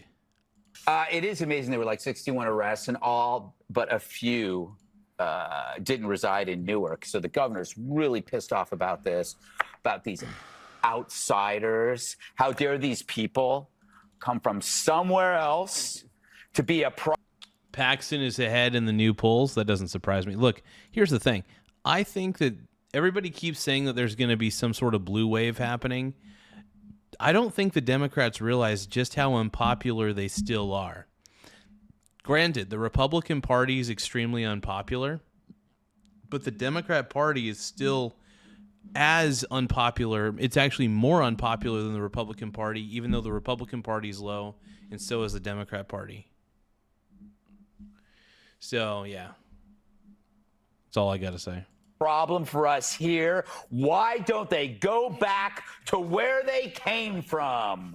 Mikey, that sounds very, very familiar to me. Deportations, Mikey, she likes it. Isn't that amazing? Isn't that amazing? What happened to your little sanctuary, Mikey? I think, there's a creation of something. It's been ongoing for a while. It's activist cannon fodder. But no, here's the thing, man. I don't think the blue wave is happening. I really don't. I think the blue wave is dead. It's dead, dead, dead. All right, the blue wave ain't happening. All right, now I know there's going to be some leftists that come in the chat and say the blue wave is happening. I don't think it is. I know you want to think it is. I know you're desperate. I know. 'Cause I need you and I want you crawling underneath my skin like the hunger, like the burning. What you're seeing here, I don't think there's a lot of these protesters. I think it's pretty clear, but they've become this concentrated nut. A lot of the people have left. So what you have are this unstable, unemployable group of people who lack a future and are being easily exploited by the left wing and the Democrat Party. Oh yeah, it would be even more helpful if. And these are people that can unfortunately be easily manipulated, which sucks. Well, let's keep going. One or two of them died. You know, they need that. They need some more of that. And when they get arrested, you find out what they're about. Oh, hey, you guys, just as a quick heads up, we're at 10,706 subscribers currently. We're at 10,706 subs. If you guys can, don't forget to double tap the screen to like the stream if you can. But if you can, also tap the subscribe button in the upper right-hand corner. It does keep the show going. It keeps the show flowing. So more subscribers, the better. Whatever you guys can do to keep the show flowing, dude. Also, feel free to send a gift. They're mentally ill. We appreciate They're gifts on this felons. channel. Some are sex offenders or sex abusers. That's what we found out recently about one of them. So the protest movement has become a very tiny concentration of these misfits who are easily manipulated because they have nowhere else to go. That is why you see witnesses will talk about this and they will look at these people and they go, you can't talk to them. They're completely unbalanced. Their eyes are all over the place. They scream at you. They say that horrible stuff to a cop, like your whole family's going to die. I mean, this isn't like Selma. No, this isn't like, this isn't the apartheid protests of the 90s. We talked about MK Ultra, about how the government had a secret program that fed drugs to people to create these malleable agents of chaos. I think the Democrats figured out to do it much faster. Laugh out loud. Hey, thank you so much, Texas. Is that Texas Jane? Hey, thank you, Texas Jane. Thank you for the high five. Mucho apreciado. Hey, if you guys can contribute a gift, the more gifts we get, the better. So if you guys have any extra gifts in your gift pile, feel free to tap the gift button or tap the little goal button, and you can feel free to send us gifts. If anybody wants to send a small gift, a tall gift, whatever, big gift, small gift, we accept it all on this channel. Yeah, we're just really grateful at the end of the day. It's what it boils down to. We're just grateful for whatever you want to send. And Texas Jane, though, I really do want to say thank you for that. Thank you big time. You already have a small population on drugs who hate society and are alienated from their family and their friends. Perfect for an army of chaos, Yep. They're incapable of human interaction, and they're being weaponized. They are actually... And Lil' Kim... What a little douche.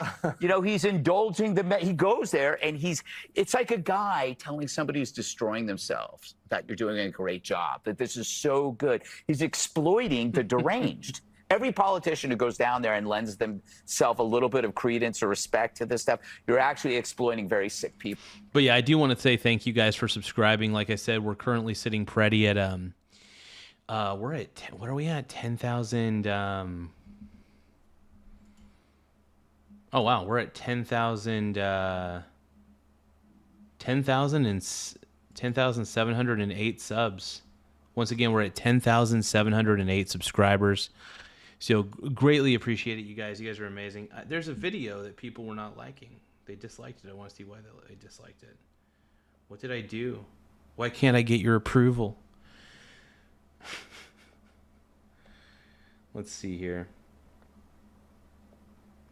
'Cause I need you and I want you crawling underneath my skin.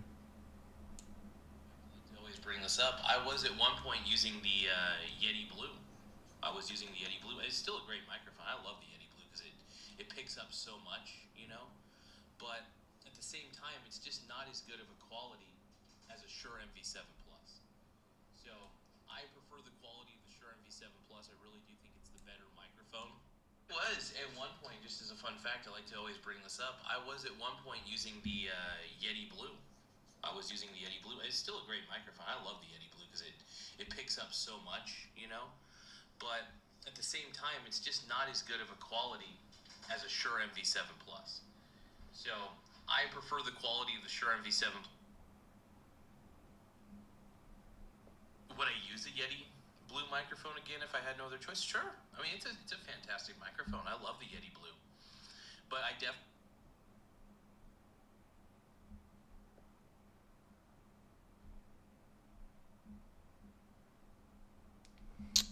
Okay, here we go.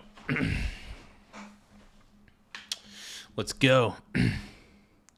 Shake your ass. Watch yourself. Shake your ass. Tell me what you're working. People, you should be ashamed of yourselves. Lil Kim. Lil Kim. The real Lil Kim. Yeah. Anyone else? No, there's only 4 people here besides you. I think there might be somebody. Wait, there's Steve. He's behind that thing over there. Be sure to like and Yeah, Tallarico's down in every poll. That doesn't surprise me. I think the Democrats are underestimating this blue wave thing that they keep talking about. You know what I mean? Okay, this says Iran will never let up on this. Expert says. Let's take a listen. News contributor and former CIA station chief. I just want to put up al-Saadi's charges up on the screen because I think it's important to remind everybody that this wasn't just some nut job who just got excited and wanted to take out the president's daughter. This was somebody who was facing some serious charges and was a serious operator here, Dan. How close? Oh, geez. I am so sick and tired of... I'm just tired of the Middle... I think I'm just tired of the Middle East. Think this guy would have gotten to Ivanka or the Trump family had we not caught him in Turkey? Well, he had conducted surveillance and he posted that on the internet. He was very active in social media, so that in and of itself, if we're watching, and we were, certainly was a tip-off to law enforcement. Oh, before we proceed further, don't forget to tap the subscribe button in the upper right-hand corner once again. Helps the channel grow. We're at 10,708 subs. We're trying to get as high as we can when it comes to subscriber count. We're trying to get to 11,000. Probably in the next few days, I think we could pull that off. So, yeah, don't forget to subscribe. It really helps us out. And more subscribers, the better, man. That's all I got to say. Intelligence services in Turkey. It really shows the way that our Turkish partners can be a force multiplier for our counterterrorism operations. But Mohammed al-Saadi, a terrorist member of Kata'ib Hezbollah, which is an Iraqi proxy for Iran, a proxy terrorist group for Iran, and he had established a travel agency which gave him cover to travel globally to conduct terrorist operations, and we've got a full case against him. The concern that I have going forward, to get to your point, is he wasn't operating alone. I'm quite sure that he was part of a larger network, and I'm quite hopeful that our intelligence agencies, specifically my old the agency where I served at CIA, is working with our foreign partners to track down others in this network so that we can detect the threats and preempt them before any harm is caused. Well, I think you make a great point because people tend to forget just how long the IRGC's tentacles are, right? Iran's proxies are all over. We think about them overseas in the Gulf, right? Just being mischievous out there, causing chaos out there. But they have the ability. Talk to us about that. Of going after and threatening people here in the homeland. And they've tried that. And obviously they've tried it with the president. They have. They tried to assassinate President Trump. Which is honestly insane to me, man.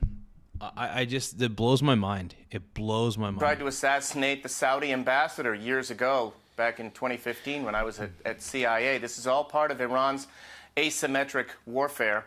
We might have a tenuous ceasefire in the kinetic war between the United States and Iran, but Iran will never let up on these sorts of clandestine operations, and they don't just target U.S. officials and their families. Of course, they're targeting others whom they regard as enemies, including Israeli officials and their families. Dan, you think that Iran is that stupid to go after the president's daughter? I mean, they have to know what the repercussions would be. No, I think this is the way, from their standpoint, I think they see this as leverage. And even though this threat was exposed and preempted before any harm was caused, I think Iran wants us to know that they have leverage and that we should factor that into any sort of negotiation that we might conduct with them. I think that's what they do. Now, when we show that we're capable of shutting down their terrorist operations with kill or capture operations, capture in this case, then we have the upper hand. But if we fail at any time, then obviously there's a serious price to be paid for that. We can't afford to fail even once. It's a scary chess game that we're playing right now with real consequences, and I cannot imagine what Ivanka. It's a freaky one, man. It's a freaky one. Trump or a family are thinking right now and feeling. Dan Hoffman, thank you very much for getting into that with us. Thanks. Great to see you. Yeah. Be sure to like and subscribe. Wow. It's still crazy though that somebody tried to put a hit out on the president's daughter. That makes zero sense to me, man. It's just, I mean, I guess it shouldn't surprise me because there's a lot of psychopaths out there. There's a lot of terrible people that are a part of the Iran regimes and alignment or whatever the hell they're a part of. It's just terrible, man. I'm sick of it.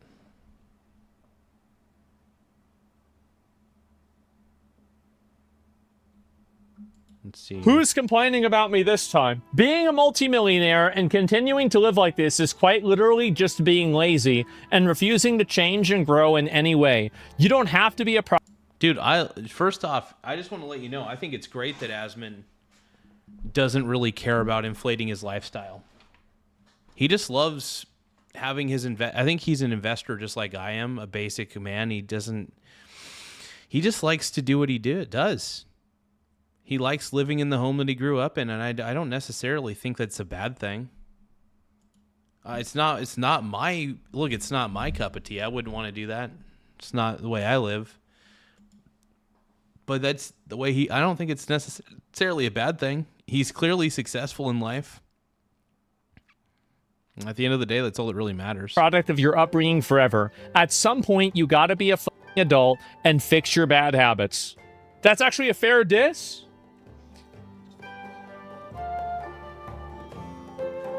I mean, his place, I'm not going to lie. Asman Gould's place looks a whole hell of a lot better than it used to back in the day. No, it's not. It's actually not. Clean the entire thing up. I'll turn the light on. See that? Completely clean. No issues, no problems. There we go. I have one drink over here from last night, and I will put it over there. Everything is completely clean. See this? I can walk around. It's nothing. Nothing's going wrong. There it is. Total bullshit. Completely made up. Hose mad over nothing. Hose mad over nothing, dude. And look, Asman got his life together. You know. And no, I love Asman Gould, though. I think Asman's an incredible human being. I think he's awesome, dude. I don't think he's as bad. Look, I think he enjoys being the villain. Asman does, or at least being portrayed as the villain. But I think deep down, obviously, I don't think he's a bad guy. He just has some harsh opinions, but not necessarily. Look, we've all fought the opinions that he's saying aloud. He just has the balls to say most of the opinions aloud. What else is new? He just has the balls to do it, man. Need to vacuum? It is vacuum. There's stains on the carpet. But yeah, no, the entire room's cleaned up. See that? The whole thing. And I bought bird seed and air filters. Very exciting. Very exciting being a middle-aged man. Who's... Nah, I like Asman, though. Asman's pretty dope, man.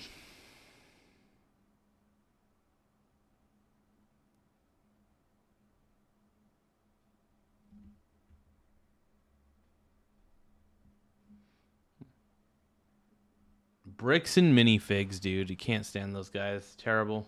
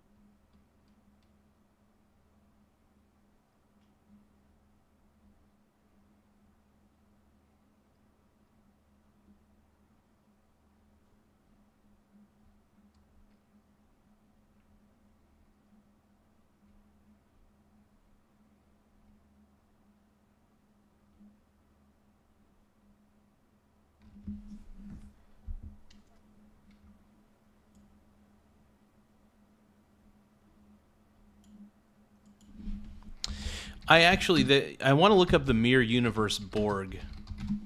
That sounds fascinating to me right now.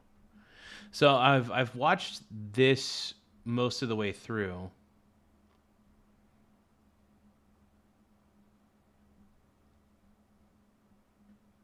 Now, this video talks about what the Borg would be like in the Mirror Universe.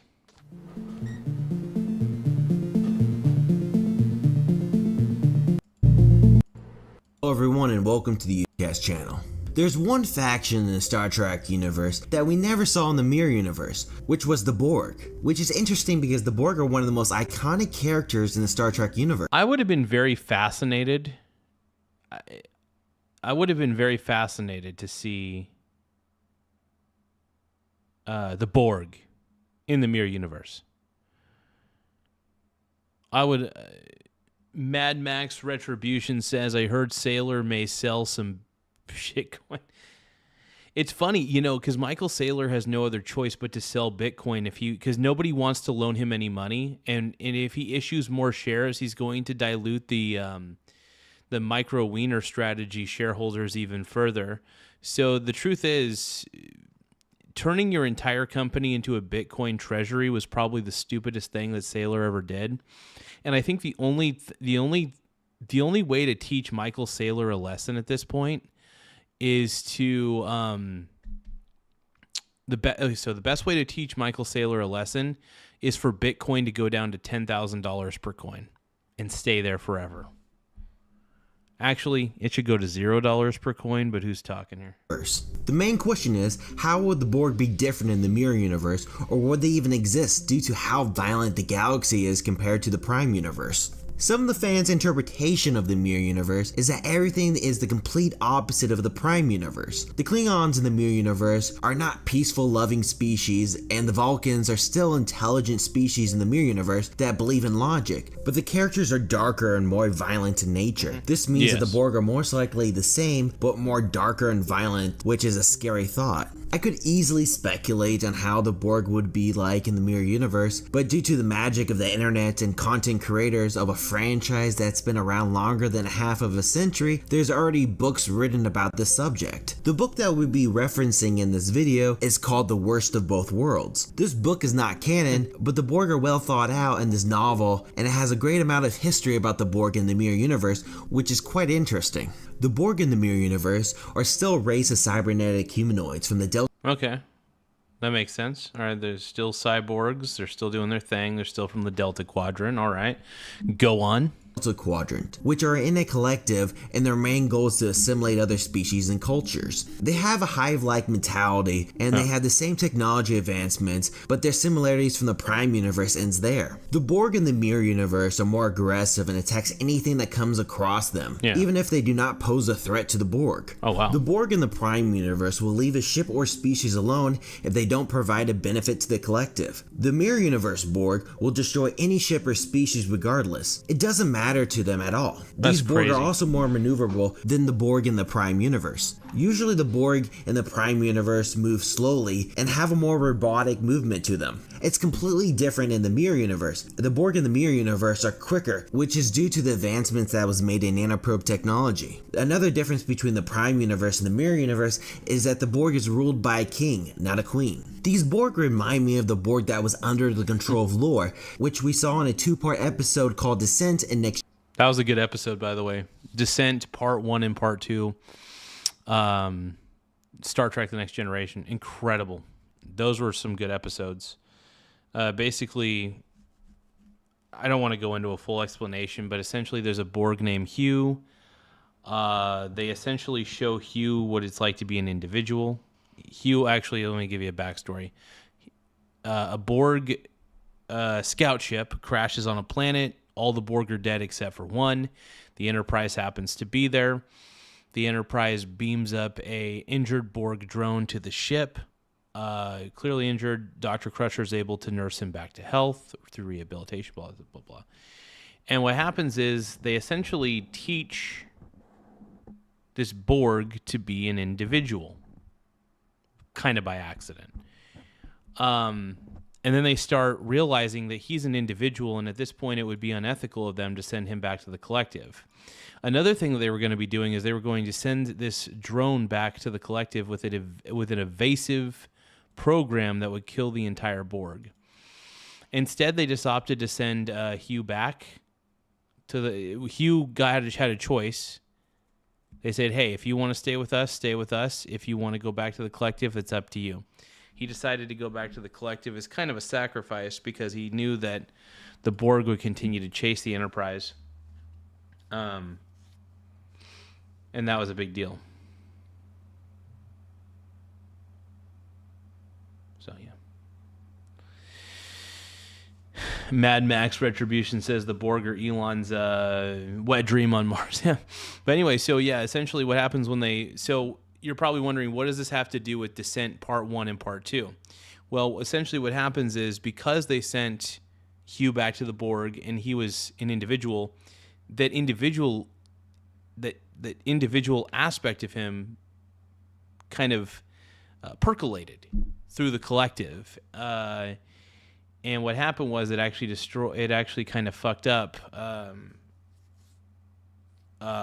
select few Borg basically and turn them into individuals.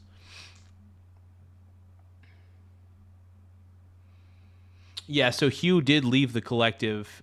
Okay, so Descent Part 2, Hugh actually does lead these rogue Borg towards the end of Part 2 because he's talking to Jean-Luc Picard.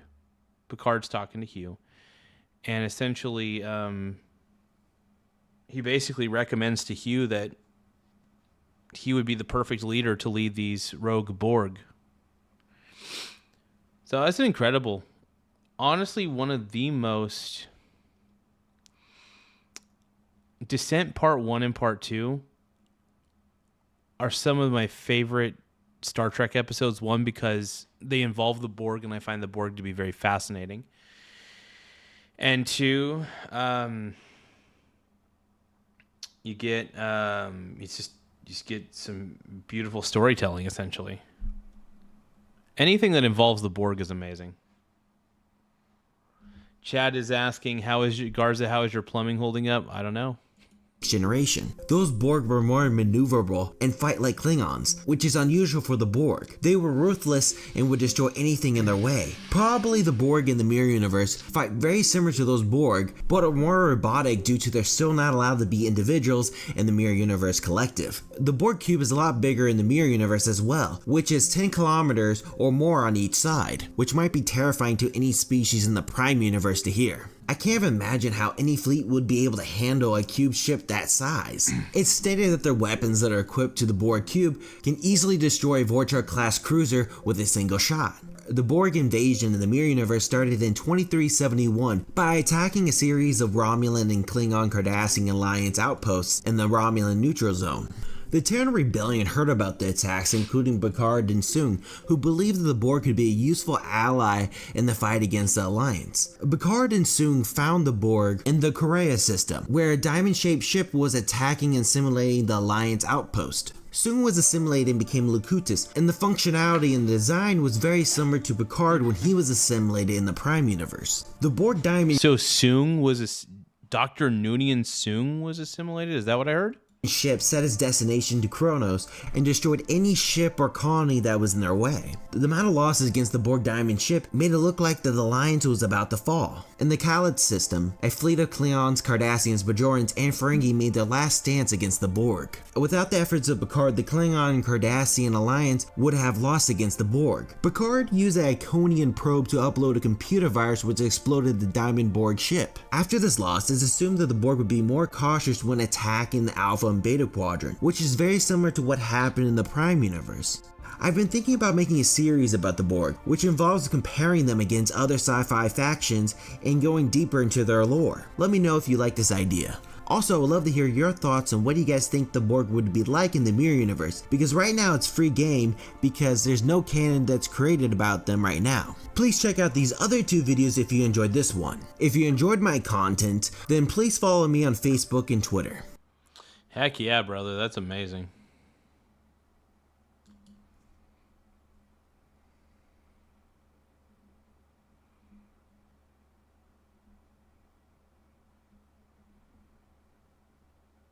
Oh, Californians cast their vote in several high-profile primary elections. Let's take a listen. Could drive more people to the polls come tomorrow. We will, of course, be with all those top mayoral candidates and bring you the latest when the results start coming in. That's the latest from here in Hollywood. Lindsay Pena, KTLA 5 News. Micah Sher, back to you. Lindsay, thank you. After months on the campaign trail and millions spent on ads, candidates vying to be California's next governor, just hours away from their first major test, the primary election. And under the state's top 2 primary system, the results will determine which 2 candidates move on to a high-stakes showdown in November. It's going to be crazy, dude. It's going to be wild. Who's he going to be? KTLA's Mary Beth McDade is live in the KTLA News Center with the latest on who's ahead tonight. MB. Yeah, Sharon, Micah, in less than 24 hours, we may find out who the top 2 vote getters are in the California governor's race. So I got to admit, I'm a little bit tired at the moment. So this is going to be the last video I react to for the night. And then I'm going to end the stream. And then I'm going to go take a shower and go to bed. Let's keep going. Basically down to a 3-horse race with a Democrat leading the pack and a Democrat and Republican in a tight contest for second place. Do these people realize that Karen Bass is not that popular? Come on, man. Let's get that vote out. Several candidates in the packed race for California governor are busy on this primary eve getting the vote out. Democrat and former Biden cabinet member Javier Becerra was up in Sacramento at an event held at a Planned Parenthood. I do believe we're going to be in this runoff. I just don't know if it's first or second, and I don't even know who might be the other person. Makes no difference. If I'm in, we're winning. Republican entrepreneur and British political strategist Steve Hilton took to the airwaves. It's been a positive, practical, pragmatic campaign. Simple, positive things to make people's lives better. Your first $100,000 tax-free, $3 gas, cut your electric bills in half, a home you can afford to buy. And Democratic hedge fund founder turned environmentalist Tom Steyer was talking to students at UCLA. My only job is to go meet as many Californians face to face, outwork every other candidate, listen to what people are saying to me, listen to what they're worried about. These 3 men have emerged as the frontrunners out of 50 candidates. Becerra is leading the pack with Hilton and Steyer in a tight race for the number 2 spot. Republican Riverside County Sheriff Chad Bianco is the only other candidate with double digits. Hours before the polls officially open, we don't know exactly who is going to win. We don't know who the top 2 vote getters are. Political analyst Jessica Levinson says the governor's race took a turn when Eric Swalwell dropped out of the race after sexual assault allegations surfaced. I think it's hard to Yeah, Swalwell's a creep, dude. Swalwell is a creep. overstate the importance of Eric Swalwell essentially being forced out of the race and how destabilizing that was for the race. We know that this looks like it's a 3-way race. It's between Becerra, Steyer, and Hilton. While Democrats once feared 2 Republicans would advance to the November election, some Republicans are now worried 2 Democrats may. In order to prevent this, Hilton is asking Bianco to drop out of the race and for Bianco supporters to back him. However, Bianco has made it clear he's staying in. The top 2 vote getters will advance to a runoff in the November election. That is, unless a candidate receives 50% plus 1 vote, then there would be no runoff in November. However, due to the closeness of the race, that doesn't seem likely. For now, reporting live here in News Center. Where's Gavin Newsom on this?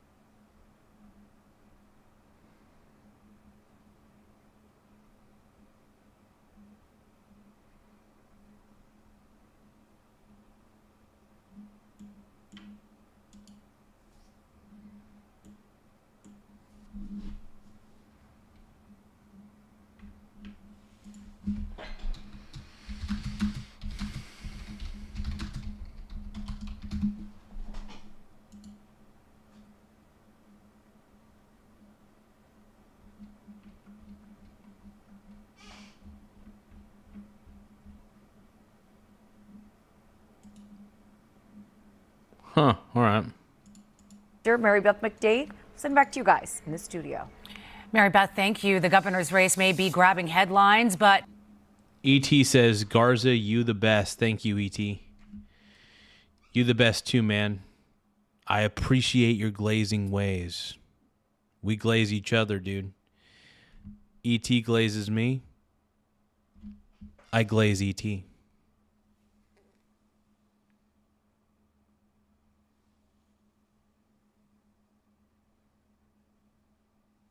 Mad Max Retribution is asking, Garza, are you on YouTube every night? Yes, I am. Most nights. I'm not going to say every single night, but on most nights I'm on YouTube. Feel free to, by the way, Mad Max Retribution, I'm pretty sure you're subscribed already, but if you're not, make sure that you subscribe to the channel, man, so you don't miss out on anything, brother. I don't want you to miss out on anything. So make sure you subscribe. Simp-scribe to the channel. We need more simps. No, just kidding. Kidding on the simps.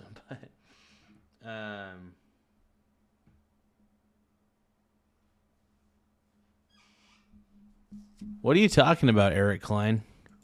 another statewide contest could have a major impact on California's future. Voters are also choosing the state's next lieutenant governor, the person first in line to take over if the governor leaves office.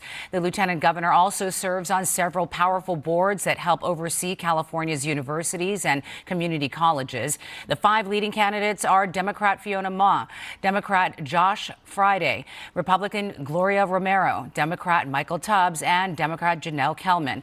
The top two vote getters will advance to the November general election. If you plan to cast your ballot on Election Day, there are some important new rules that could affect you, especially if you want to drop off your ballot. Where do you go if you want to cast your ballot in person? And where can you drop off your ballot if you want to vote by mail? Carlos Salcedo has the latest on what voters need to know to have their voices heard. He's live in Norwalk. Carlos.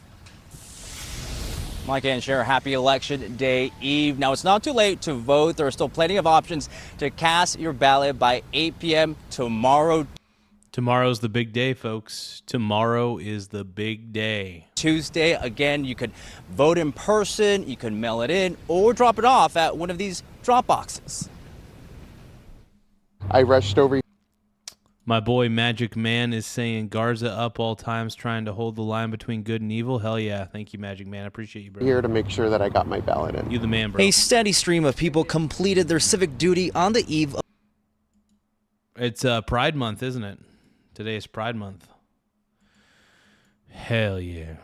Of Election Day, dropping off their ballot at the drop box outside the LA County Registrar headquarters in Norwalk. It's definitely later than what I usually would have done, but I'm just glad I got my vote in. Whatever way that's available to vote, mail-in voting, bringing it in, dropping it off, doing it in person, we got to vote. Over the years, vote by mail and ballot drop-off options have become easy, convenient ways of voting. But there are still some who prefer voting in person, like Daniel Escobar.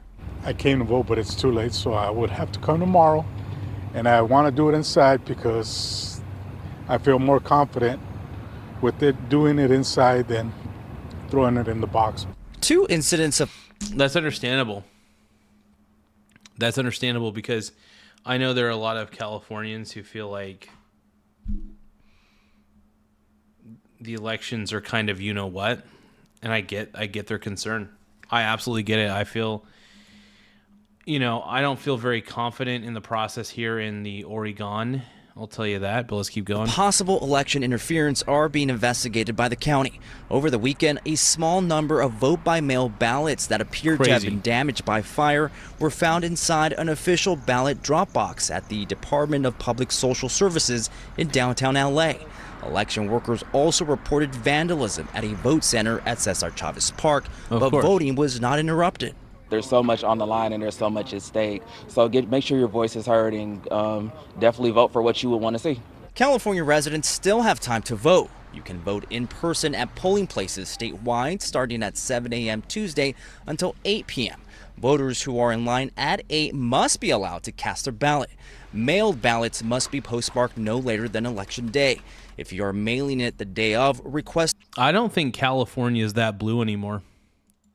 I think California is slowly turning red. I think people are done with the Democrats. I think the Democrats have become such a huge embarrassment that Californians are starting to switch their vote. They're like, you know what? I'm voting Republican. That's what I think is happening. Allegedly. Just a manual postmark from a postal employee inside a U.S. post office. As a matter of fact, they should make it a holiday so everybody votes, because the turnout is very low. Yeah, I think I agree with Daniel. It should be a holiday for everyone, right? Now, Election Day just a few hours away. We're live in Norwalk. Carlos Salcedo, KTLA 5 News. Thank you, Carlos.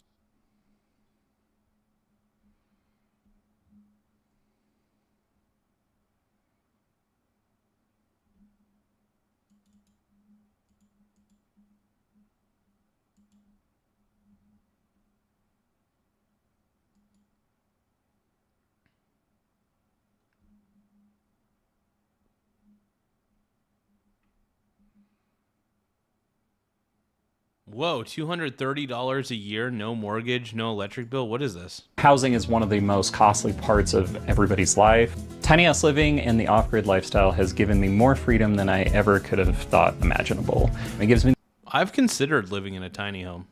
Like, I really have. The opportunity to pursue things that I want to pursue and do the things that I want to do with my life. My name is Richard. This is my off-grid homestead, and let me take you on a tour. This is my 250 square foot tiny house on wheels. It was a home that I built from scratch, from pencil sketches through... Oh, this is a self-built tiny home? Damn, dude, that's impressive. Electrical through framing and did everything myself. Whenever I was designing this house, I was really designing it for me. I'm 6'2", not a typical tiny house dweller, but I wanted to make it functional for me. I didn't want a tiny little loft space that I had to climb up and down a ladder. That's why I decided on the gooseneck trailer. I've been living in here for over 10 years now, and in that time, things have evolved pretty dramatically. I want to take you on a little tour of the kitchen, what has changed over the years. Permanent, I have a dishwasher, and that actually saves a ton of water, so that really kind of acts as a Blue Eddy. Look for a small standard home appliance, so things like your air fryer, your main power. This guy's a pimp daddy, dude. Like these. Getting a grid-tied system out here was not an option. I called the power company and they said it was going to be $180,000 to get a power line out here. Oh, wow. Yeah. Yeah, at that point, you're better off just being off the grid. So immediately, solar was the option. I've gone through several iterations of the solar system because I built it all myself, and I've kind of learned through trial and error what works and what doesn't. The current system that I have right now is fantastic. I have 12,000 watts worth of panels. I have a 16,000 watt battery system and a 12,000 watt inverter. That's really cool, man. That is exponentially bigger than what I need to actually run this house, considering day-to-day normal functioning, everything running in this house, I'm pulling about 300 to 600 watts. But the reason I went with that big of a solar system is to run a electric pottery kiln. This has been a new upgrade to the home, and so now outside of running the kiln, basically I can run the mini split air conditioner like all day as long as the sun is out. I'm not worried about power in the slightest. It's been really cool to me to see just how much... That's pretty dope, man. Okay, I said that was... Okay, I'm tired. All right, you guys, I'm tired for the night. I'm going to go to bed. If you guys can, drop a gift, drop a super chat. You don't have to, but we do appreciate super chats and gifts. It does help. Yeah, I'm spent, man. I am bloody tired right now. Bloody tired. But I do want to thank you guys for tuning in. And I hope you all have a beautiful and sexy rest of the night. Bye for now. And I want to give a shout out to E.T., Annie. Thank you so much, Annie. E.T., Magic Man. Who else am I trying to remember? Tiny Lion Gaming. Thank you so much, Brony. My boy TJ. Thank you for popping in earlier. And also Texas Jane. Thank you so much, Texas Jane. But yeah, thank you guys, and just have an incredible night. Love you guys. I'm gonna give you guys a little heart hands though. Love you guys. All right, I'm out of here.